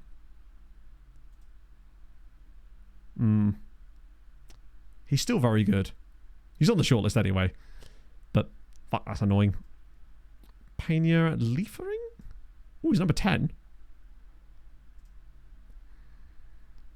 Wages haven't much time. I guess it's just because the game's not very good at modelling that. Like, if this guy, he's 22 and quite expensive, and honestly, he's just not a position we need to play in right now. Ashley Smith of Columbus. Oh, that's the really overpriced dude. Right. Who's actually good in this? Obviously, he's good. He's amazing. We can't sign him, though. Constant Muller is still mullering about there. He's not bad. Damien Gallet? Actually, who was that? Oh, the West Brom guy. Sure, I see what you mean. I bet you he's on loan from Chelsea. Tottenham. Oh, he's good. He reminds me a lot of the... Didn't we sign a guy from West Brom on the Cyrene save? We had a really, really good player that we found at the Baggies. But he actually was a West Brom player. His loan ends on the 9th of January. Nah, I bet his contract's not expiring. Okay, I take that back. His contract is expiring at the end of the season. Tremendous. I don't think we'll be able to offer him a deal until he comes back from his loan spell. Yeah, he could be a good signing. And Irish. So we don't have to worry about EU stuff. I'm not sure what I'd do with him, but he might be the kind of player that I think we could get value out of selling him on. I'm reticent to do that, but when they're free, there's really no downside. Obviously, there's a little bit of downside. Oh, he's slow. Do a deal now. I don't think we can do a deal now. He's on a loan. We're not allowed to offer him a contract yet. I think there's like a certain date in December we can do that. I also don't think we can offer them a deal here. Pay up to £3 million. His wage demands are a bit absurd. I'm still unsure if I want to offer a random guy £25,000 a week. When you consider that would make him probably like top 3 or 4 players in value in terms of their wages at the entire club. And if I was going to do that, I don't think I'd want to pay a transfer fee in the process of doing it. If I could get it for free, then I'd maybe consider it. Particularly as he'd definitely gain us money, presumably. But the thing is, I don't know if he's actually going to play 6 months to a year. We can't guarantee that, though. Because remember, we tried to sell Ruggieri this summer, and he's actually played really well for us, and we still couldn't find a buyer for him. This guy isn't actually going to play. That's the issue. He almost sounded like slightly Azeri there. Dmitry Kuziev. Good physicals. 22. Oh, actually, wait a second. I don't hate this guy. You know, we're looking for a bit of backup option in this spot here. Dmitry Kuziev runs with ball down left. His crossing and dribbling are fine. His tackling's okay. His marking's okay. He's very okay. But he does have really good physicals. I like him. To a tank top shirt. What, that Cameroon shirt they had, but it was like a one piece they had. Egyptian goalie. Might be. Oh, why do they always have terrible first touch? Could release Mitch from his contract. Ooh. Fulham, get involved. Bring him back. Even then, I don't think I'd want him back. Eric Lacroix or Lacroix. He's very cheap, but injury prone. These stars are almost certainly a lie. Oh, of course they got. I can't believe that Liverpool have managed to convince someone to buy Darwin Núñez. Actually, no. Convincing to buy them, one thing. For that kind of money, wild. Season Siren kits. I think I might have done, actually. Sirens have been putting a lot of Instagram posts out over the last few days about like their squad for the upcoming season, but I might not have actually seen the kit or like registered it like actively on. So if you got a link, I'd love to look just to make sure it is the thing I've seen. So it's Ribeiro. Oh, he's Brazilian though. Kevin Betton's at Young Circle. Always good to have a young circle. I do like this. I prefer that to this. The green on the sponsor. It's like, it's always good when you get a sponsor that gets involved and is willing to like sacrifice the colours a little bit for the good of the kit. Having a just random greenness on the sponsor there, plus the fact that it's like a double sponsor as well, because there's another thing underneath it, isn't there? It's not like TSV Hartberg level bad, obviously. Berbatov United? Who's that named after? It seems like a kind of club that would be named after someone. Any good work rate? Some cafe, yeah. Yeah, it does. Oh, what if I'd been there? It's probably a cafe in St. Paul's Bay. Sebastian Karikaburu is a brilliant name. Player attached to him is not so amazing. That's that. He's at Lask, though. Ooh, quite good attributes, to be fair. I love the sponsorization of Scandi kits, especially like Sweden and places like. I know that Hartberg isn't that, but like, what do you reckon? What would they say? Wages are low, emergency cover, registerable for competitions. I quite like the idea of signing Dmitry Kuziev if he's cheap. Obviously, if he's like a few $100K, which I don't think he will be.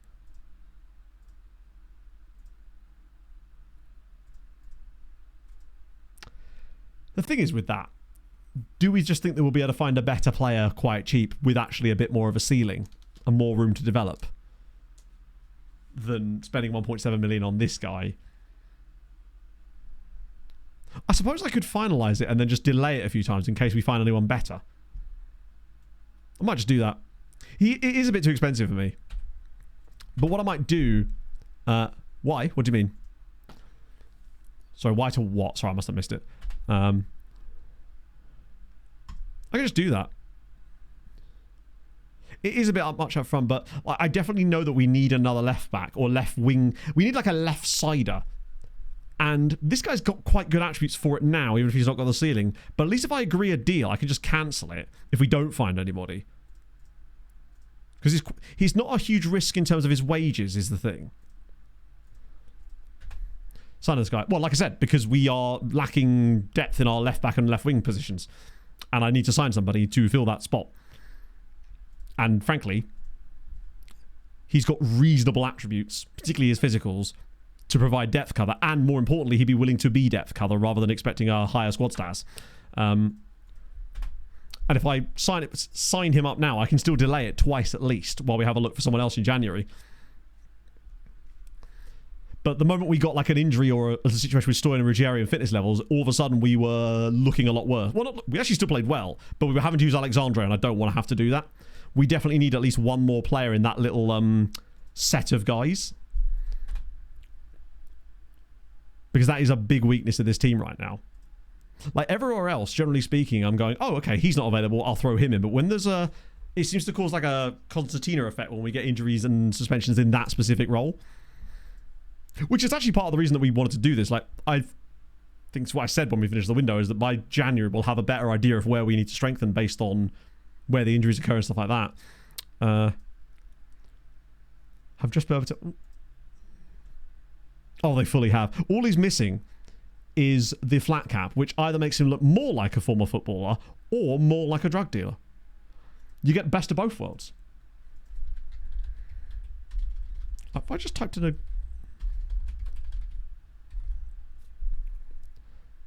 Still at Inter. Is he playing? No. Why would you do this to me?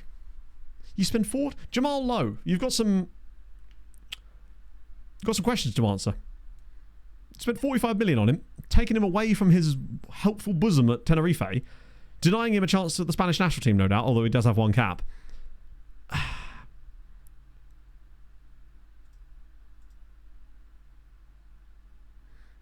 Do I want to pay £23 million to loan here with a mandatory £110 million fee rising to 100? Just to clarify, this is why AI loan negotiations are completely and utterly busted. Oh yes, don't worry, I'll just pay £50 million to loan him for half a season. Now, I'm obviously not saying that they should want to do that, but just say no. Like, yeah, I'll take 2, please. Was it Garnier? Was the goalkeeper guy? Because if so, this is he. He's got good value. The only downside is that maybe I should make him available for the bit. No, I can't, can I? Because if I make him available for the B team, he'll play B team games and he won't be... Oh no, wait, that's a good idea. I will make him available for the B team. Because we don't put a goalie on the bench anyway. He may as well get some football. Yeah, it's... To me, they should just say no then. I guess what they're arguing is that we would technically do it, but you'd have to give us something stupid. But the something stupid is like too stupid, I suppose.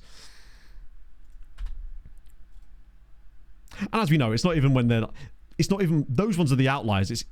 It's the fact that they negotiate like this over loans that they are trying to put, like a player that they have actively listed for loan, for example. They'll still, not to that level obviously, they'll still behave in the same way and demand absurd things for a player that they are actively trying to loan out.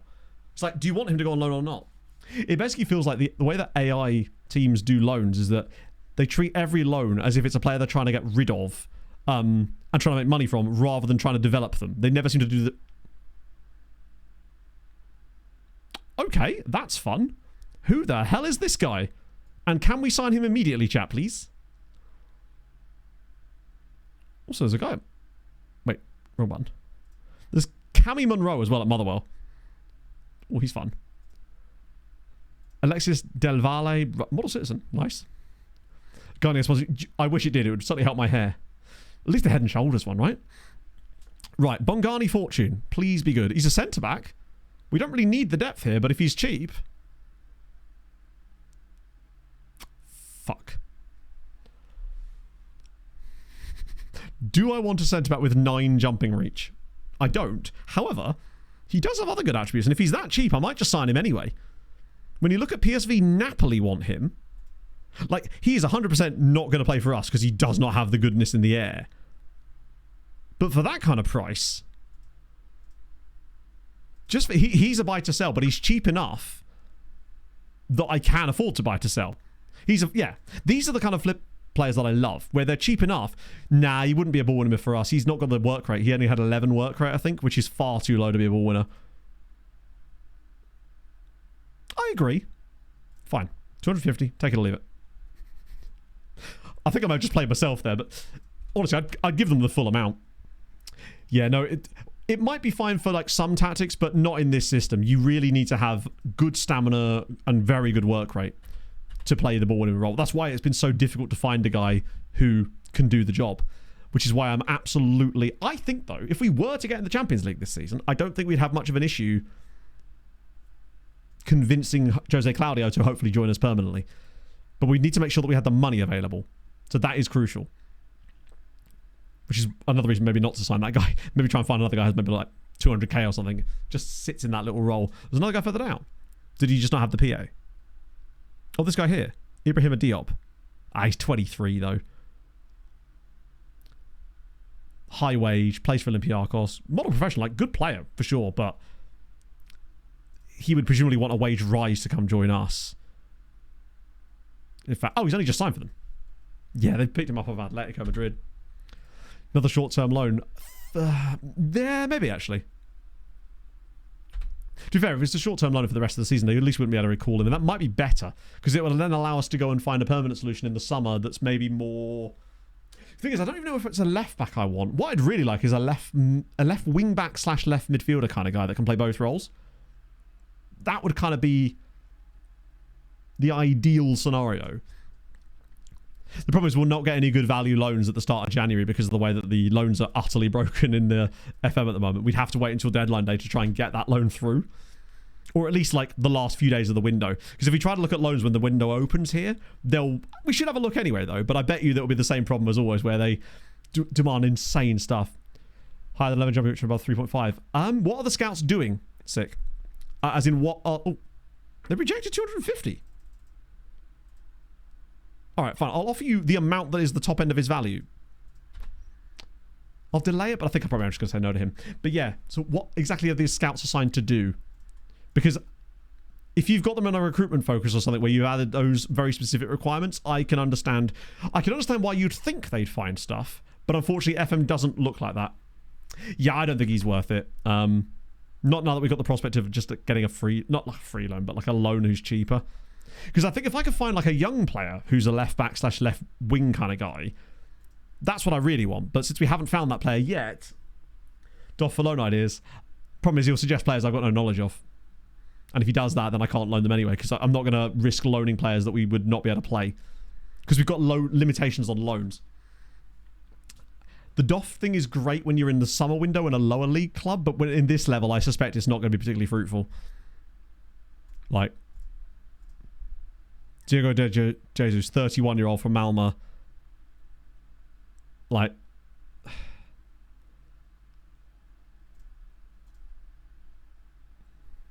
£6,000 a week.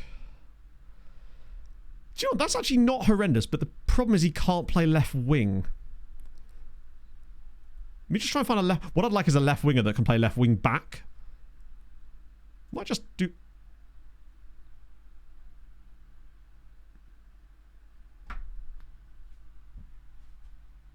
What?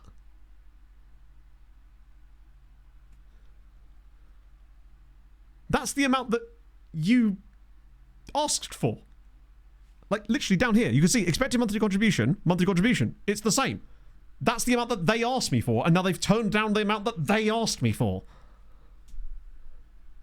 Can't cross and can't dribble. True, actually, yes. Yeah, he's... I don't like him anyway. That's really weird. That's super strange. I've never had a club suggest me terms and then turn them down. They've just rejected themselves. Oh, well, I won't be buying him from you then, lads. Let me just try wingbacks. To be fair, I actually don't want him, though. We need him to have a little bit of dribbling ability. Actually, I probably shouldn't ask for that, should I? Future fee is the problem. Was it? But they were the ones that set the future fee, not me. Like... So they're unhappy with themselves. Maybe this guy? No.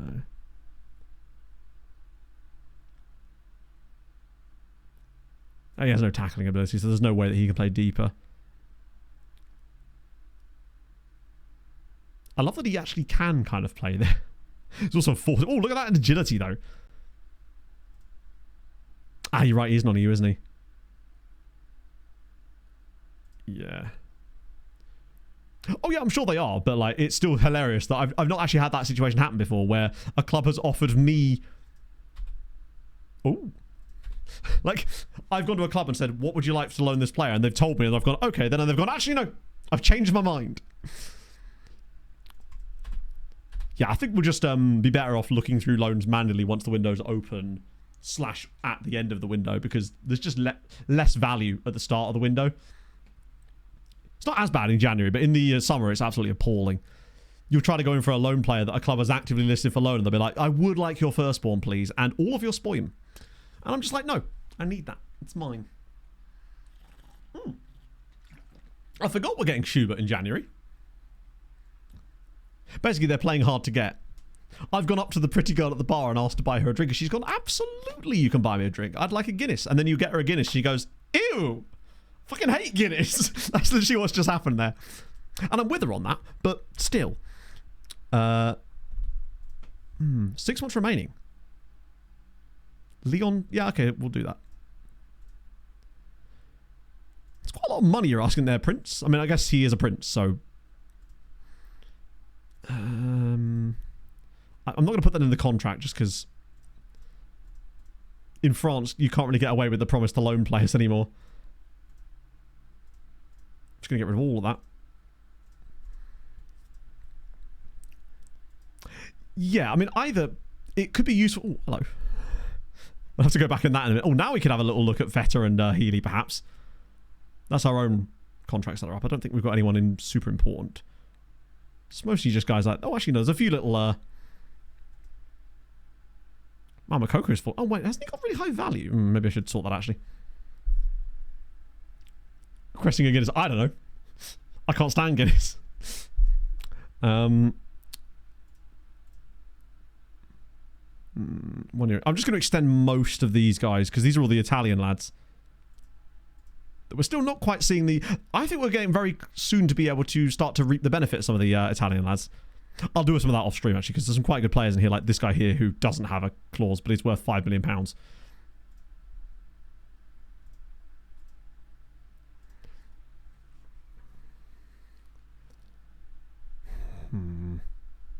Hey, they come up to me, Hayden. Offer you a contracto. Tucci has been doing okay from what I can tell. I mean, what's it going to take for you to have a 5-year deal? Yeah, I didn't think so. Can I offer you more money? Would more money help? Yeah. It's weird how that works, isn't it? Michael Makoko. He just has value. And he's wanted by 13 clubs, which probably means I should just sign him. Oh, Jesus Christ, Michael. That's quite a lot of cash you're after there, bud. At least he doesn't want a squad status where he's going to play. I probably could put some international cap clause on those guys, honestly, but... Right, 4 years. There we go. Still unsure on some of them. Potential. Extension offered. That's the sweet... I will definitely sort a few more of those guys out as well. But what I actually wanted to look at was those players whose contracts are expiring. Not our players, the other players. But they accepted it that time. Squad player. Ooh.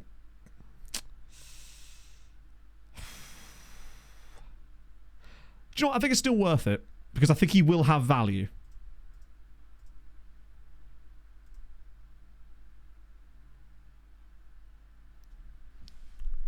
What? Hang on, what?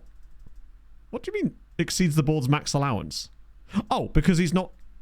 Huh? Why is it not...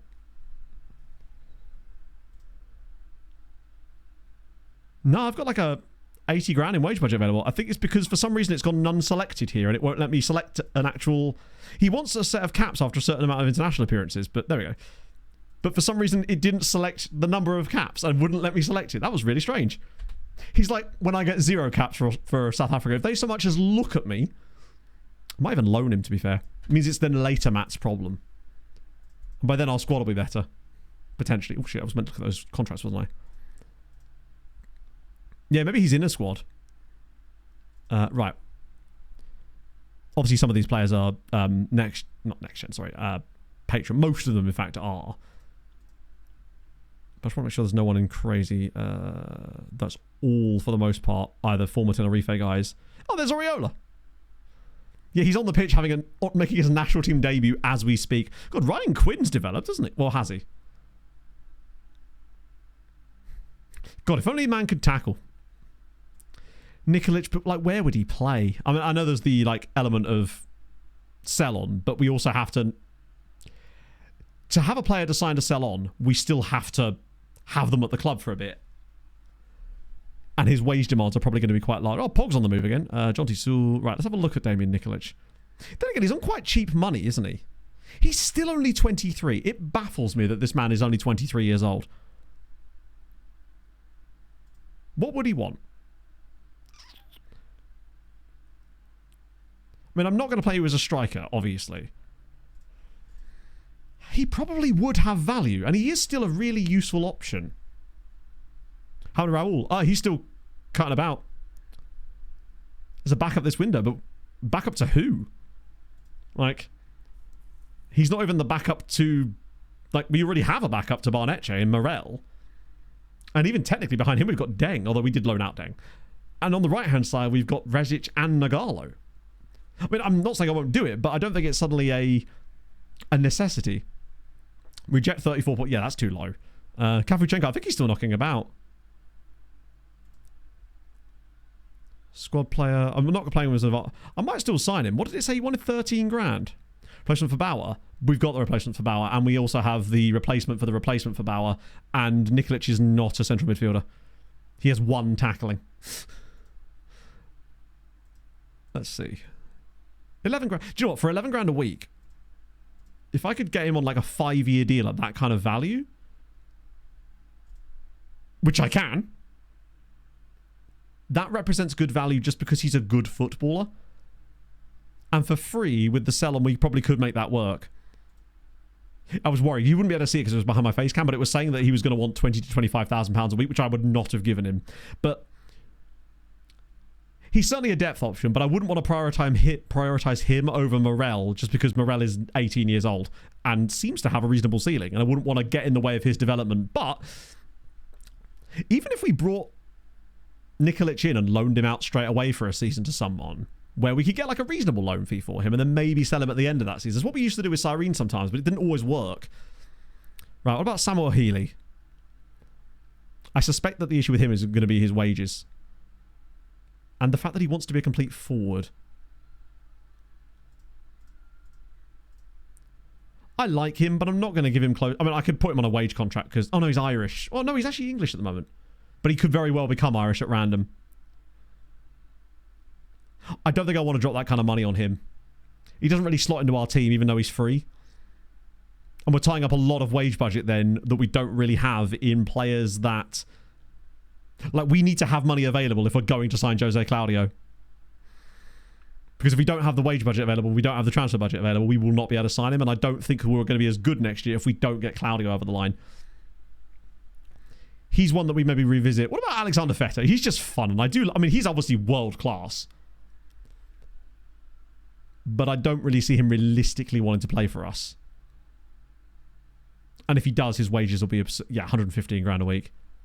I'll keep an eye on Feta in case anyone else offers him anything, though. But Nikolic I do like. Particularly as he was willing to agree to a 5-year deal at that price. He seems like one of those players that's probably just, as Hedger said, he's just a bit capped out.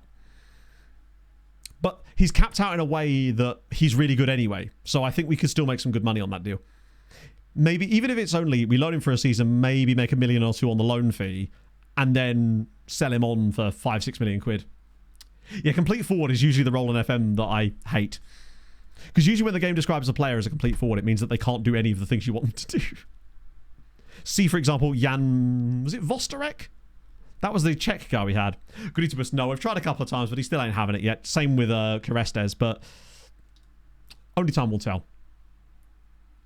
I think what would probably be the big thing is if we get in the Champions League again. A lot of this relies on us getting Champions League football this year, but realistically, I kind of can't see any reason why we won't now. Because we've won every single game today off the back of also winning like 4 in a row before that too. Like, this is the fixtures from today. Obviously, ignore the friendlies. But even before that, we were winning matches. We're on an incredible run form, which obviously could change. But currently, right now, we are 7 points above Monaco. Yeah, Kafuchenko, I have seen him come through a couple of random reports from time to time, and he doesn't look very good at all. Which might just mean he's not getting football, in fairness. Works really well. Fair enough. I've not got it to work yet. But to be fair, I don't really use 3-striker systems, so that's probably why I would have never come to that point. I suspect the reason it's probably working, though, is because of the 3-striker element, though, right? Because isn't 3 strikers just, like, ludicrously overpowered? Yeah, we're right near to the top of the league as well. I feel confident in our chances. XG table, we are overperforming. But we deserve to. We don't. Okay. Let's see what happens when we actually get into it. Get beat in the Europa League final. Oh, God, can you imagine? Isn't that the exact thing that happened with Tenerife? Not starting the transfer period today. Well, the transfer period starts on January 1st. Yeah, 3 strikers is massively OP still. See, for example, most of the tactics we played against in the league. It's a good points buffer. It allows us to have a few little slip-ups, and I just think that this team is in a really good spot right now. A few contract extensions, which is great. Like, we have a little bit of money to spend in Jan. If we, like, laser focus a signing or two. Like, I'd like a backup left wing, left back kind of. I think that's the only thing we're missing, really, right now. The rest of the team is pretty safe. Like, we've got 3 really good centre-backs, and then we've got Virgil Fourfingers, who may probably make it through January because his boss is happy. So that's good. Goalkeeping is fine. We've got the depth there, too, if we need to. Right back, we're stacked in. The right side, we've got Nagalo, Ualabi, Rezic. The midfield, we've got Bauer, Binder, and Oscar. Up front, we've got Barnetche and Morale. And then other players that can kind of do a job there if we need to. We're actually really quite deep. And Ruggieri, yeah, but that's one we can work out in the summer, because Ruggieri is basically, we can replace him. There we go. We always knew that was going to happen anyway. I'll do the... is it the ambitious one? Okay, cool. I mean, I'm still going to sell him anyway, because I can't afford to give him a new contract, basically, considering he wants, what was it, 80 grand a week. Ruggieri we replace when we sell Ruggieri in the summer, basically. Yeah, I almost don't want too much of a deep European run with this team. Like, obviously I do, but not if it comes at the expense of us getting Champions League football this season. So if you said to me, hey, you could get to like the semi-final of the Europa League this year, but you end up in the Europa League again next year, whereas you could get knocked out in, say, the round of 16, but you get Champions League, I'd take that. That is a huge award for Barnetche. I don't get many players winning the Golden Boy Award, even on, like, Building a Nation saves. But I guess it's because usually they're not playing that young yet. We've got 6 million in transfer funds. But I'm trying to save as much of it as I can as well, because we need to make sure we've got enough money for Jose Claudio were we to qualify for the Champions League. Because I think that's what would convince him to sign for us. But we may have to break the bank to make it happen. And it might potentially be part of like the Ruggieri money were we to sell him. Yeah, look, what we need to see is us play City before the final. That's crucial. We need to be playing Manchester City before the final of the tournament. There is some other good sides in there as well, though. Like Newcastle are in there too. So it's all right. Everything wrong with football, hey. Man's got to do what a man's got to do. Okay. Joker deadline. Right, now we're open. We actually have 8 million in the bank. We're not super secure ourselves. What's the financial status at the moment? Is it okay? Oh, it's still secure. Okay, that's good.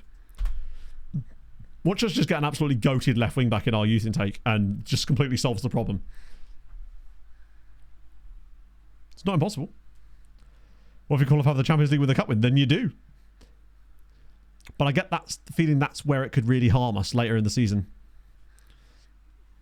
Once we get those double-legged knockout phases. Yeah, Jay Stanfordsville's off to Scunthorpe. That'll please Asher. But I think that Claudio is what we need. I don't think we're going to find a player that suits our style better than him. Even if he doesn't have the full ceiling, which I have no reason to believe that he doesn't.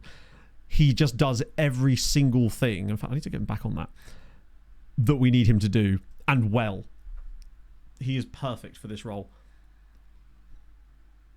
And once again, you can see this season, albeit a 6.75 in the league. So not as good, but he's done well in Europe. Really, really well in Europe, actually. Like averaging a 7, which makes me wonder if he's got big matches. Because we won't find out for another 3 years anyway, but he's just perfect. Great work, like really good work rate, elite teamwork. Technique is really good as well. Tackling is phenomenal for this. Great aggression, incredible anticipation too, which is really helpful. His bravery is awesome. No like horrible traits as well. Is he interested yet? Probably not. No. But I suspect he'll change his mind once we... And I'm being confident here, once we get Champions League football. Who are we being linked with? Marek Pavlik. Oh. Well, would you look at that? No, he'd cost a fortune. Yeah, he likes me. I think it's just because the club isn't in the position he'd want to be in yet. I don't think you can send loanies on, though. So he may have got it through, like, just being here for so long. Because he's been here a year now. And he'll be here for 18 months. Let's get a little bit of a boost on that. Hello, Michael. Rest to take that. I kicked him out. PSG looking at Kilaza. I think he's got a long-term contract, so we're not too worried about that. Yeppe Mengel, right back. Oh, it's 17. Okay, that's an interesting one. Don't normally show young players in those. And Kadim Mbenge. We don't need this guy. Oh, he's 18 actually, though. And he's out of contract soon, too. Barnsley. This guy's interesting, but I suspect the issue would be his wages and the money. Yeah, incredibly expensive and he's not even that good technically. Board selling from under us. We should be okay for the moment because we're secure. You know, but we might need like a random sale of someone who's got like a weirdly inflated value. In the meantime, someone like... To be fair, there could be players in the younger squads as well that we could get rid of. I don't want to sell anyone, obviously. Yaro de Vilda, thank you for the follow. Oh yeah, I mean, they can still do it, but there's no indication that they will. Like, we've had big bids on players before when we had a lot less money than we do now, and they didn't do that. Now, you know, maybe their resolve will be tested here, but Champion would be the one, considering he's worth an absolute fortune. That could be the answer to all our prayers. Me selling, the day I sell Vincent Champion is going to be a blessed, blessed day, because he is, and now we've even strengthened the centre-back situation. Or we just sell him. He's got a broken leg. Chat, I've just signed a Dane with a broken leg.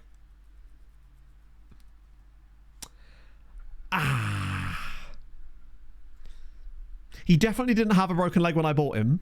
Do you take refunds?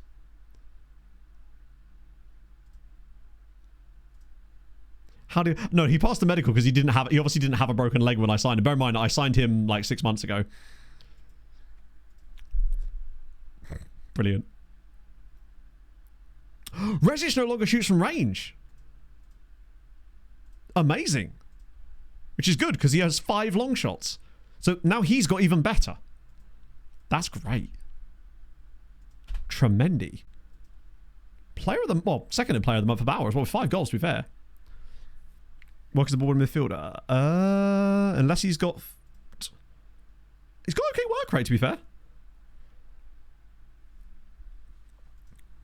Not like I can start training him there yet. Oh, I suppose I could. Well, not yet. He can like read books about what it's like to be a defensive midfielder. But he won't get to fully try it out just yet. Who cares about the long shots? It's weird that long shots is even considered to be important for that. Oh, that's box to box. My apologies. I was going to say. Yeah, he's very good. A little below on the regression, but stays back at all time. Some of the traits might get in the way a little bit, but realistically, I'm looking at selling him. And that's okay. £22 million. Yeah, I can see why. Oh, risk on a goalkeeper as well, though. You'd love to see it. This season, well, I mean... Let me just get rid of the friendlies. Basically, it's just a sea of green.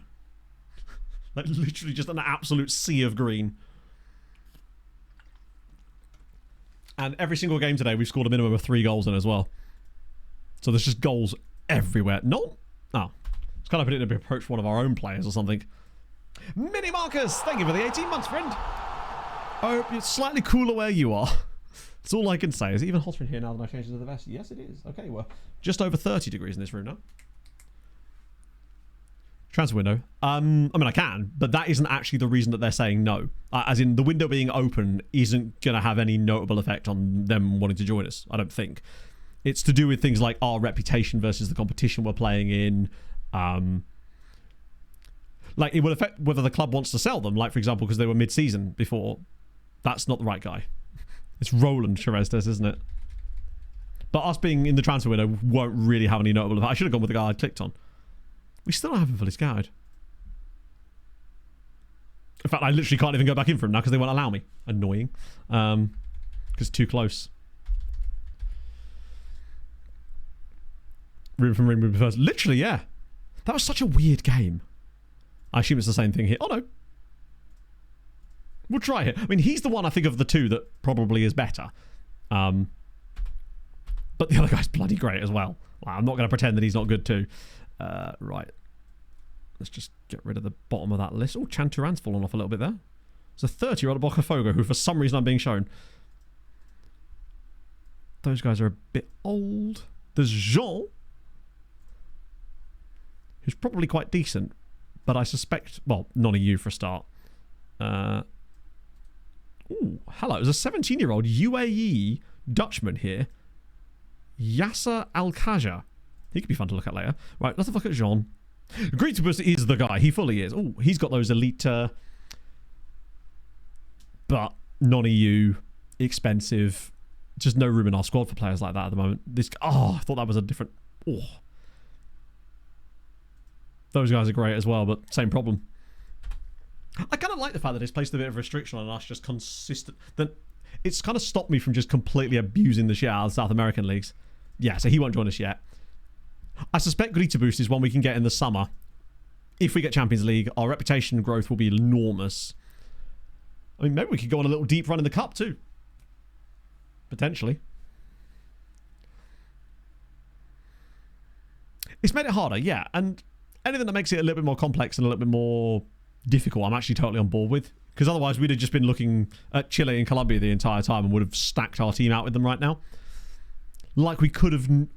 We could sort of start a conveyor belt of that in Spain, for example. But I like the fact we've had to think a bit more outside the box. Like we've had to shop in Africa even more at the higher levels, and that's meant that we've had to run the risk of AFCON. We've had to shop a bit more in sort of Eastern Europe and Scandinavia, which I like, because we're finding guys like him. You literally just Napoli. How big is your transfer budget? Ah, yes. $1 billion. I love that they will let you spend them into debt. Cosimo Marotta. He was one of the crap Italians. Hull City wants a loan Binder. Wow, they want him for free.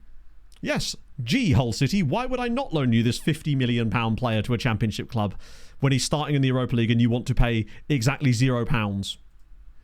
But of course I'll let you have him. West Brom wants a loan. I might just let this happen, actually, but it is hilarious. Maybe this is why they keep doing it. Al Ain are in for Andrew Cooksley. Looks like trouble in Porto dice. God, the heat in this room. 100% before rejecting it. Oh, they just turn it down immediately. They just won't negotiate with you. It's the same with, like, loans are broken. Like, they are just broken.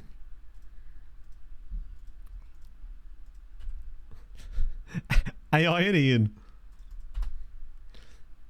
Not all of them, no. Most of them are. Okay, sorry, no. 99% of the time it is indeed broken. But the fact is, if I do that every single time, we will just be here all day. There's things I just know that most of the time are broken, so I just don't involve with them. And yes, there is the one time where you miss out on a little bit of money for a loan. Bear in mind, I wasn't going to loan him anyway.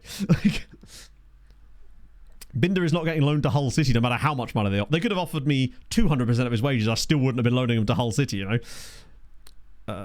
Underpaid and wants... Wait, what? Underpaid? You haven't played? No, I think I'm right there, Simon. In fact, I might just leave it. We're just not going to touch it. I kind of want to see who we're going to play after Strasbourg. And I say after Strasbourg with the hopes that we actually go and beat Strasbourg. Massive loan fee, though. What, for one of our starting players? What would be the point of loaning out one of our starting 11 to Hull City? I'd quite like to do stuff with the players in our squads. Like, there's no world in which I would want to loan out one of our starting 11 players to Hull City this season who are in the Championship. Who's loan listed? He might still be loan listed from last season, but he is not a player I'm trying to loan out. Is he still listed for loan? To be fair, he actually is still listed for loan, but it is still funny. That's probably what's doing it, actually. Let me just take him off the loan list. Boom.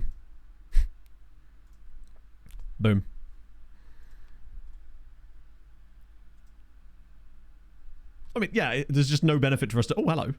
£41 million. That's not even that much. Alba... Just try that again, Yeah, if we don't beat Strasbourg, we do get another little rest, which is always nice.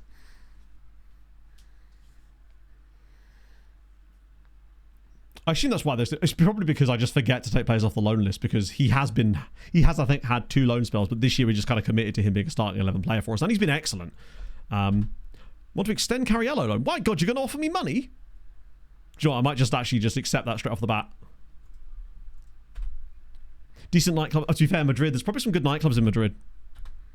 Hibernia are in for Makoku. Sorry, Mukoko. QPR want to offer him for, I mean, whichever one you do is probably okay.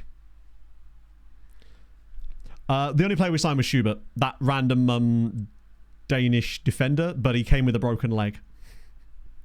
So that's good. He was the freebie that we picked up in the summer but didn't join us because obviously the Danish season, he had like a 6-month deal on his Midtjylland contract because obviously they've got those weird contracts in Denmark where they're like half and half with the 6-month ones. The mob got to him. The Danish mob. The Potato Mafia.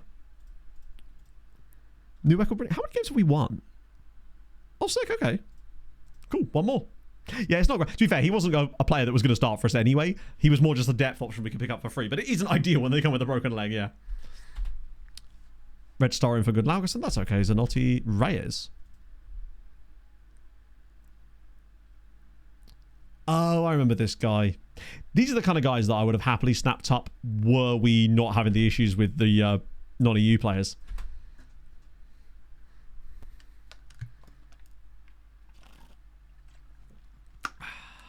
That's true. He could just go print himself a new one. The Showings was one of our teams, yeah. That was the team we had people like in Cube and that at. Don't hate to see him leave. Oh, maybe. They were like, you're either playing for us or you're playing for nobody. Backup goalie is injured catching a ball. I mean, that's like the bare minimum of what you're supposed to do there, but it is odd that Porto are trying to sell you because I thought you were playing quite well for them. Bear asked, I think you're actually technically being managed right now by okay, this is good. We could probably do a few like sell now on these guys maybe. Who is this? Yeah, he's a trap. Paperissa in it.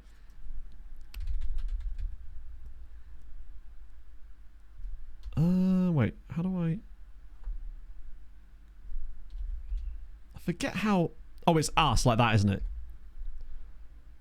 Oh, you're at Leeds now. So you've actually left Jamal Lowe's Inter for £11 million. Obviously fell out with Big Jamal. Actually, in fairness, that was the start of the season, in fairness.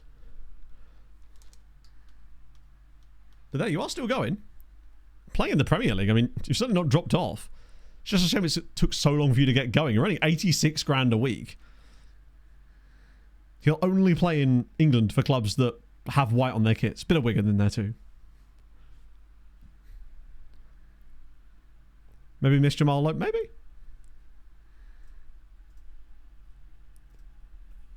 Porto. Not Potro. Potro equals. Lukaku. Lukaku's currently the head of youth development at... fuck, where has he gone? I can't remember where Lukaku went. We actually looked him up last stream. So Porto are currently third in the league. Have Benfica still won every game? Oh my god. So they haven't won every game, but they have won all but one game. They're already 8 points clear of Sporting, who are having an extraordinary season themselves. Good Christ. Noah Winter. Wait. Oh no, wrong guy. Wait, is he? Oh! That's amazing. The top scorer in the Portuguese league is a Liechtenstein player on loan from Villa. That's wild. Ericsson Lima, by the way, top assister in the league. Love to see it. David, thank you for the 35 months, friend. How the devil are you? Lima's just never stopped assisting, has he? Look at his assist numbers. 87 assists in the league. He's that every single year. Although Lashowin's looked to be not doing so well this season. Birthplace, I mean, he'll have been born in one of the two places in Liechtenstein. Okay. Well, there we go. Yeah, I don't know what's going on with Porto, honestly, Andrew. I wonder if you've just fallen down the pecking order. Who's playing in your position right now? So there's Cater on the right. I actually can't remember if you're a right back or a left back, although it looks like this guy will play no matter where you play. And then they've also got Söderlund, Victor Söderlund, who's out of contract this summer. Oh, yeah, I think he was a youth player at the Showinge. Like, when we got there, he's like a one-club man, if I recall. This is where he's had some abysmal loan in there. Nope, yep. The Showinge B, been at the club his entire life, is not a legend. Okay, we have to discuss this. He's not even favoured personnel.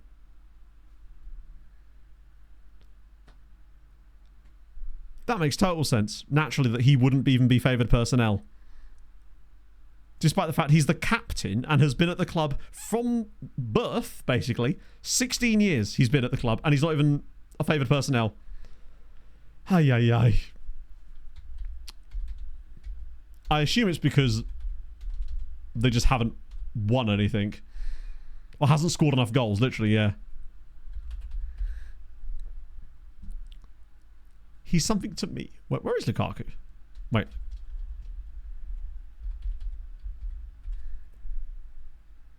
Oh, Romelu, not Romelu. Switch from to Portugal. That's a weird choice, isn't it?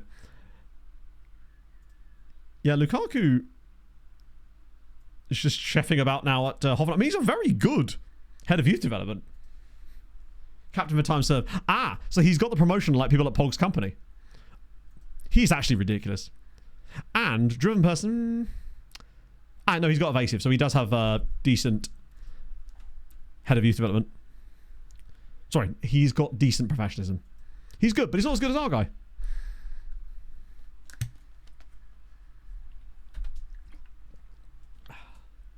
It's one of the benefits of this club is that we just happened to get here and find that the club already had an absolutely goated head of youth development that we didn't even need to touch. I think the same thing happened to Tenerife, didn't it? Yeah, he's fine. I'll have to see what his value is like. Wait, squad registration. Didn't I loan him out? Do you reckon they'll let me register him? I guess that just probably pops up no matter what you do. Bring us through Congo, maybe. Probably not been there long enough. I think he's only been there for 1 year, so this will only be his second youth intake at the club. In fact, it might technically be his first youth intake. Speaking of PSV, in no way possible. We'll just quickly keep an eye on that. Let's run like the government. Oh, Ringo Shepens. Also Milan Seaman. Ah, but he's Slovak. We've got to look at Ringo. He could be a Ringo star player.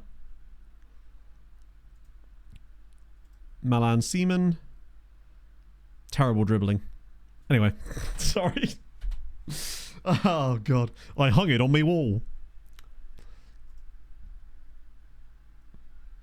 Dumb thought relating to France. You know I love a dumb thought relating to France. Hit me with it. Right, Barnecce, Nagalo. No. Yes. Lovely. And then I just want Binder. And we're good to go. 8. Yeah, the flare is good. The question is, who's Yoko in the squad? For peace and love, peace and love. I mean, who wouldn't? We're all about peace and love in these parts. Bashir onto the bench. Al Hassan's wanted. End of contract. Oh, yeah, I forgot that's the reason we were interested in him. It probably wouldn't... His ratings have been okay, you know. I could foresee a future... Can I offer a contract to Martin Al Hassan?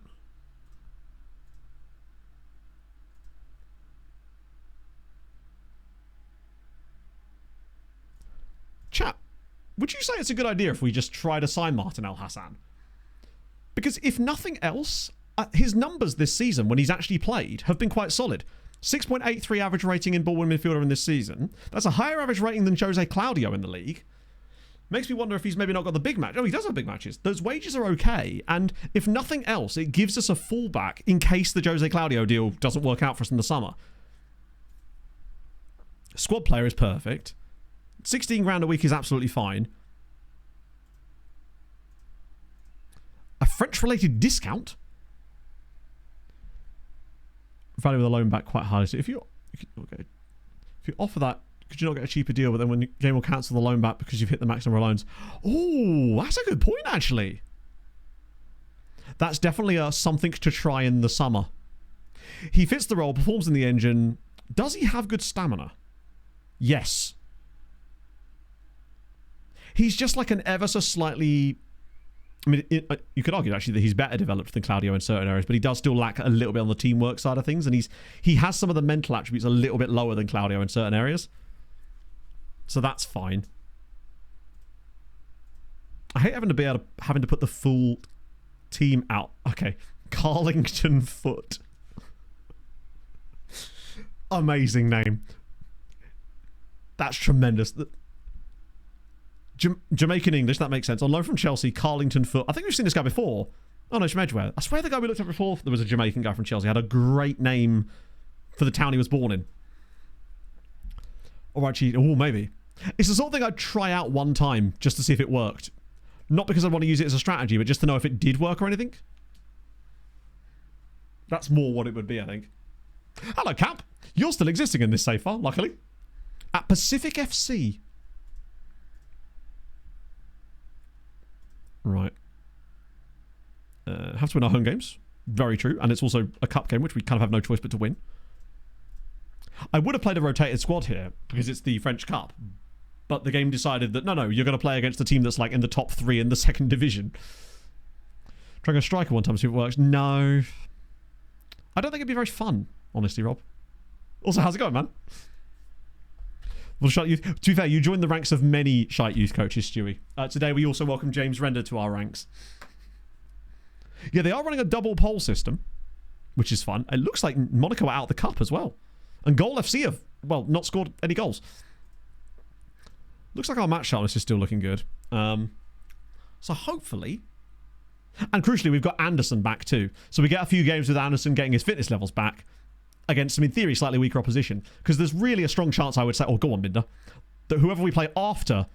What a goal. Hull City are just there like, well, now you don't get to go to Flamingo Land. I don't want to take... I'm at Flamingo Land already. Everywhere I am is Flamingo Land. The North and South Pole? Could it be Goal FC? I wish it could. Well, we probably could get one of those. You 3s and 4s, you'll get there. The toppest of bins. He's looking spicy now. Halfway through the season, 7 goals and 6 assists. These are... They're not quite Thiago Enrique numbers. Obviously, he's 19. But he feels like the kind of guy that's got a propensity to get there. I can't, Aiden. It just can't be done. I've just accepted that I'm going to have a little bald spot on my leg. I can't not Flamingo. If I don't do it, I get back pain from standing up streaming because I think I'm like hypermobile. And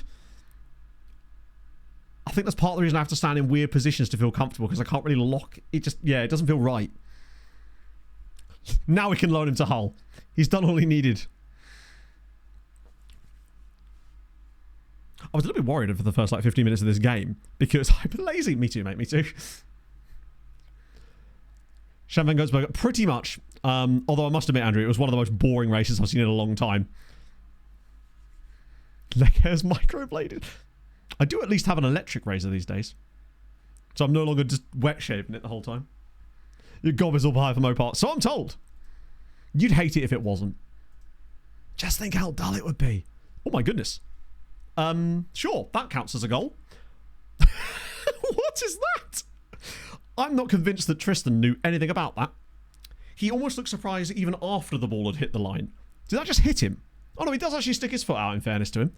So another assist for Binder as well. 7 assists, 7 goals.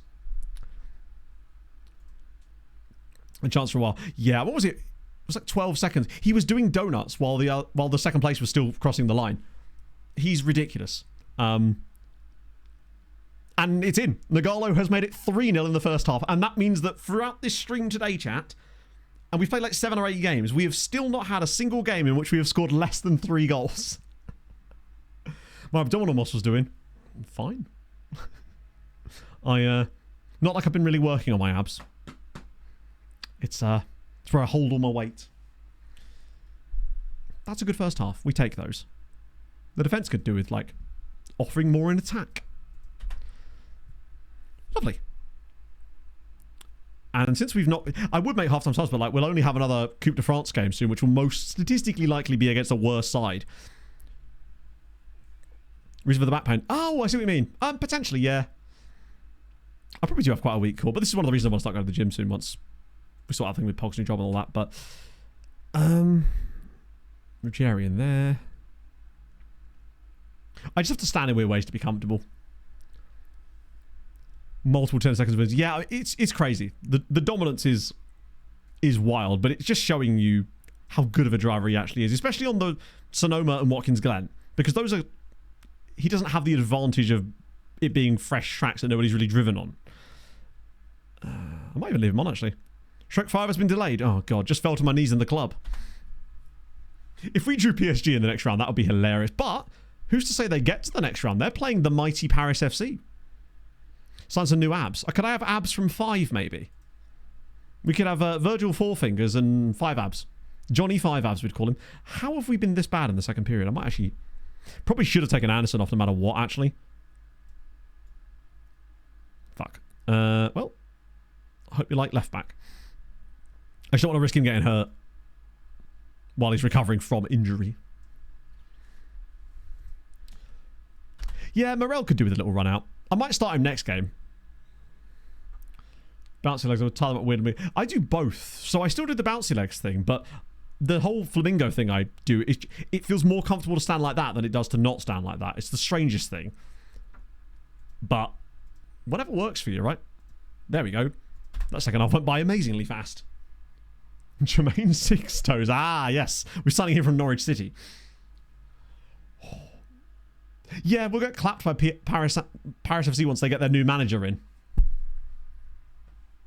What if they're playing at the same time? I do want to see what that result was actually going to be. Because there was quite a few, at least 3, top flight versus top flight ties.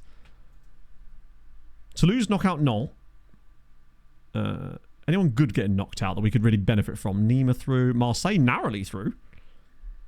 Auxerre gone. So that's good. Brest, the tits are through. Bastion narrowly come through.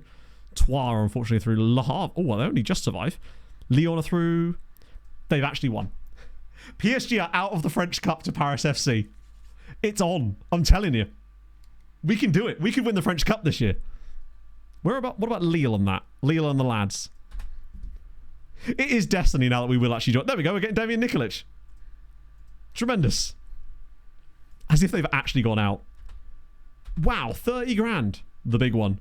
Did Monaco go out as well? Oh my goodness. This is the year where we 100% get knocked out by whoever we play next. Which I want to find out who that's going to be. Hang on. Robert Calm. I didn't know Calm was a surname. Love that. Turns out all the... Oh, hang on. How much will that be buying for? I'll be honest with you. I don't really need him for the rest of this season. And I don't really want to spend 400k on signing him when he's just going to be... We're basically just saying we'll give them 400k to pay his wages for the next year. So we won't do that for the time being. When you say no there, they should come back and offer you less like you have to as the player. There's also 8 wins in a row. Oh, Altair in for Andrew Cooksley. More positive developments out of Rezic. Yeah, he's really popping off now. Be a lot cheaper. Maybe, yeah. Doing overtime. Well, we're going to find out who we're going to be playing against in the next round of the Cup. Do you know what I mean? Like, because you know when you're selling a player to them, you can do that, but it doesn't let you do it the other way around. Because you think they'd want some money rather than none. I agree, but we can't afford it. And you're a good egg. Love to see it. Corrella's going on loan again. Sick.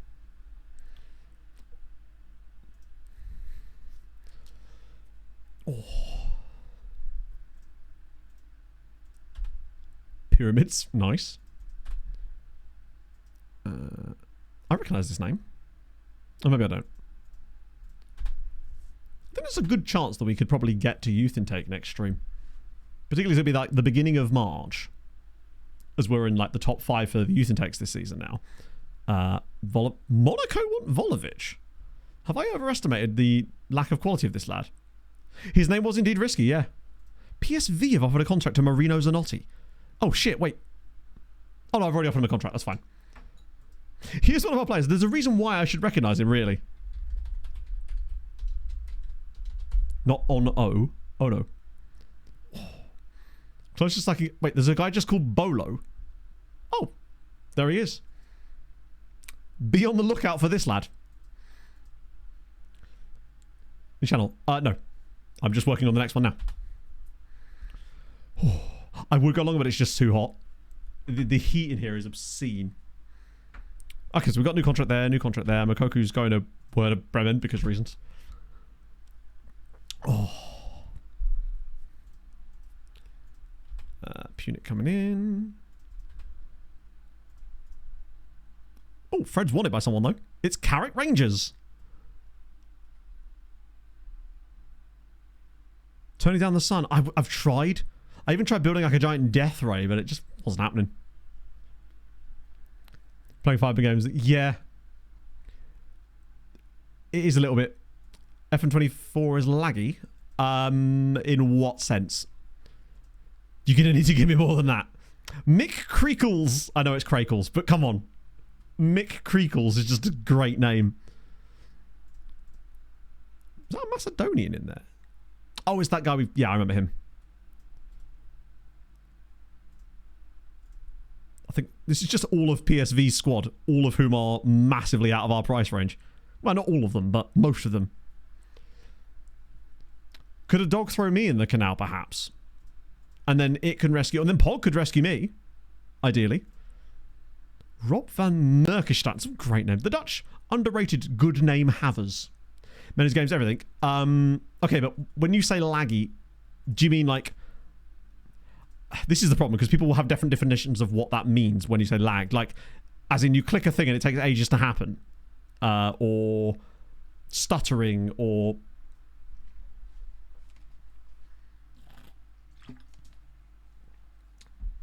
I mean, the first couple of things I would check is like, do you have a lot of free hard disk space or space on your system?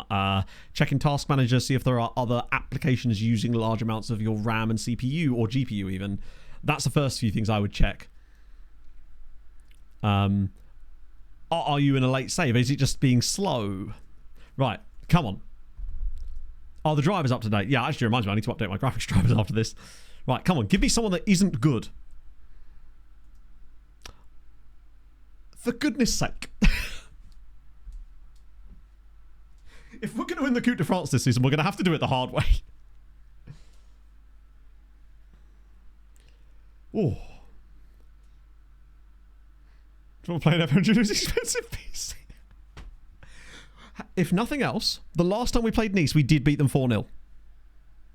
So, you know, there's always a chance.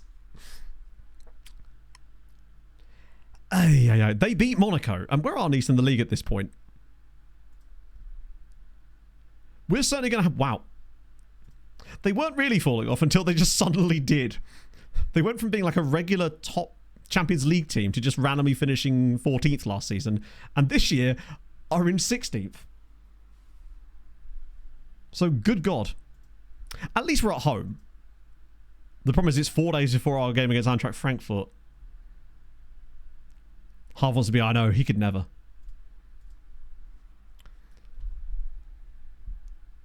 Great heater and cooling tower. As in like a fan type thing. The problem is I can't... we do have a fan, but the problem is having them in this room means that they're really audible on the microphone, basically. That's the issue. Better than Inferno. You're orange on my screen, Harv, if that helps. Bloody hell. We still got shit done today. We've actually won every single game in today's stream. And not only that, we've only lost one game in the last 2 streams. And won every league game since then. 1, 2, 3, 4, 5, 6, 7. We've won 8 league games on the bounce. And a lot of goals have been scored. We must be one of the top scorers in this league now, all right? Just because of sheer 42. We are literally the highest scoring team in the entire league now with 42 goals in less than half a season. That's crazy. 7 points clear into the Champions League places. We're cooking. The defense has been a little bit let down, but if you think about the fact that 5 of those goals were against Ran for some reason, we're in a good spot. We're literally dead on halfway through the season as well. I see no reason why we can't continue this form for the rest of the year, or at least something resembling this, to the point where Champions League football should be very much on the cards. Even if our XG is perhaps a little bit lower than that. But then Stade Rennais are luckily not involved in this conversation because they're so far behind. They're in 12th place. How many points have they got? Yeah, they should be above us, but they've got 19 points less than us or whatever. That's a lot. Do our chasers have Europe? Ooh. So Monaco are in the Champions League. Rennes are not, so they'll be one to watch out for. Angers are in the Europa League, but surely this can't continue. They've got a negative goal difference and have played a game more. So it's not too bad. And obviously the Europa, we're kind of chefing there as well. That's the Conference League map, which Bologna are currently top of as things stand. But in the Europa League, yeah, we're second in that, have already qualified for the next round. And realistically, or what was it we say? Basically, if we win one of our 2 remaining games in the Europa League, which are... We got home against Lask. We should get top 8. Lask are basically dead last. I think there's like 4 teams below them. I don't really see us not beating them. Have they even won a game yet? Yeah, they've beaten Valencia of all people, actually. Point being, I think we're going to get top 8 in the Europa. There is even a chance that we could top it. Also, City have scored 6 times in 6 games. That's it. Mental. Where can we watch the charity match of the weekend? Do you know, you can watch it over at Y Callum. It'd be great if he was streaming right now so I could raid into him and talk all about it. Oh, I think they're letting Pod go, actually. I think she's out of contract at the end of the season as it goes. End of your outro. Oh, that's weird. I think it's just because I have to press the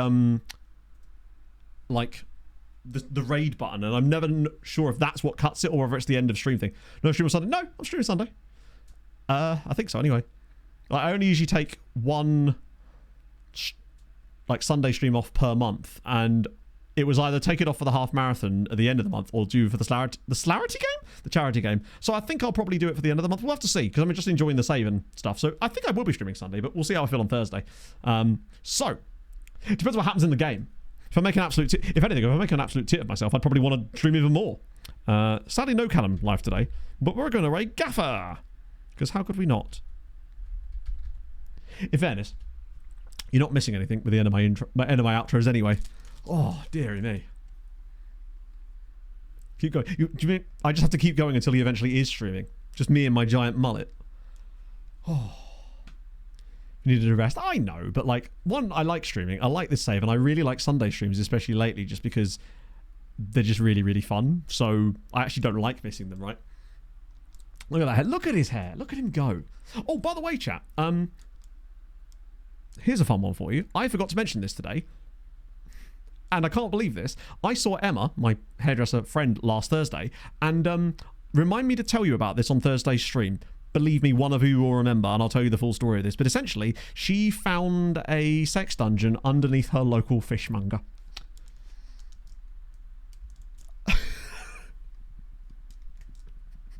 Because of course she did. Because of course she did.